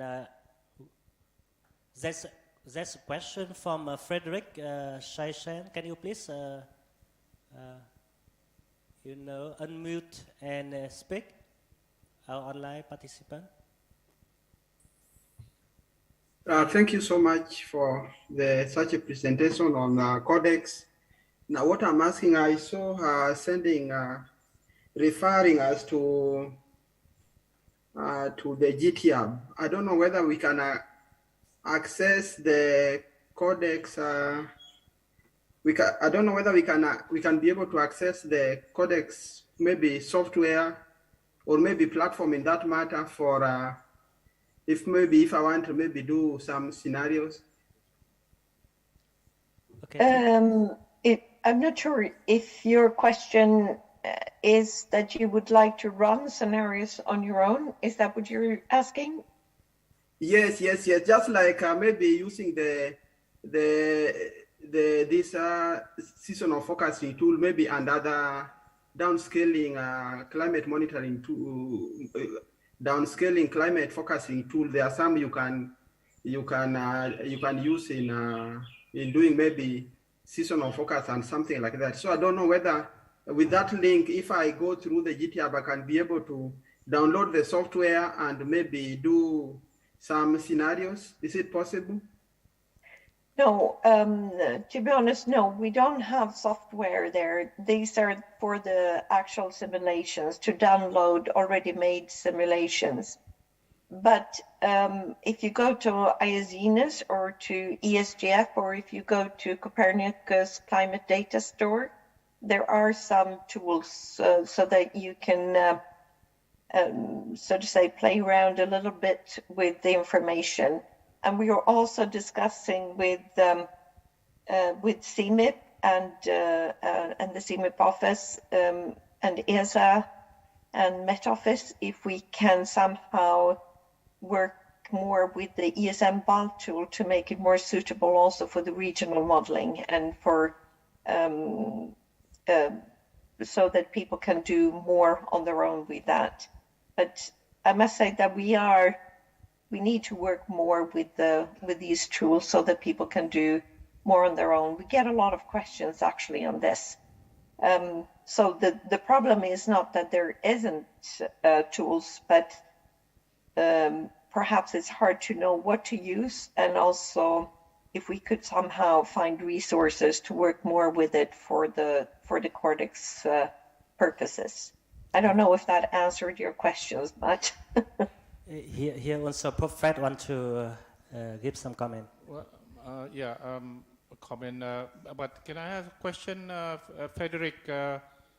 Which part of the world are you from? I'm from Seychelles. Yeah, Seychelles. Yes. I know Seychelles is a small island. Yeah. I'm not really sure. I think within CORDEX, we currently are not focusing on a particular island. So I know Seychelles is far away from any main continents. I think the nearest continent is Africa, right? Are you closer to Africa? Yeah. You are right. You are right. But I'm not really sure whether African domain cover your island or not. So I don't know. Maybe Irene can get some insight in terms of what is actually CORDEX thinking on serving small island, because there are a lot of small islands, especially in the Pacific region, which is not covered by CORDEX domain, but yet perhaps they have even more vulnerability, higher vulnerability to the impact of climate change. Maybe Dr. Irene can have more comments on this. I can just say that this is something that has been discussed several times during the years, and one of the issues with this is to get the funding to actually do the downscaling for this. And I know at this round of downscaling CIMIP 6, we have so far several areas where no one has said that they would do downscaling because people have resources to do for their own domains or their own regions. So this is an issue that there are regions where we don't have adequate information. And of course, I mean, for the small islands, the global models, they do no use really. There are no use because they were much too coarse. But we have had discussions with the Green Climate Fund, for instance, about doing downscalings for the Pacific Islands, but so far it didn't come to any agreement or anything. So, but this is a question that we keep coming back to the discussion. So, but as I said, it is a question of resources, unfortunately. Thank you very much, Dr. Irene, and for the presentation and for the comment. We really need to move on. Once again, I would like to ask you all to give a big applause to Dr. Irene. Okay, thank you for your participation. In the floor, we still have questions, but okay, we can discuss that via email or in the other occasion. Next, I would like to invite Dr. Zerashan for another presentations related to data application in Thailand. Yes. And then after the presentation of Dr. Zerson, we are going to have a coffee break, and we can come back a little bit. We are behind schedule, so we can have more time for coffee break.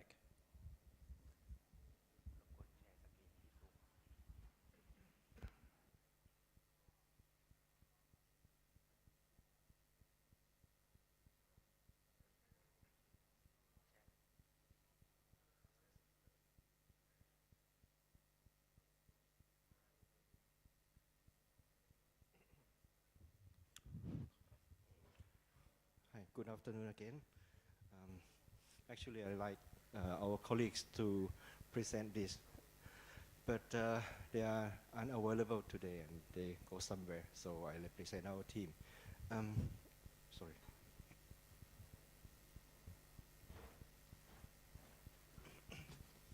So I will give some example that we apply the CORDEX data set in our study.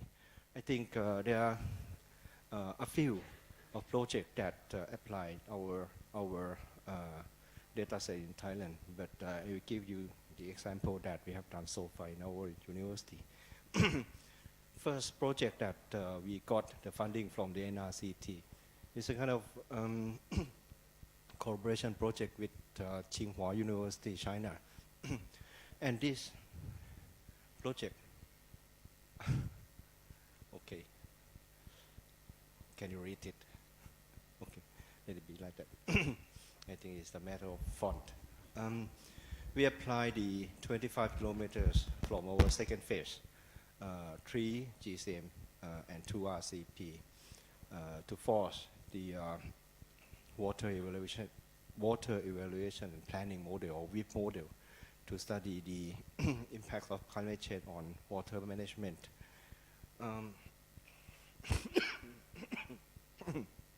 Actually, I'm sorry. The study area is the Chao Phraya River Basin, but for your information, Chao Phraya River Basin or Chao Phraya River, we have 4 rivers up north. So we need to cover the boundary catchment instead of only consider the Chao Phraya River only. So we cover the catchment up north. That means that we cover almost 1/4 of the country. And we, like this, we formulate a WEEP model and test it whether it can reproduce the water system in the past. And we have covered 29 provinces and this area, and the grid resolution that we apply is 25 kilometers. Number of grid is 300 something, and major river is 8, and small river and canal over 16,000, and number of met stations is 77. And we found that the way for the water management under the climate change in this catchment or Chao Phraya River basin, we need to consider the precision farming as well as low water demand crop, because it seems that under the future climate change, we have less rainfall. So the precision farming is one of the most important policy under the Thai government. So I think in this case, the precision farming is a way out for the future climate change in this case. And another comment is that accurate seasonal forecast and early warning system are highly important to cope with the climate change too. The second project, this is inspired by the Professor Atachai, because we work with the Department of the Rice Department, one project with Rice Department. And as I mentioned earlier in the morning that because our RCM output is a kind of net CDF, and the people from the impact study may not familiar with net CDF. So in this case, we developed the web portal. Our colleagues, Nick, sitting over there, is the one who developed this web portal, and as well as the library developed under the Python. In this case, we used the second phase, 25 kilometers, to develop this kind of web portal too. Because the DSAT model input is look like this, but our output is in NetCDF. So in this case, we try to post-process our output and put it in the format of DSAT model and develop this kind of web portal.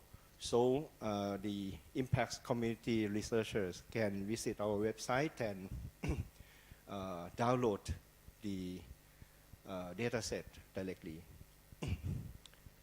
You can visit our website too. So let's just select the area that you like to download and select the GCM, because we use only 3, and the scenario and the year, and download it, and you get the output look like this.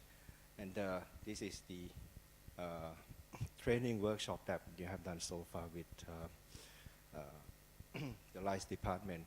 And we are going to expand our service to cover the whole Southeast Asia region. But unfortunately that we have running out of time, and so it may take a while for us to complete this. And another thing that I like to highlight is that we have already developed the library so that we can apply this library to convert the NetCDF to DSAT model, not only for the Southeast Asia or CORDEX dataset. You can download the dataset from ESGF and apply our library to convert exactly to the DSAT model output like this. Another project is that the list map under climate change. This project is funded by the Office of Natural Resource and Environmental Policy and Planning. In this study, we also applied the CORDEX, dataset too, because we study the list of many vulnerable sectors. So we need the expert from any sector Today, one expert is sitting over there, Dr. Asamon. He in charge with one sector in this list map project. So we have the climate driver and non-climate driver. For the non-climate driver, unfortunately, that we cannot make the projection of non-climate variable, so we just use the current stage. Once we normalize the climate driver, that we calculate the index and calculate the hazard. In this study, we consider three hazards: heat, flood, and drought hazard, and combined with the non-climate driver to get a list map. And we developed this kind of web portal, so people from any community can let's play in this web portal and see the list map in many sectors and many non-climate variable like this. And another project is kind of ongoing project. This project we have been funded by the UNDP under the one big project of GEF, and we subcontract from the UNDP. This project is increasing resilience to climate change impacts in marine and coastal areas along the Gulf of Thailand. I think Dr. Patama will give more detail about this project. I think tomorrow, right? Or today? Okay. So this project will cover the area, the coastal area of the Gulf of Thailand. And we developed a similar process with the list map. But in this case, we consider 4 hazards, including cold hazard, heat, flood, and drought hazard. This is the example of some list map that we developed for this project. And other project that we have done so far, so we will go fast in these 2 cases. This case, we select a specific area in the southern part of Thailand. We consider 2 provinces. The problem why we select these 2 provinces is that these 2 provinces, people always say that it's kind of a rain shadow area. So under climate change, what will happen and what can we do for the water management on these two provinces? In this case, we apply the CORDEX dataset and further downscale using the statistical downscale to 10 kilometers and force it to the WEAP model like the previous project. And another project is funded by the TRF. It's a kind of variability characteristic and mechanism of extreme event in the South Asian monsoon region under changing climate. And this project, we calculate the climate indices and extreme event under the changing climate. We also use the CORDEX dataset too. I think it's come to the end of my presentation. Thank you. Thank you very much, Zarsan. Prof. Edwin. Yeah, thank you very much. I want to ask this question not for you, but for everyone. Because you use, like everyone else, 4.5 and 8.5. I think right now the IPCC called 8.5 is a little bit too high. They use now 7.0. I think that's one. Maybe one of my question, I think for the CORDEX, I think we have to move to 7.0. But maybe not all the model has this one. Maybe the CMIP6 have this one, but maybe not from the others. And the second one I want to ask, maybe you could answer this, not the first one. You use 85 to 2005. This is 20 years as the best ground. I think this is also used by some other presentation today. I saw the number. So for me, I think usually the current climate not too far from the current year. The current year is 2022. So I assume that if you can move to the 2050 15, for example. And then usually you work for the IPCC average, it is 30 years. So not instead of 85 to 2005, you use 85 to 2015. This is my question. Thank you. Okay, thanks for your comments, and I think we can adjust this, and right, you recommend that we should follow the IPCC using 30 years, right? Thank you. For that part, I can partly answer too, if you wish. So for 7.0, actually in the next phase of CMIP 6 downscaling, so we will do first for 7.0, and here still in CMIP 5, so we don't have such scenarios. And again, also for the reference period too, here's in CMIP 5, so we stick with 86 2005. But in the next CMIP 6, we move the reference window to 2015. Yeah. Thank you. Thank you very much, Gerson. Thank you very much again, all the presenters for this afternoon session. I propose that we are going to have a 15-minute coffee break, and then we will be back here exactly at 3:45. And the chairman of the next session will be Dr. Ngai from Malaysia and Singapore.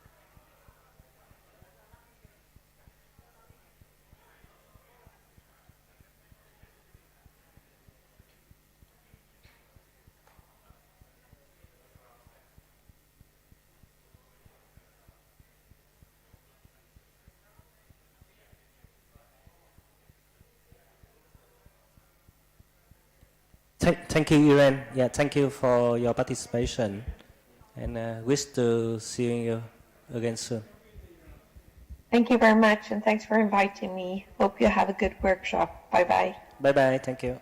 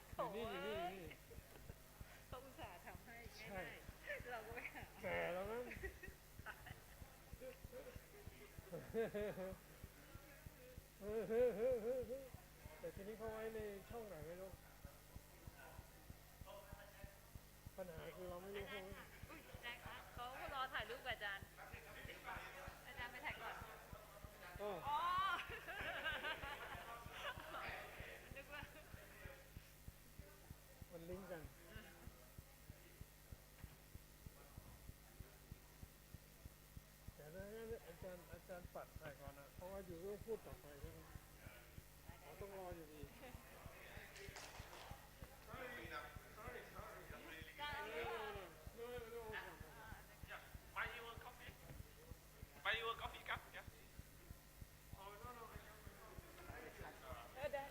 เมื่อกี้หาดูไม่เจอ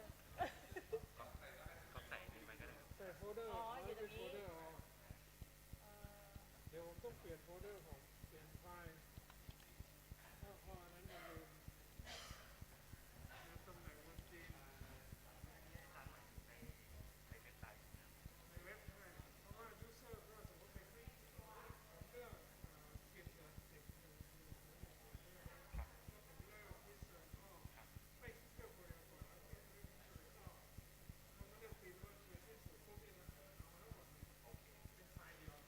ตอนนี้มันเป็นแค่ปี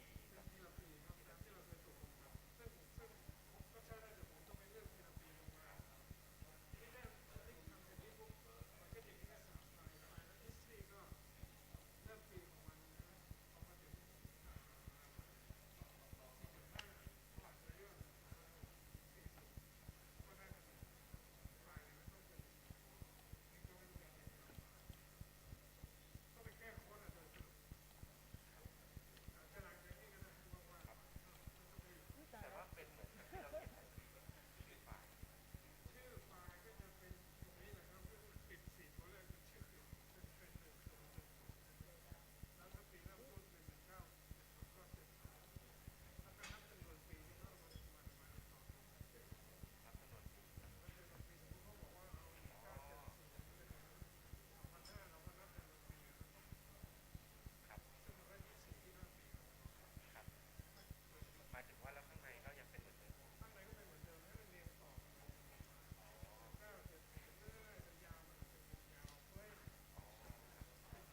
คือตอนแรกผมดีไซน์ตัวซิปใช่ไหมอาจารย์อาจารย์พูดหมายถึงตัวซิปใช่ไหมตัวที่เป็น ASCII แหละครับซิปเนี่ยก็เป็นอันเดียวอยู่แล้วแต่ ASCII นี่ก็เป็นอันเดียวได้ไม่ต้องแยกเป็นทีละไฟล์ทีละปี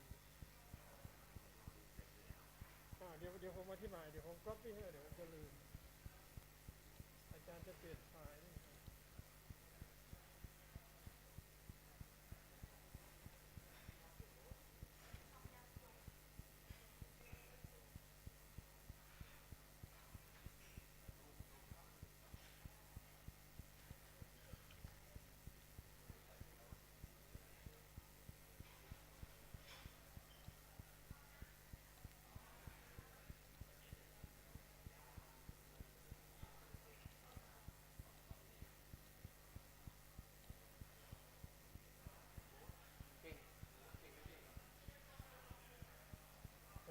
โอเค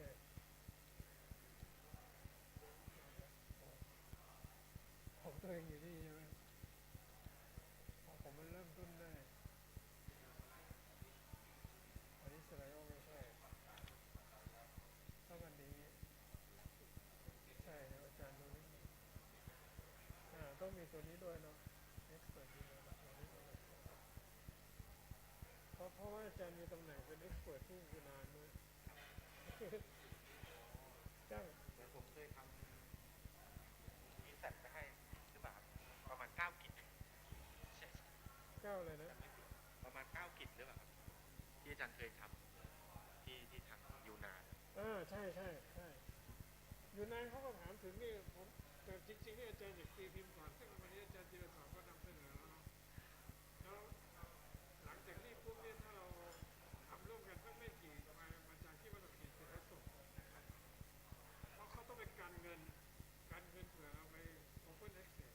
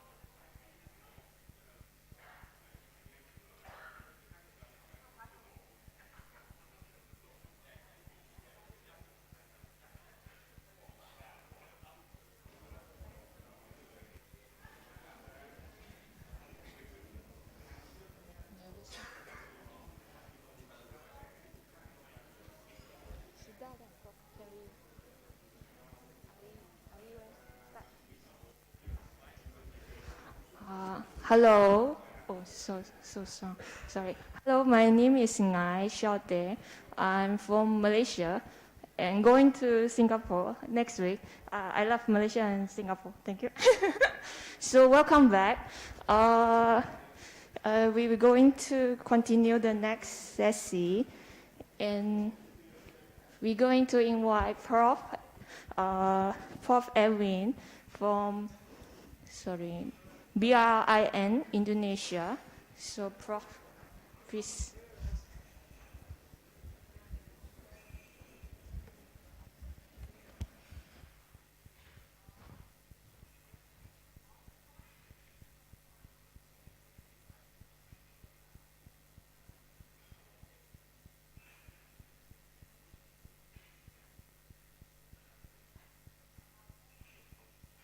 You have to share screen. Huh? You have to share screen on Zoom. No. Share screen on Zoom first.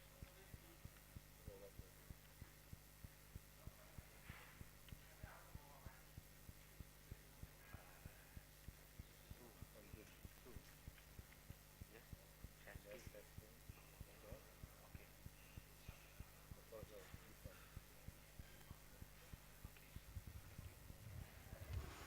Okay. Okay. Okay, thank you very much, everyone. My name is Edwin Aldrian. I'm from the Agency for Research and Innovation in Indonesia. This is a newly agency, but it is only the combined blend of former four agency before. Yes, former.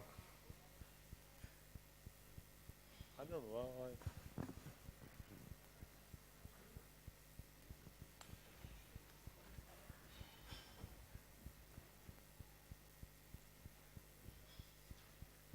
Okay. Okay, these are my team who combine within this research. Actually, there are some work. Usually, these people working for the Ministry of Agriculture. This one for BMKG, and this one for IPB Bogor. And these are some technical experts help me in the making of this presentation. And the purpose of this, the whole team is to provide scientific finding of the impact of climate change on paddy and coffee of production over the past few years. So we see what is happening with the paddy in the coastal area, in the swampland, rice fields, and so on. And then first we have to check the model, whether the model is pretty good in simulating the current or present climate. So we compare with the climate 1985 to 2015, and then we see the ensemble precipitation, and compare it, for example, observation of the these are the model result for the, we take it from the CORDEX model. These are the CORDEX model data, and then we compare with the individual model with some weighted index to see the possible future bias, and then we calculated the extended application for the Taylor diagram to see whether the model fit with the current climate or not, and see with the weighted ensemble to see the higher scale among this one. So we have this one, and then see the bias comparison, and then we see the validation. For example, this is the annual cycle of the temperature, and there are some area there. This area for the very wide area. So, but this is very good. And then we see the model ensemble compared with the ERA observation and the GTS observation, and they are compared with some of the ground observation. So the model simulation study is done by the BMKG staff. They compare with some station underground, and then let's see the model and grid observation data has similarity or with the ground observation or not. And then still in the model validation for rainfall, we see this one is for the observation and the model for the driest and the wettest season, how they perform in that situation. And this is the bias of the model compared to the observed data. And then after the comparing with the present climate, we're doing a projection. So basically our study making two modeling scenario 4.5 and then 8.5. Of course, I criticize this one 8.5, but still we don't have for 7.0. And then we calculate daily climatology for each individual model, and then make weighted MME, and then averaging climatology, and then find the onset and retreat, and then we define what is changed in the monsoon season and duration. These are the things that we compare in the model and the observation. And then we compare for the sample. This is precipitation total, and then CDD. This is how long is dry days for the some area, and this is exactly how many days without rain, and this is the extreme event for the R50 millimeter per day. These are for example, these are for the 4.5 scenario, and then these are for the 8.5 scenario. Okay.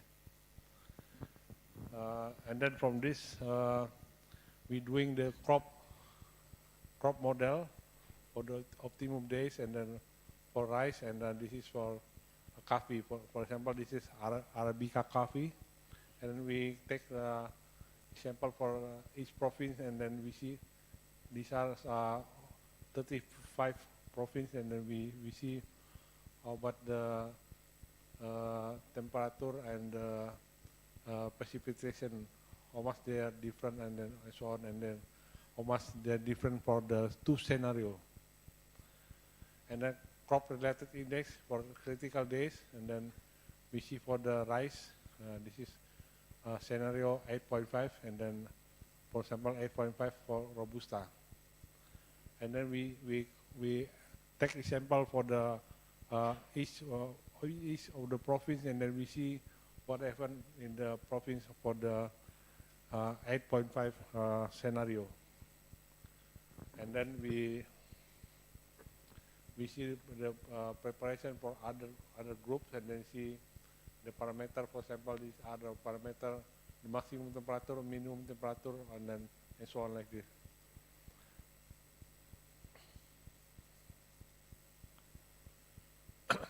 And then for the analysis, we see rice field map. For example, this is the current rice field map in 2019, and then land distribution map for suitability for the paddy field, and then the coffee field distribution map for 2019. These are coming from the source of Ministry of Agriculture. And then we see the again the analysis for the paddy production map for the 2020, and then compare with the coffee production for this one for Robusta coffee, and then this one for Arabica coffee. Yeah. And then after this, we see for example, this is what happened with land suitability. We use the resolution equalization, and then land suitability for the coffee area. For example, paddy, Arabica, and coffee, and Robusta coffee. And then we compare with the several season, and then we look at the suitability classification by FAO. This is quite old, but it's still we can use it. and then compare with the scenario 4.5 and 8.5, and then we change this land suitability for paddy and coffee accordingly. And then from that one, we use a very simple formula to see the coefficient productivity estimation modeling. This is very important modeling equation. And then you have this equation, very simple one, and the coefficient paddy, Arabica, and Robusta. They're not complementing each other, so they're independent.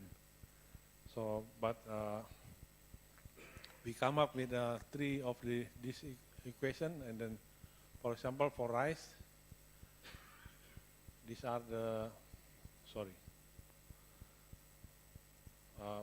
and then I think I come up with this equation later on, and then we see what happened with the rice.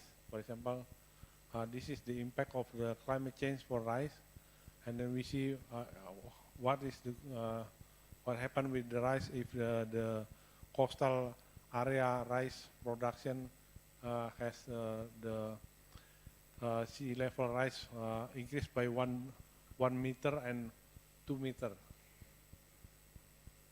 And then actually we never reach a 2 meter increase of the sea level rise because it is beyond 8.5 degree, 8.5 watt per meter square. This is we never reached that point yet.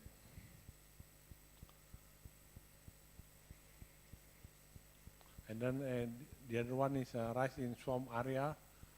This is also done with thematically, and then for some area in the coastal area, which is done in the big island, Sumatra, Kalimantan, Java, and Papua. We see they're combined with the swamp area and the El Nino. Okay. And these are the example of profit. The increase of harvested area under El Nino will be increased, and then in some area will be decreased for the La Nina. Also, rice in the rice field. This one is production of the El Nino and La Nina. You can see rice field are affected by drought in the El Nino. So it is also affected during La Nina. We're doing this study, not the main study, but this is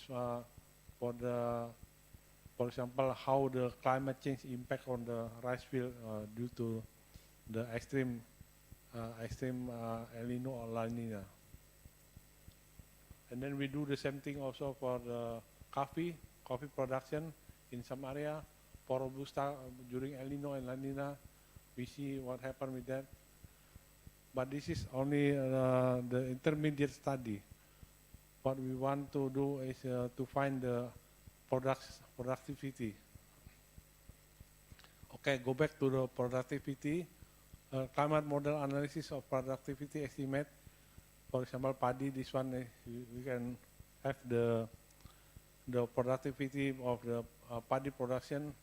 These are the equation that we use here. Sorry.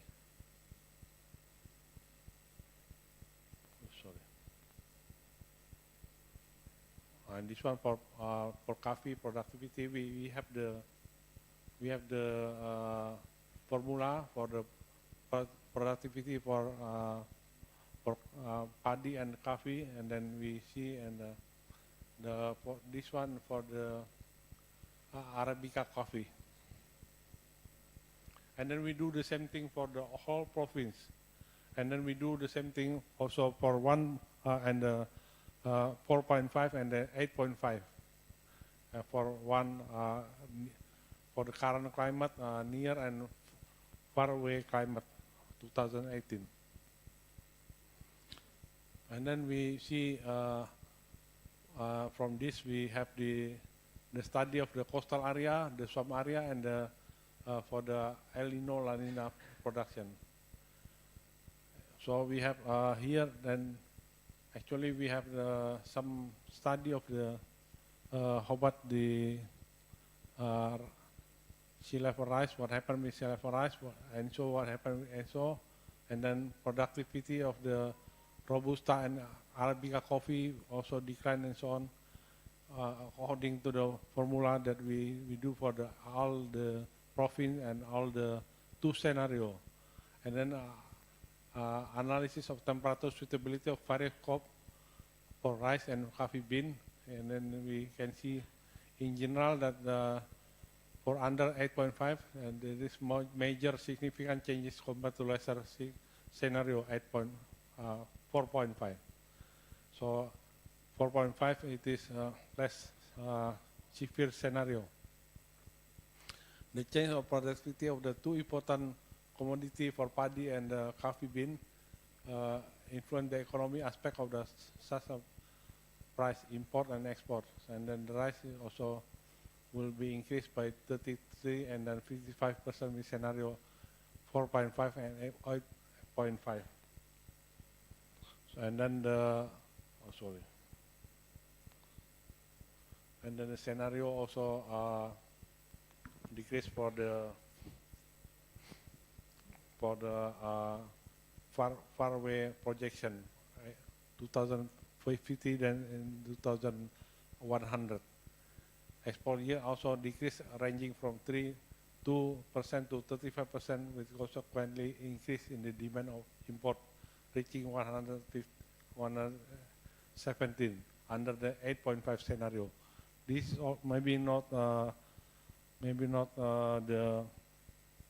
perfect scenario like I told you, but we don't have the 7.0 scenario. Okay, I think this is all what I want to say about my study, and then thank you very much for your attention. Okay, thank you, Prof. We open for question. We have.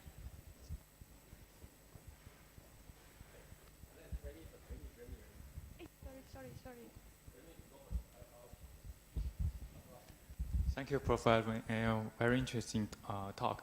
So it looks like during El Nino and La Nina events, so it's basically we say decreasing rice yield. So it seems like the only in the neutral state is good for them.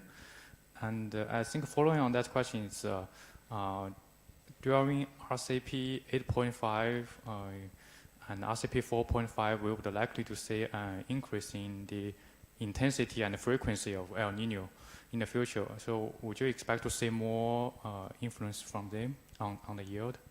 Yeah. Thank you. Yeah, I think El Nino and La Nina, it is the second largest impact on the extreme climate. The first one is global warming, the second one is El Nino. So these are, the La Nina will increase your paddy production and the coffee bean a little bit. And then I think this study also important for some other neighboring who also export coffee bean. And also, so in my story here, so actually there are three kind of study. One is the impact of the coastal inundation. The second one is El Nino, La Nina, and the third one is the combination of scenario 4.0 and 8.0. Yes.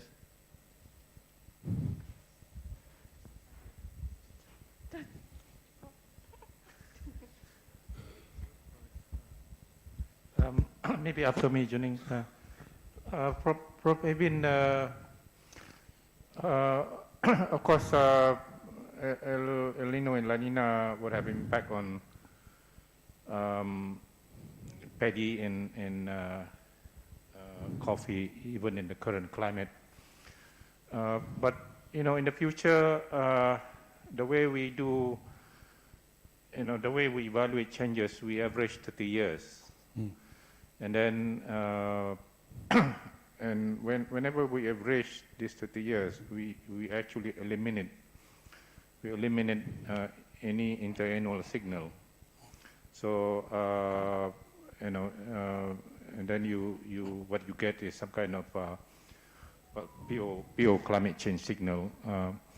But the fact is that in the future, even in the future, El Nino will be there, and some studies, especially those carried out by Wen Yu Chai of CSIRO in Australia, indicated that in the warm-up period in the future, El Nino will be getting more frequent and more stronger as well. Extreme El Nino, for example, those like 97, 98, 2015, 2016 would be becoming more frequent. So my question is that when you evaluate impact of climate, future climate in the future, do you look do you take into account the El Nino effect as well, or just climate you know, the changes of 30 years average? Actually, for the El Nino, La Nina is using the historical data. We cannot project El Nino in the future. That is almost impossible.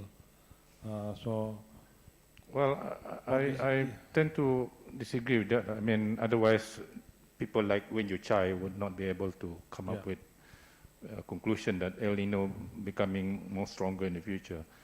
I think even though some studies indicate that, you know, in CMIP 5 or probably better in CMIP 6, I don't know, some skill in reproducing or simulating the ENSO behavior. So to some extent, I think we can get some information on how ENSO would behave in the future as well. Yeah, in this study we separate, I think the three studies. One is the coastal inundation, the second one El Nino and La Nina, the third one is only the global warming under two scenarios.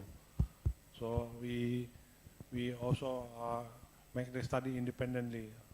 If we want to make a study which influence each other, for the example, the future El Nino, La Nina under the climate change, I think will be a new topic, I think.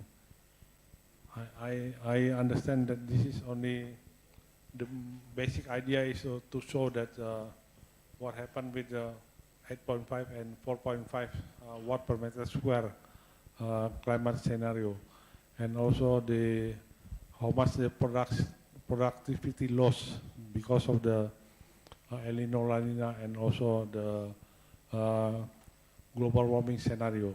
That is what we want to achieve in this study. I'm sorry if we not answer your question. Okay, please, Juneng. Oh, okay. Finally, I got my chance to ask.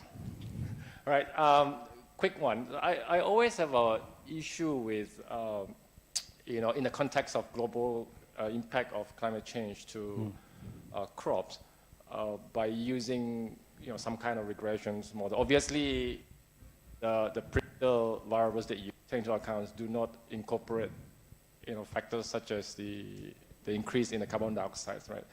So, you know, how do you actually take that into account? Because the increase in carbon dioxide probably have a positive impact on the overall productions or yields in decades to come. And also for coffee, I think it's slightly different. So essentially, the increase in the carbon dioxide might affect the quality of the coffee itself.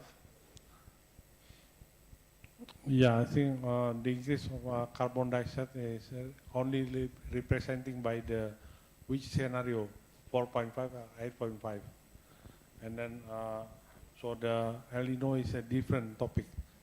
But actually in Indonesia, these are the two dominant factors. So you mean the climatic forcings is going to be, the effect is going to be much larger than the increase of the carbon dioxide effects in the plants? Yes. Okay. Oliver, can you back to the slide with the equation, regression equation?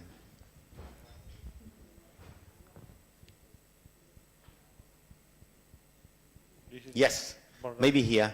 Yen, how big or how large is value and C8QA Ratic, how much the value? So I think the coefficient is too small. Too small? That's it, no meaning, right? Yeah, for coffee too small, I think. Yeah, of course you can, in mathematically, you can put the coefficient there, but the coefficient is very, very small. It's no meaning. It does not make sense. Understand me? Yeah, but this is only productivity. Yeah, C8Q Ratic. Yes, the second, yeah. Yes. For the Very, very small. For the changes of the rainfall to the coffee production is very small. I think for paddy is much larger. But how large is value? The C8, the third one. This one, the third one? Yeah, no. Yes, this one. How large? This is very small, yeah, very small. Yeah, this is very small, and so that I think the system should be removed. Right? It does not make sense, right?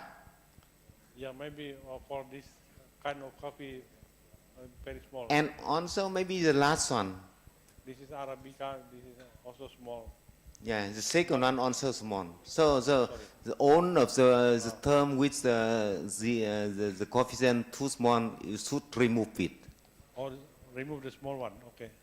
I'm not sure, but I think it does not make sense. Thank you. Okay. I can accept your suggestion. Okay. Okay, thank you, Prof. Edwin. Thank you so much. Before we invite the next presenter, we have an announcement from the organizer. So we are going to have a reception dinner today, 6 p.m. at the Rome Mandarin Ballroom A. And family and spouse are also invited. Okay, so we invite next presenter, Ms. Tamina Amin from Center for Applied Climate Information Service, BMKG, Indonesia.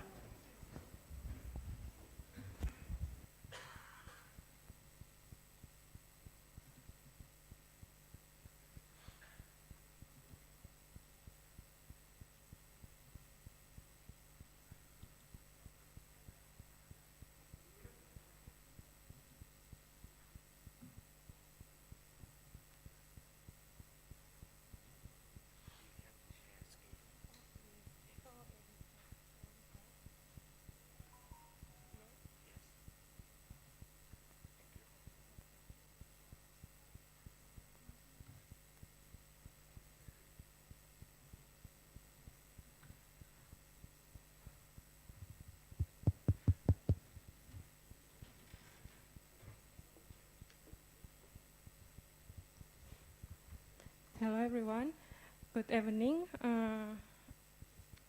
My name is Tamima Amin. I'm the representative of Center for Applied Climate Information and Services in BMKG Indonesia. Here, actually I want to say that I'm not really get into the downscaling process or modeling, but I will share to you the implementation of the data output of climate projection in the Center for Applied Climate Information and Services.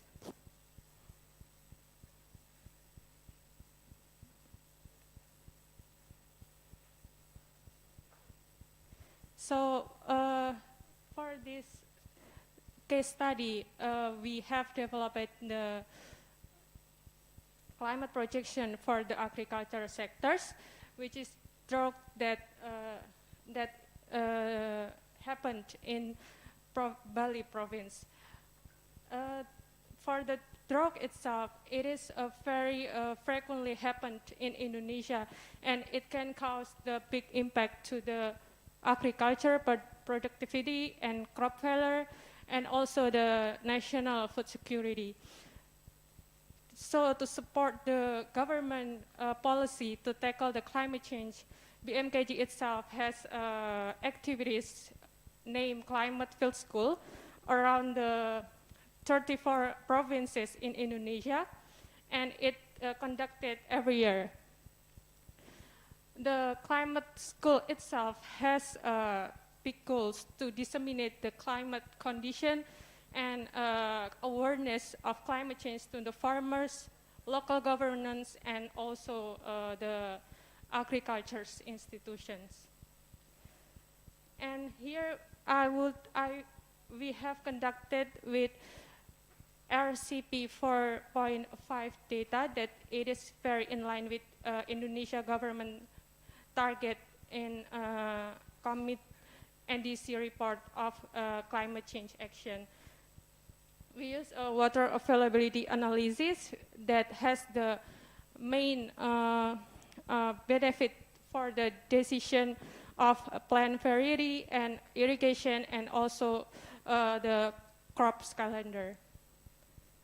And for the drought monitoring itself, BMKG has the platform named Drought Early Warning System that can be accessed on the BMKG website. And also, for nowadays, we have produced the water availability information and water availability prediction.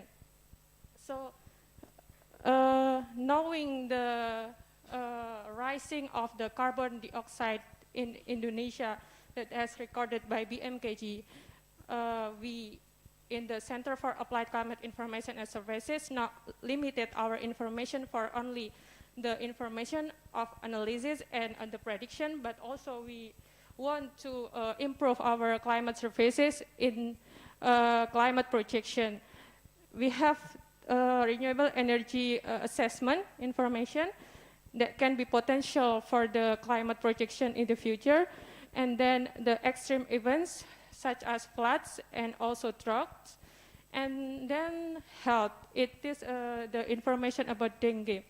And we also developed about the green building infrastructure and also the thermal humidity index related to comfort index.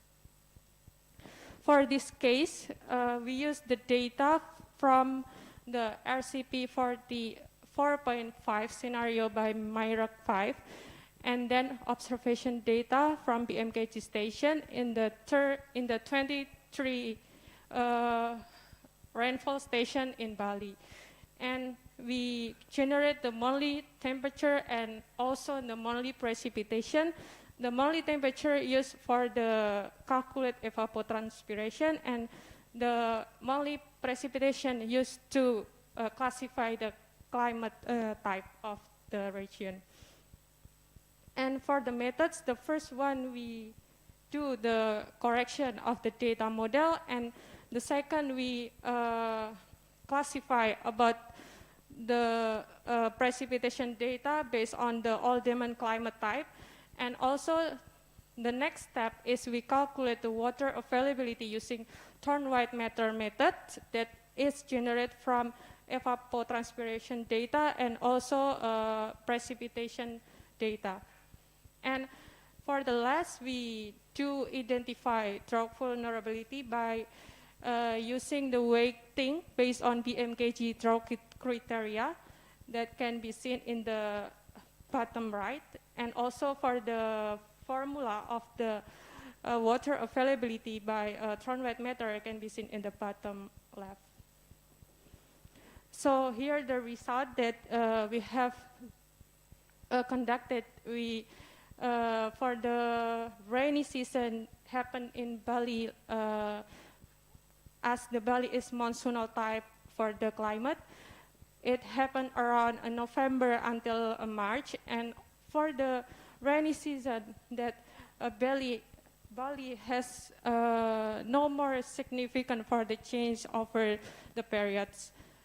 But in the April that Bali starting to dry season, the area of the vulnerability of drought is expanded widely, and also about the intensity.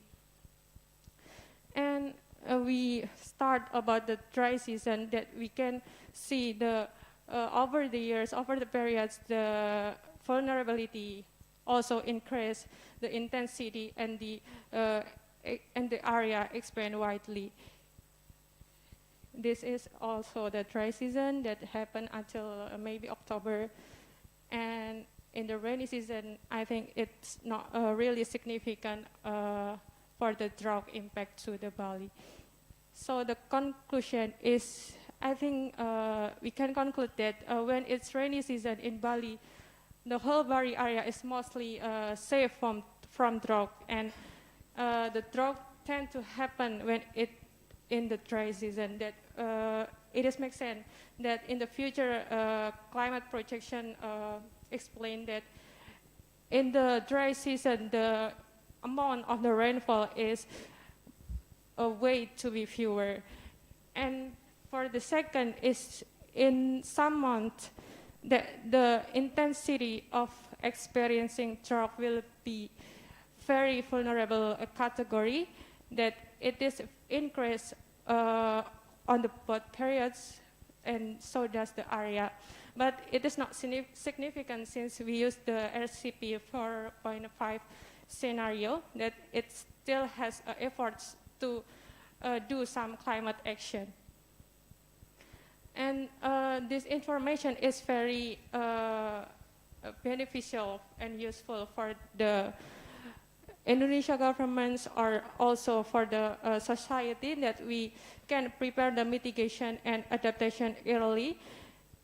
And it is very useful for a decision maker to improve the climate policy for national food security. And for the implementation of data CORDEX itself, we are so looking forward to it, to implement the output of data CORDEX for many sectors in Indonesia, such that I have mentioned before. BMKG has produced some information related to renewable energy assessment and infrastructure, and about flood prediction.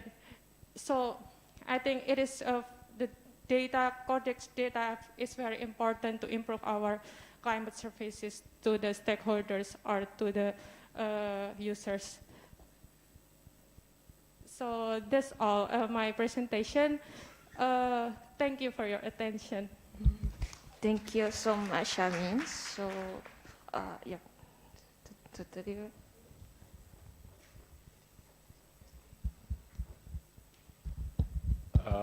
Hi, thanks for presentation. So, the issue is because you're using a Thornwhite based formulas to compute the evapotranspirations, right? So essentially, it's temperature only methods to calculate. So my issue with temperature only methods to compute the evapotranspiration is always that, you know, the future trends will always follow the temperature trends. So you always see an increase in the evapotranspirations in the futures. And you based on that, you subsequently carry out all the vulnerability assessments. So, but in reality, we know through decades of observations in the world, many parts, that the evapotranspiration does not actually increase following the increasing trends of the temperature. So do you have any comments on that?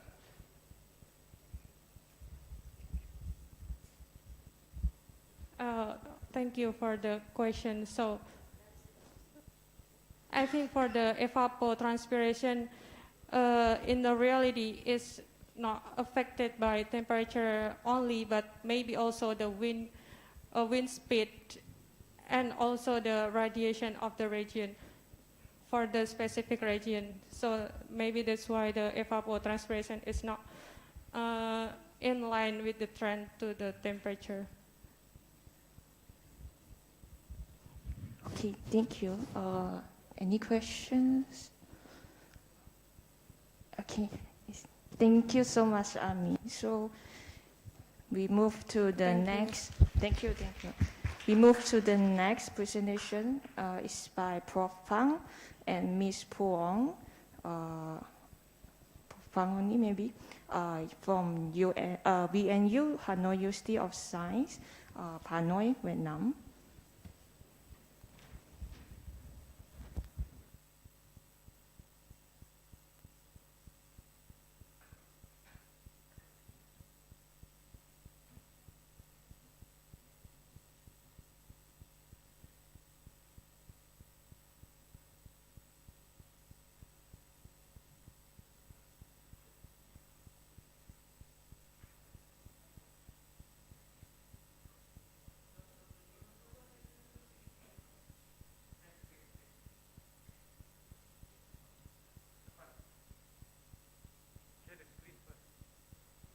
otherwise people online cannot see.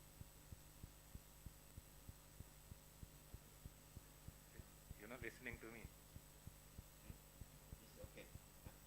Oh, okay. You share the screen.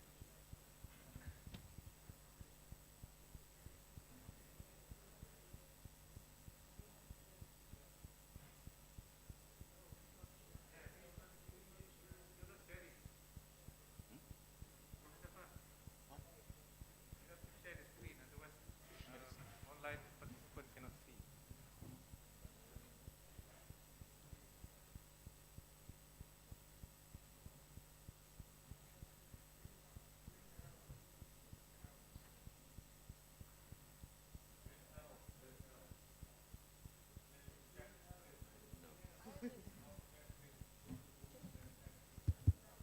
Click it, the green arrow, the green arrow. Go to that, yeah, green arrow. Share. Okay.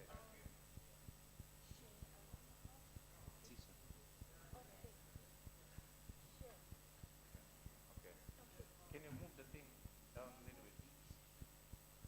No, not that one. The Leave on the top. Put on the top. that one, yeah.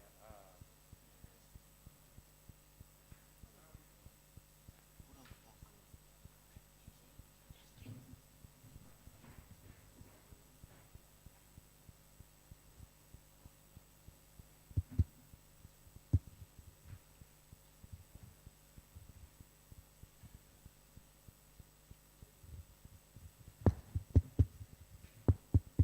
Yes, that's okay. Good afternoon, everyone. And now I show you my presentation here related to the graph. The first, I try to speak very quickly, to show very quickly. The first, I show you the data and methods. We use in our research is a monthly upward precipitation and temperature with 0.25 degree, and also for AWC from the FAO, but use only for PDSI, not SPI. And the model data we use six couple model intercom, that means simplified down by Rexium 3 from our project. And baseline period for Vietnam only we use 20 years, and for Southeast Asia we use 30 years. And for future period for Vietnam we use 2046 to 2065, and for Southeast Asia 2036 to 2065, and for far future like that. And we use two emission scenario, RCP 4.5 and RCP 8.5. Raw index, for Vietnam we use PDSI because for whole Southeast Asia the AWC data cannot present small islands, so we cannot use the PDSI. Instead we use SPI. And PDSI is equal to about SPI 10 months, but SPI is 12 months. That's the time scale. And we focus on raw characteristic, the duration count by in length of the raw span, and raw severity, and also intensity and interarrival time, and also space and extent. That means this we call the raw characteristic. And this one is a future chain of raw over Vietnam. This picture shows you the difference between the temperature between the observation and model. And here is the rainfall. You can see that the rainfall temperature almost decrease, and just below underestimate, but rainfall almost overestimate. And also monthly, here is annually, and here is monthly value. We calculate for the climatic sub-region of Vietnam. Vietnam is divided by 7 sub-regions and whole Vietnam here. And again, we can see that the temperature is underestimate and rainfall is overestimate also. And this one is for monthly value. In briefly, temperature is underestimate and rainfall overestimate. Sorry, it's error typo. This also shows change in drought over Vietnam. Here is the temperature, and here is rainfall, and yes, something like for sub-region, and also it's for monthly, but for sub-region. Almost here, of course, temperature is increased in the future, but rainfall is decreased also, and the most rainfall is decreased in the dry month, that means dry period, and early month of the rainy season in the year. That's for the future, temperature is increased and rainfall is decreased. And this is, this is future change of drought. Here is duration, drought duration is severity, inter-annual, intensity and inter-arrival. That means severity we count the own sum of the value of the drought index. You can see that here the red color shows more drought or more severe. That means for the whole Vietnam is the Red River Delta and Central and also the South. The duration may be increased. That means longer and longer. And severity is almost over the whole country, especially in the South and in the Red River Delta and North Central area. Here is severity increased so much. And also it's the intensity may be similar to the severity, and in the arrival maybe almost decreased. That means it's a more frequency of drought. And also here you can see that for different model. That means different model give different reasons. It shows that uncertainty in the drought characteristic when we calculate with acid model value. That means drought is projected to be more severe over Red River Delta, North Central and the South, especially in the month of the late dry season and the early rainy season. Here is also for whole for all of model, and for characteristic duration, severity, intensity, and inter-arrival time. And also, again, we can see that the severity increase almost area, especially in Red River Delta and North Central and in the South, and intensity may be similar, something like that.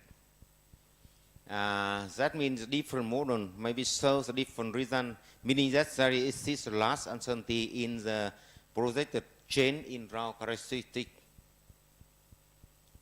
The second one is we saw here is a change in drought over Southeast Asia. Here is different between the precipitation between the model and observation during the baseline period. Here, again we can see that all over Southeast Asia the model overestimate of the rainfall, and the temperature not here. No, we don't show no temperature because don't show temperature because we use SPI. SPI only use precipitation, so we don't show the temperature. Because the model overestimate of the rainfall, so the difference between the model output and observe of the drought duration here. Almost in maritime continental is underestimate, but almost area is underestimate and some area is overestimate, something like that. Also here you can see the difference between drought severity between simulation and observation for baseline period. And again, we obtain the underestimate of the drought severity, except some area in different in specific model. So, for example, here is an example. Some area is overestimate, but almost underestimate or not so much different. This is a change in annual precipitation in ensemble of mid-future and far-future period under the two scenarios here. That means over here we can see that almost mid-future and far-future over our area is drought precipitation tend to decrease. That means maybe consistent it with some other research. This is change of drought duration and calculate for ensemble mean of the model here for the mid-future and also for the far-future period under the two scenarios. The green one here is decrease, and the red one is increase. And you can see it's not very complicated to show that where is almost decrease or where almost increase. But something it seems that in the over maritime continental maybe drought duration is decrease, but in mainland of the Southeast Asia is increase. And another one is also drought severity increase here and decrease is almost of area. And this is some remark.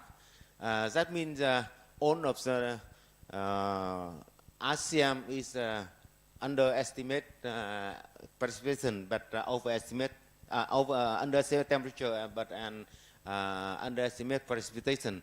And precipitation, the temperature is projected to increase over whole Southeast Asia, and precipitation is projected to decrease almost Southeast Asia. In Vietnam, drought is projected to be more severe over Red River, North Central, and the South. And over Southeast Asia, drought duration and severity is projected to decrease. But in Indochina, drought is expected to be more severe under as with 8.5 in the far future. Thank you very much. And you can see that more information you can see in our two papers here published in International Journal of Climatology and also in Vietnam Journal of Earth Science. Thank you.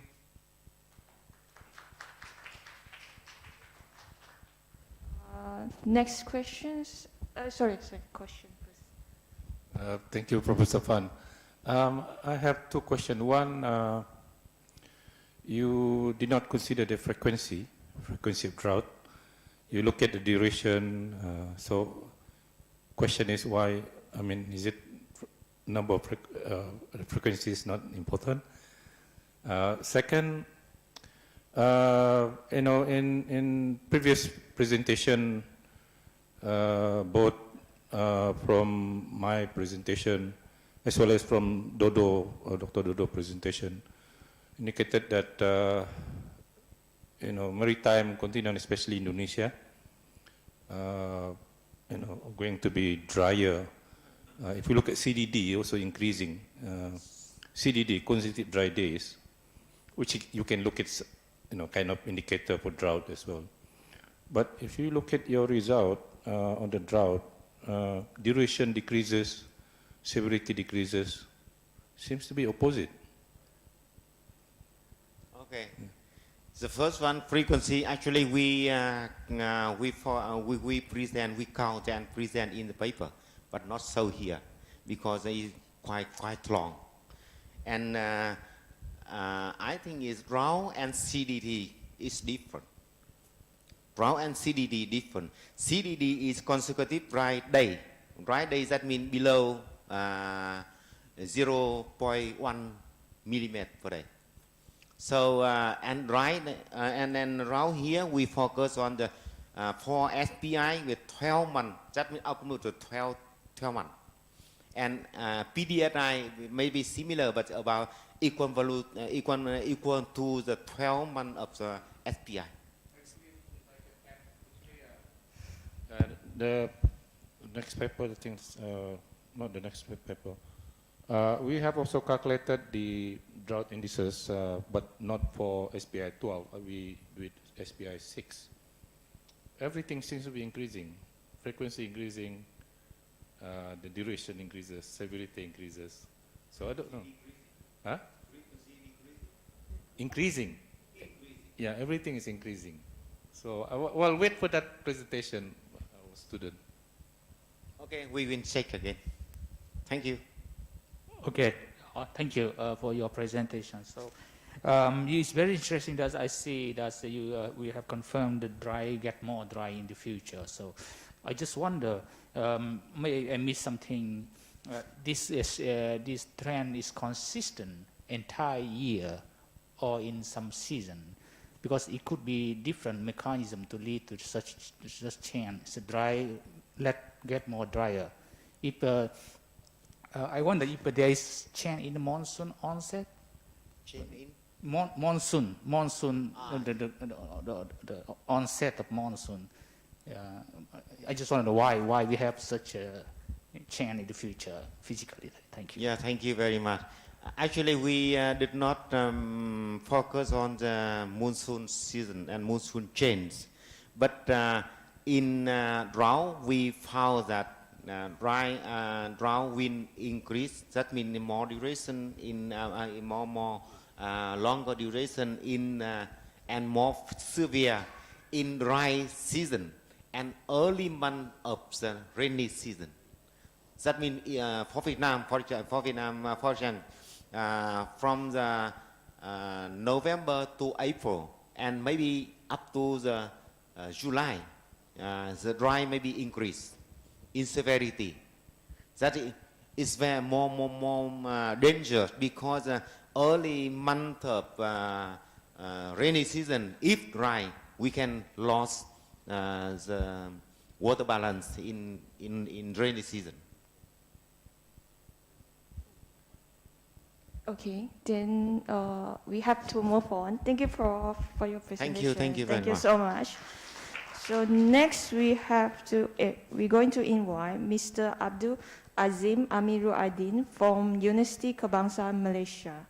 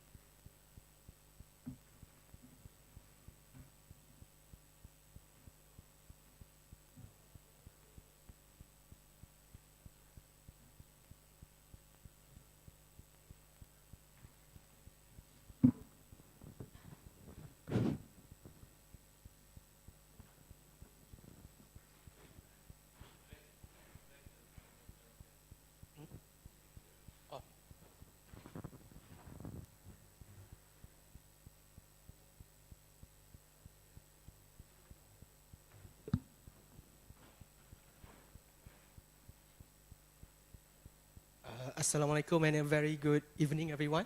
My name is Abdul Azim bin Amiruddin, and I will be presenting an ongoing investigation on droughts in Malaysia and Indonesia region of Sumatra and Kalimantan, understanding the trend and future changes associated with climate change. For the introduction, droughts create a favorable condition for forest fires, which in turn increase the emission for greenhouse gases such as CO2, and also increase the air pollution, and if worsened, it could create a haze episode.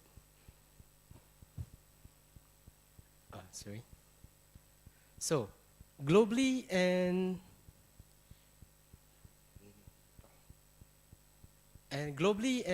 historically, there is an increase.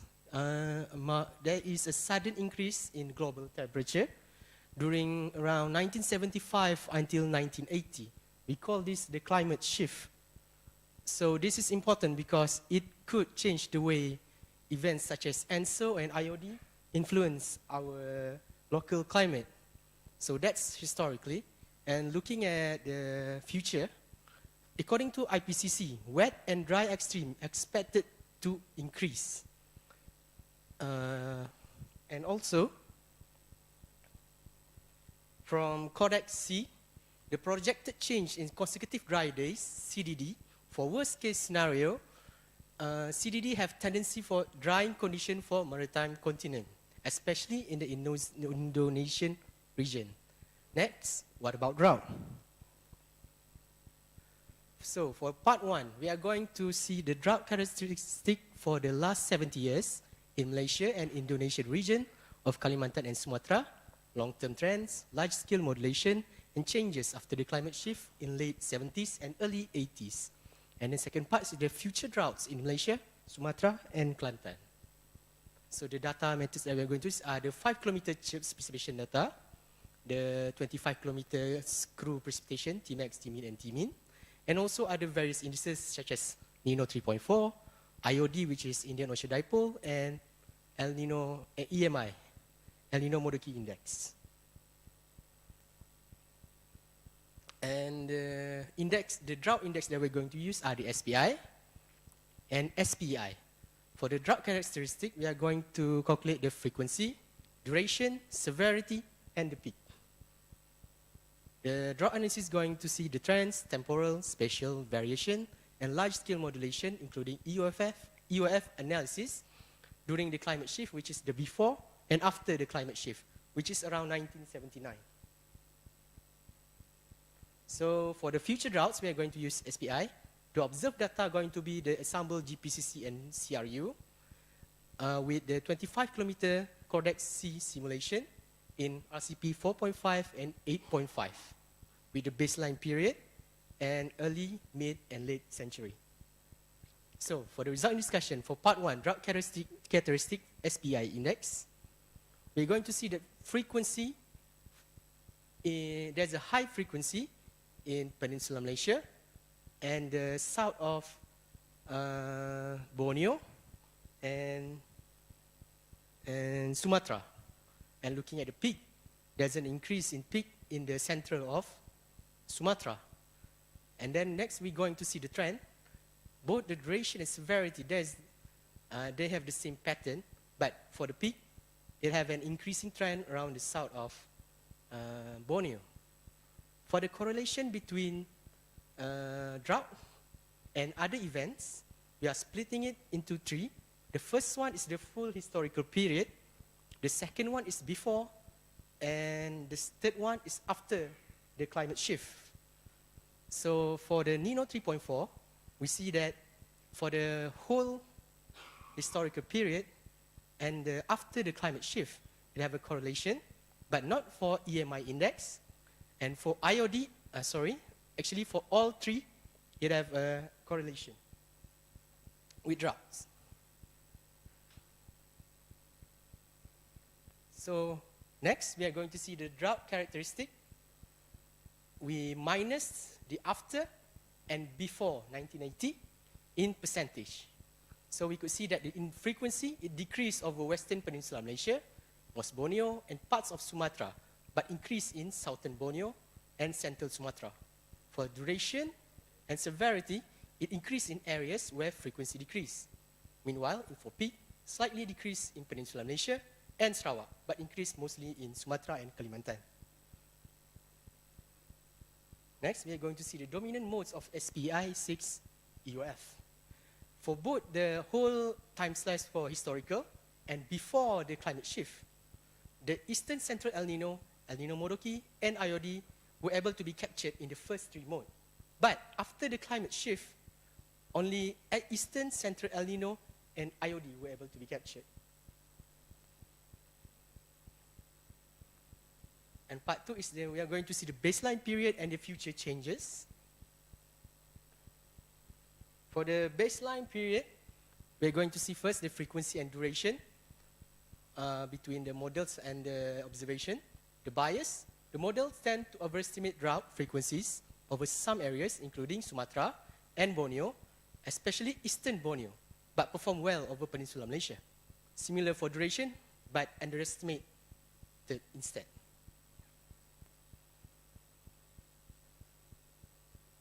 For severity and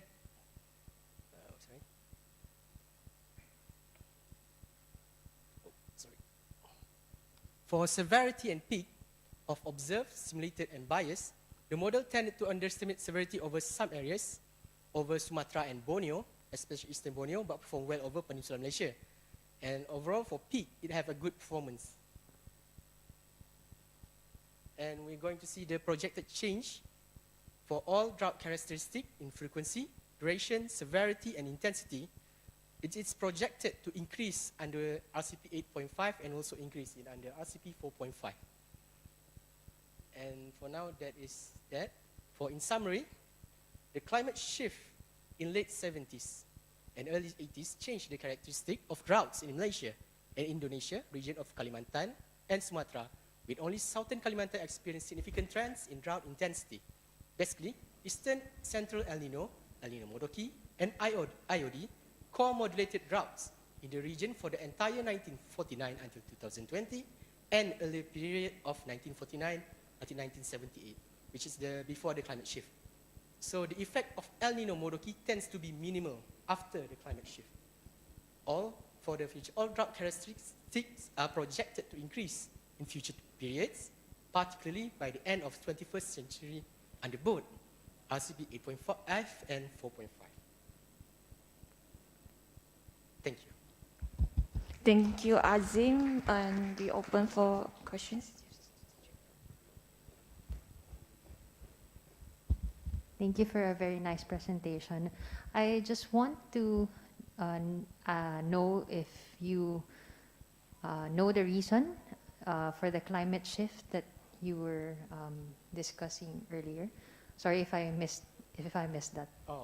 The climate shift probably during the Industrial Revolution around that time. The 70s to the early 80s?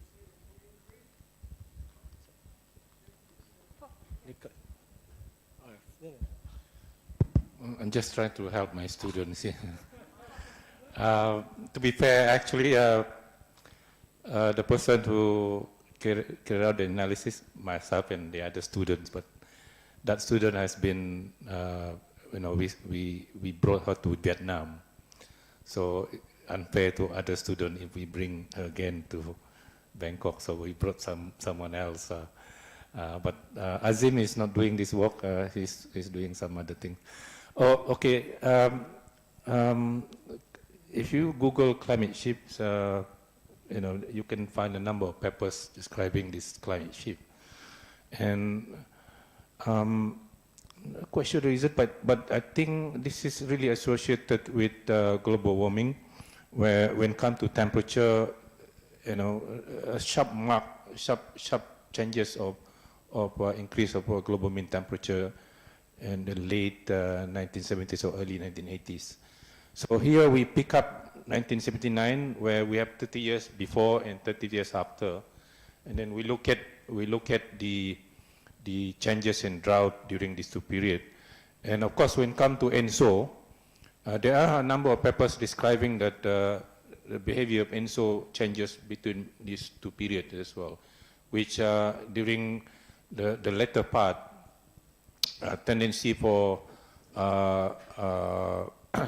so-called the Central Eastern Pacific El Nino as compared to, the Modoki or Central El Nino during the later part as opposed to Eastern El Nino during the first part. I think my understanding is that maybe not complete, but this shift is pretty much associated with the induced, anthropogenic climate change, I think. Yeah.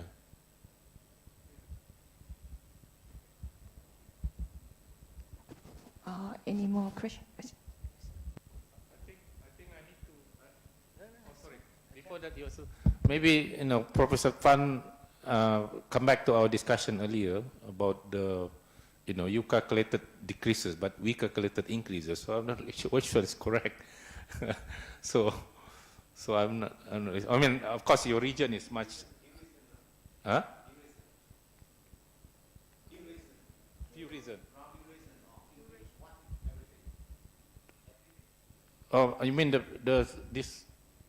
Yeah, this one seems to be increasing. Yeah, frequency, duration, severity, and intensity. Yeah, increase. But your calculation seems to indicate decreases, right? Your duration decreases. Yeah. Thank you, Prof. Next question. Thanks, Azim, for the talk. I guess my question is about another shift, not a 1980s shift. But there seem to be some observations showing around 2000 we see increase in tropical precipitation since then. And I'm just curious, like, would that influence your the drought frequency and the duration that you're seeing after in 21st century? I mean, in the first 20 years, just compared to the 20th century. So have you looked into that? Meaning the difference during the early and... before 2000 and after 2000. Oh, before and after 2000. Yeah. Haven't yet. I don't know. I am very you know how to answer, Azim. I don't think we really look at before and after 2000. Here we specified the 30 years before 1979 and 30 years after the, So of course, if talking about frequency, it has to be same equal amount of years. The length of the record has to be, same. So 30 years before 1979, 30 years after 1979. So we counted the frequency and see the different. But this arises from the fact that the two periods has different behavior of ENSO, and of course drought basically pretty much moderated by ENSO. So different type of drought have different impact of ENSO in the region. So.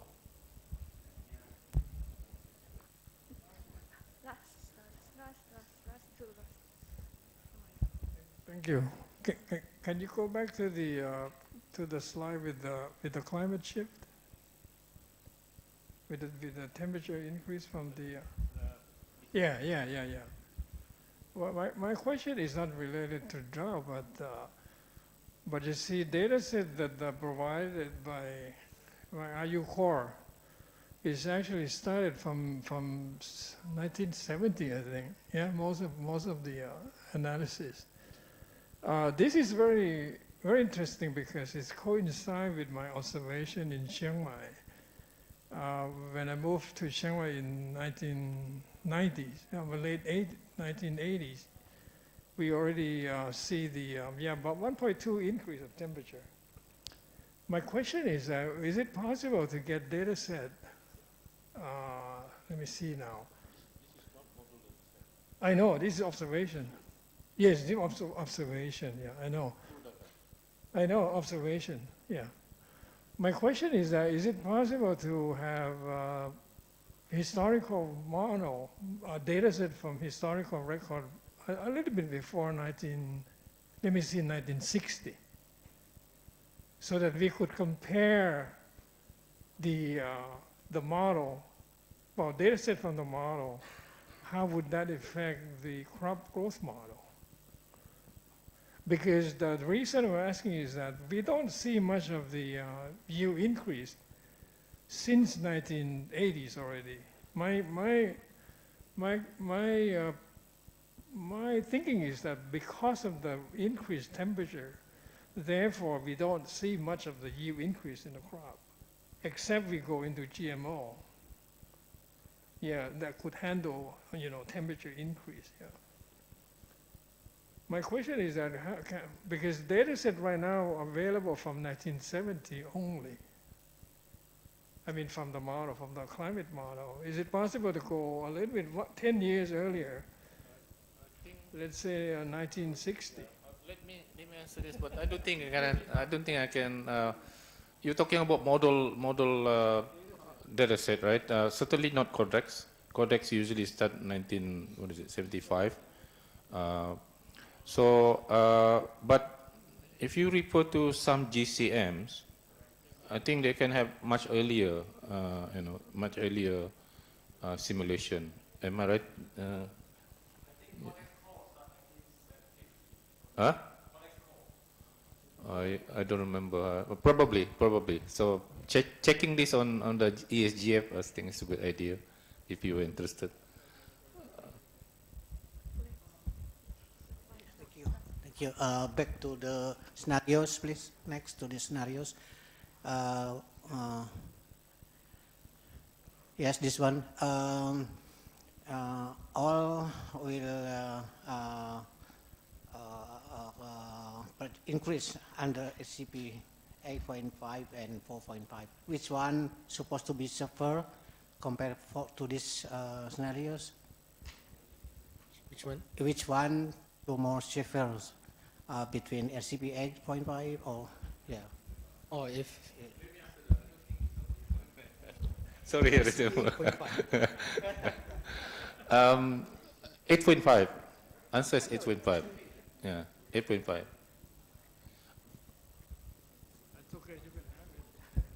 Sorry, we have to close the question. Okay, thank you, Azim. Next, we invite Dr. Pratama from Chulalongkorn University.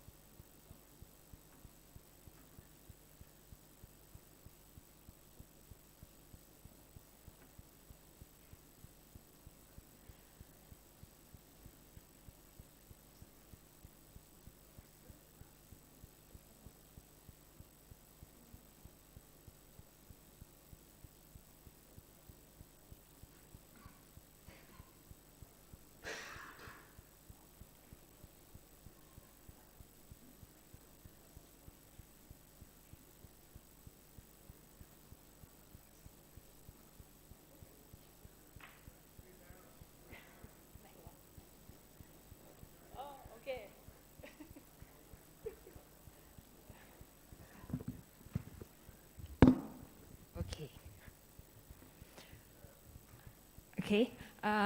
Good afternoon, everyone, and it is my pleasure to give a presentation on behalf of Thailand colleagues. Okay.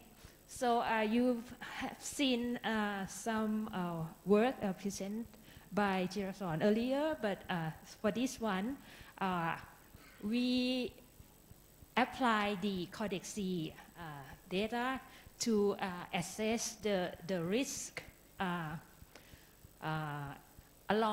mainly along the coastal area. And we all know that coastal zones are very important resources and also important for economic like fishery and tourism, especially for Thailand. So it is important that we have to assess the risk in the future. Okay, so in this study we follow the concept of IPCC AR5, which show that the risk of climate change is an intersection of three components: hazards, exposure, and vulnerability. So for the hazards, we use CORDEX C to assess flood, drought, heat, and cold. And for the coastal area, it's also affected by the change of the from the ocean. So we try to look at the marine heat wave, and we also consider other information from other sources. For example, the information about sea level rise or change in the extreme sea level from storm surge and so on. But because of this work is still it's not finished yet, so today we only show the work that apply the CORDEX C data only. And for the exposure, for example, if we look at the flood or drought, it's also depend on the physical characteristic of the area. So for this work, we produce the risk map for the for the whole country. So the non-climate information that we got, we only got the data that are available in the provincial scale. So you will see that the result that we show you next, it will be in the provincial scale, okay? And for vulnerability, any non-climate data that we can get a hold of that tell about the sensitivity of the area and or the sector, so we use that as well. Okay, so for the climate data, we use the product from CORDEX, 25 kilometer grids, and from the three GCMs, MPI, ESM, MR, Easy Earth, and HGM2 ES. But we use the ensemble mean of 3 GCM. And we consider 2 RCP, and for the historical period from 1970 to 2005, and for the projection, we consider every 20 years period, okay. And from the climate data, we assess hazards by consider the aspect of hazard in terms of intensity, duration, and frequency by using different combination of extreme indices to represent each aspect.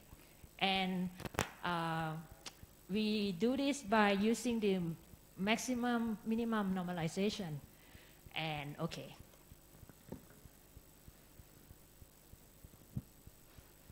So first, for the flood hazard, so we look at, we don't do the hydro model, so we apply the precipitation extreme indices. So for example, for intensity, we use like 4 indices, and for duration, we use consecutive wet day, sorry, and for frequency, we use these 2 indices. And for each intensity, duration, frequency, then we come and get the hazard index, flood hazard index. So this is one of the rainfall intensity index, and so for the color is represent the index by the province, and we can see that most of the coastal area project increase in extreme intensity. And for the duration, consecutive wet day, compare for the coastal area and most of the mainland Thailand, the future projection show the decrease in wet consecutive wet day. Okay, and for the rainfall frequency, most of the coastal area show the decrease in the rainfall frequency. And for the, we combine three aspects to get this flood hazard index for each province. And okay, and we can see that most of the coastal province, compared to other other area of the country, seems to be prone to flood hazard in the future. Okay, and for drought, we also do a similar thing, but we use these three index to derive the drought hazard. Okay, so for the intensity, we use rainfall, total rainfall amount, and all the coastal province project the decrease in the rainfall amount. And for the consecutive dry day, it shows decrease in the consecutive dry day, although it's different between the period as well. It's not always in the same direction. And from intensity and duration, we got the drought hazard in this figure. And compared to, for the coastal area, when compared to other area in the country, still it's not, the drought is not high on the rank, except on the eastern coast, it showed the drought hazard is important in this area. And also it is quite a developing zone, so it need to consider, pay more attention on this problem. And next, the heat hazard. So we consider temperature indices in terms of intensity, duration, wet, warm spell duration index, and frequency of extreme heat. And as you expect that for the heat, it's getting more and more extreme in the future, in far future. Okay, so from this, for the heat hazard, it getting severe, more severe in the future. And for the cold hazard, we use like 6 indices to get the index. And okay, it's opposite to the warm hazard, so it's getting less and less in the future. So from these 4 hazards, then we can also consider multiple hazards like this. This is the total hazard when we consider 4 hazards together. Okay. Now this is just the hazard assessment. So when we want to move to the risk assessment, then we try to incorporate the non-climate data that are relevant to the problem that we look for. For example, if flood, then if we can look at the flood-prone area, so that means that maybe this is all these province that has a historical flood in the past. So maybe it's because of the topography and soil and so on. So if we use this information together, then we get this flood-prone area, and then we add that with the hazard map. So we come up with the risk map for each period. So for the drought, it's similar. So we've got the drought-prone area, mainly in the northeast of Thailand. So this and the risk, the hazard of drought increase into the future, and so it's shown in the risk here. So to summarize, we apply CORDEX C in making the hazard assessment, and also if we incorporate other non-climatic data such as socio-economic or biophysical data, then we can assess the climate risk in this case at the provincial scale. Thank you. Thank you, Dr. Padama. We have a question.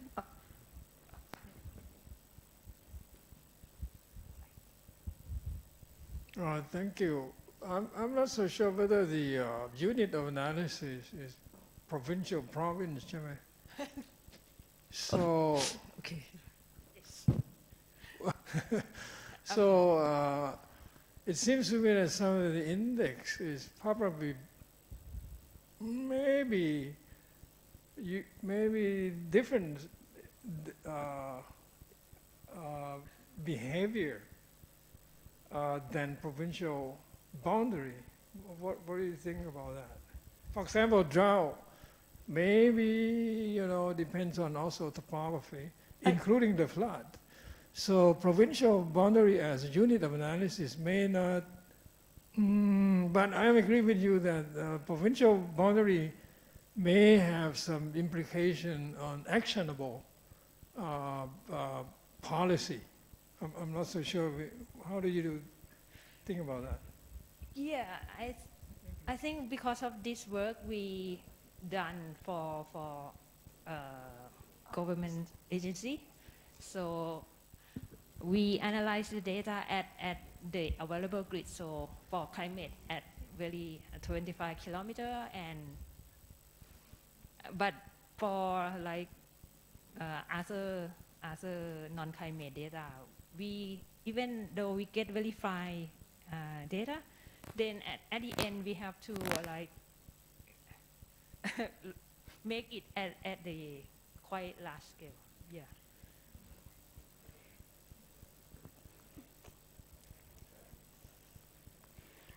Thank you very much for the presentation.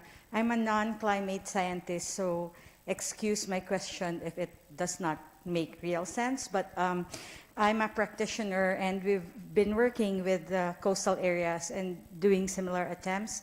On the question of the hazards, my question is rainfall the only, is it appropriate to just consider rainfall as the only climate variable that can possibly cause coastal flooding or tidal flooding? Have you ever considered the phenomenon, for example, of storm surges or sea level rise or tidal movements, along that way? Because that is now a concern for us as well, as we were discovering a phenomenon of tidal flooding versus coastal flooding. Mm-hmm. Okay, thank you. Yeah. Yes, for the coastal area, storm surge and tidal flood from Thai is important. But we plan to do that. But the assessment, we use the data from other sources, like the projection of sea level rise from IPCC, or the projection of storm surge change in the future from other group that they produce the like global assessment of future change in storm surge. So, so that information is very important. So that, but we can't get it from CORDEX, so we need from other sources. We have one more question. Oh, okay, thank you. So thank you for your presentation. So I see some index you're using, some heat hazards is frequency plus intensity plus duration.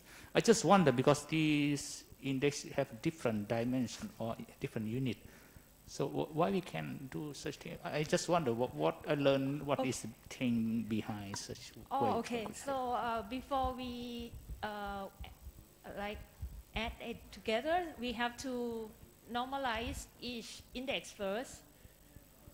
Okay. So for each variable, we has to normalize minimum. So for example, for this one, from the real value, we normalize it. So it's range from 0 to 1. And then for each index, then we can add it together. And yeah.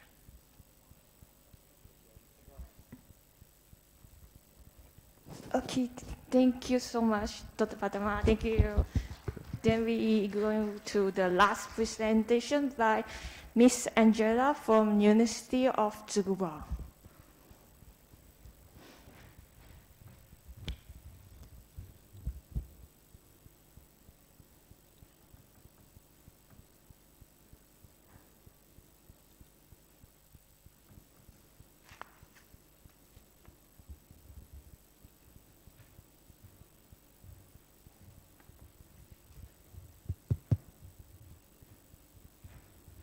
Okay, good afternoon, everyone. So I hope you're still okay. Please bear with me as we go through the last presentation of the day. So on behalf of the co-authors that are here today and my colleagues, I'm here to present our work in under review that's called Process-Based Analysis of the Impacts of Sea Surface Temperature on Climate in CORDEX Sea Simulations. So this will be talking about more on the why, the processes behind the why do we get the biases in the simulations that we have. So for the global climate models with uncertainties, they can be addressed through dynamical downscaling, which was already mentioned in the previous presentations.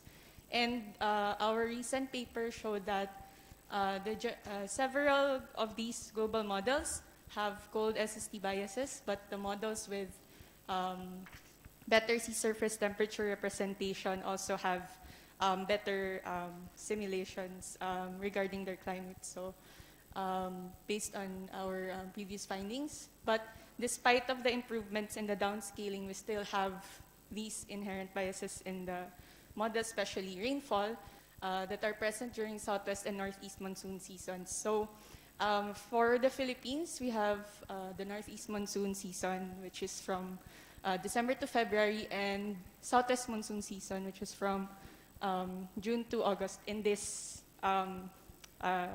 ongoing paper that we have. And before that, I'd like to also emphasize that we analyzed the Philippines in two major divisions, but these are based on the Philippine climate types that were mentioned in a presentation earlier by Dr. Julie. And so we have the East Philippines and the West Philippines. And we found that in the previous papers, in the CORDEX Sea simulations, that there was an improvement in the orographic precipitation due to the representation in the topography. However, again, some of these simulations still have the biases that we need to look further, especially in the processes. So we used the regional climate model, or RIG-CM, and we have the climate projections in the first phase of the project of CORDEX C, and some of the results show us before that if you have, for example, downscaled MPI, which has minimal SST biases because of the good representation, it also led to a good representation in the rainfall simulations. However, for downscaled IPSL, which had unrealistic, underestimated precipitation, it also had poor SST representations. But other models have different results, so we wanted to know what are the other factors that led to the biases. And so the objective of this study is to look at the potential mechanisms linking the seasonal SST representation of the global model. So we used CIMIP5 for this study over Southeast Asia, and look at the downscale CORDEX simulations over the Philippines. So we wanted to look at the added value of downscaling and explore the process-based analysis. So we also wanted to look at the surface moisture transport and how the moisture was able to be transported to the Philippines, and also look at the potential mechanisms that govern the simulations using RegCM in context with the well and poorly represented SSTs. So, okay, so for the, sorry. Okay, so the data sets that we use, so we have 7 global models, and these were downscaled using the RegCM4, and for this case we have 7. And we also considered including the perfect boundary condition era interim that were, it was simulated before when we had sensitivity experiments way back during the first phase of the CORDEX C project. And we wanted to compare them, how the simulations were producing the rainfall and other variables. And we also wanted to look at, aside from rainfall, we also wanted to look at temperature, mixing ratio or moisture, and wind speed. And these are the following data sets that we used. So TRIM, Aphrodite, and we also used era interim for the wind speed and the moisture. But our analysis period was only 1998 to 2005 because of the limitation in the TRIM observations. So for our methodology, okay, so we first used the reference data sets, the global models, and compared them with the downscaled RegCM simulations, and we interpolated them into 25-kilometer grid resolution to be able to compare with each other through nearest neighbor method. And in the context of the previous results in the previous paper, we wanted to determine the added value of downscaled global models in the context of the SST representation. And then after that, so we used the downscaled era interim as our reference simulation and compared them using the following analysis that we did. So these are the things that we did. So in summary, we wanted to look at the potential mechanism during the northeast monsoon and the southeast monsoon season. And then for the added value of the dynamical downscaling, so we compared the global model with the RegCM simulations, and we noted that for December to February, the underestimated precipitation over eastern side of the Philippines is present during the northeast monsoon season, and it was because there's also an underestimation over the area that was over the eastern part of the Philippines, so it's already over the ocean side. So this can be attributed to the precipitation biases. And then there's also cold bias in the RegCM4 simulations that is also similar with the SST biases. And we also noted that the moisture or the mixing ratio and the wind speed did not improve because these likely contributed to the dry biases in the RegCM4 simulations. And then during June to August, the overestimated precipitation is present in many of the models except for IPSL, a downscaled IPSL. And this is consistent with the previous paper by Tangang et al. And the temperature in RegCM4 simulations improved except IPSL. And we also have underestimated moisture and overestimated wind speed. And these were also confirmed in other papers. So we also looked at Taylor diagrams, so comparing these global model to the RegCM simulations. So the arrow is pointing from the global model and how it resulted to the RegCM4 simulations using the arrowhead. And there was an improved correlation for temperature and low-level moisture and wind speed. But the simulations with less SST biases have better standard deviation. But the RegCM4, again, the downscaled simulations it failed to improve the rainfall simulation during this season, because of the, again, the difficulty of the model itself to simulate the East Asian winter monsoon rains. And then during June to August, we noted that there are still some biases in rainfall, especially wet biases, but the simulations, when downscaled, we had improved spatial pattern or correlation. And of course, there was an improved temperature due to topography.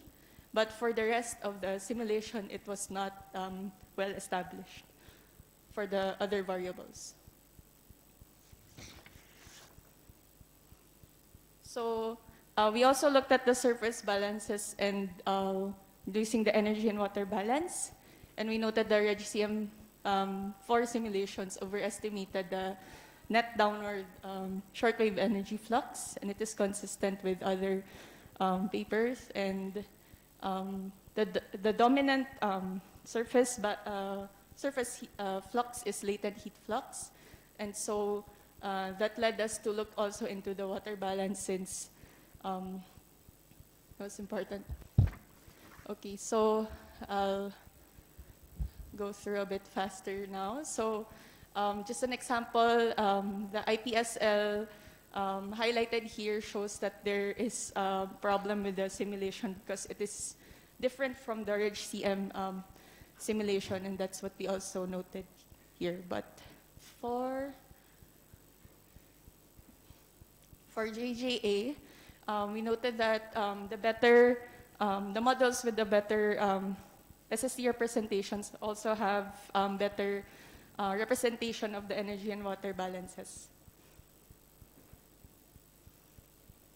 And we also looked at the moisture transport because the surface energy balance wasn't enough.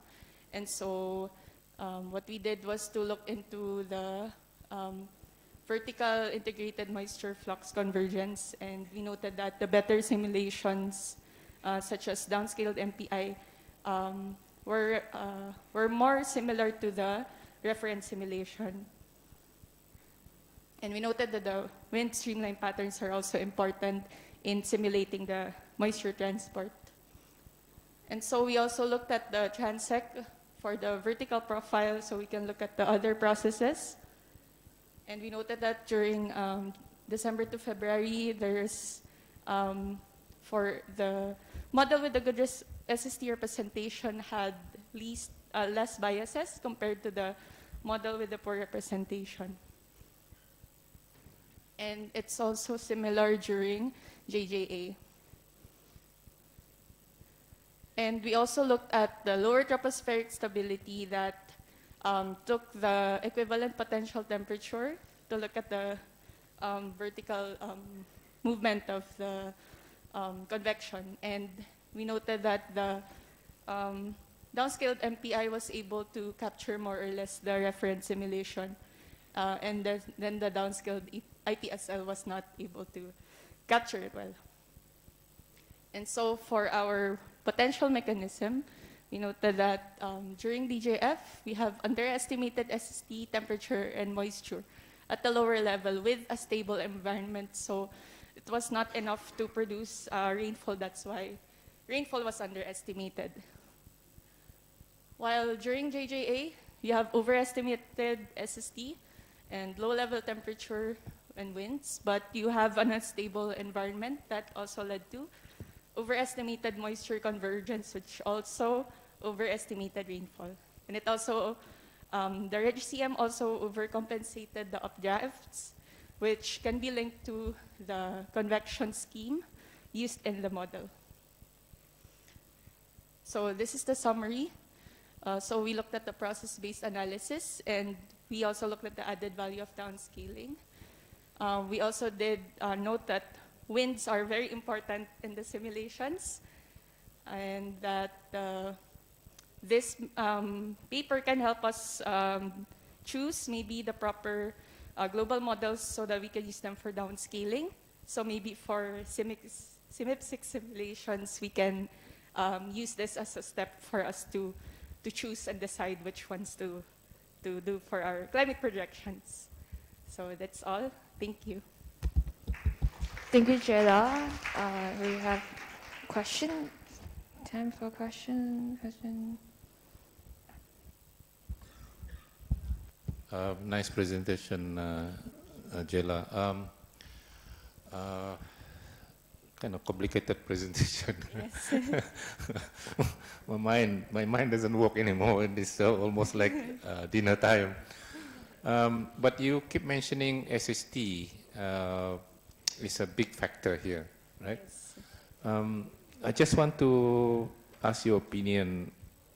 You know, in the future, do you think it's good to, you know, the way we run here, we postpone, you know, surface boundary with the SST from the GCM, which there is no feedback. There is no feedback from the ocean, from the atmosphere into the ocean, meaning that this is a non-coupled system. So do you think in the future it would be good for us to go into the direction of where we have a coupled model, you know, between the atmosphere and ocean, regional coupled model, not the global coupled model, but Southeast Asia, and then we couple the ocean in Southeast Asia with the atmosphere. Do you think this is the direction to go based on what you learned from here? Thank you, Professor Fred, for the question. So that is one way to address the biases, especially using the, taking in the context of the SSTs. And I think regarding your question, I think, please correct me if I'm wrong, but I think that Dr. Tan, you're already doing something similar with the work that doing couple model, and it can be computationally expensive. So that's one of the factors that we need to consider. But maybe looking at, maybe, I don't know if it's difficult for doing a larger scale like Southeast Asia, but maybe in maybe a smaller domain can be doable. But aside from that, I think that's why we're also doing bias correction methods, like Dr. John Gregor is doing, using the SST bias correction methods and other bias correction methods. So for me personally, I think it really depends on the resources that we have. So yeah, that's it. Thank you. Okay, can I have one comment and one question? So related to the coupling systems, actually in our group we developed the couple system successfully developed technically, and now we are running the tests on for short-term periods. We haven't run for the long-term simulation, but the time you know, computation is not very expensive. So I think it's doable for the whole region. So we will keep inform you about the progress. For the question, you compare the energy and water balance from the models. I imagine with the reanalyzed one, right? With yes. Yeah. So it happens to us that we try to compare the energy balance from the several reanalyzed products, Yes. and we found the results quite different among the products. So how about your case? Do you think that the reanalyzed is a good reference for those kind of energy balance comparison? Thank you. Thank you, Dr. Tan, for the question.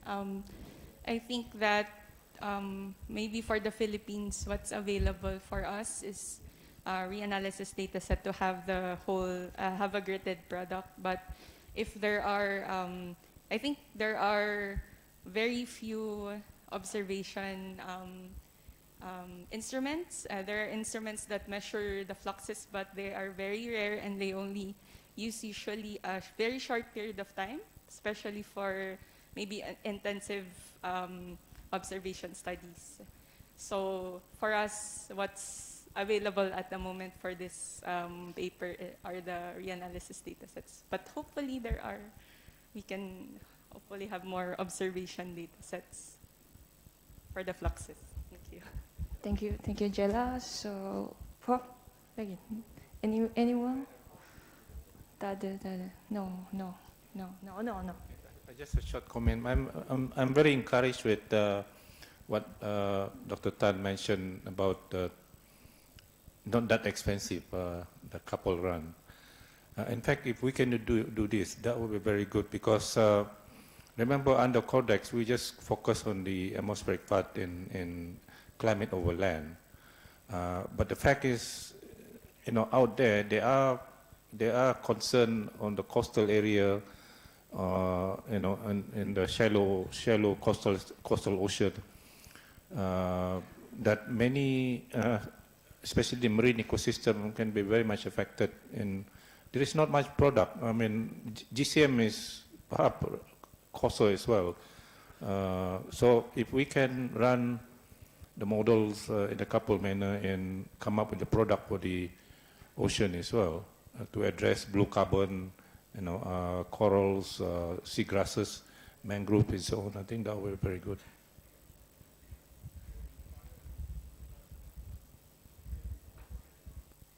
Okay, I think no more questions. Okay, thank you, Jella. Thank you so much. So we have done. So thank you all presenters today. And before you leave, I repeat the announcement. We have the reception dinner, 6 p.m., another 15 minutes. So it's ballroom A is next hall.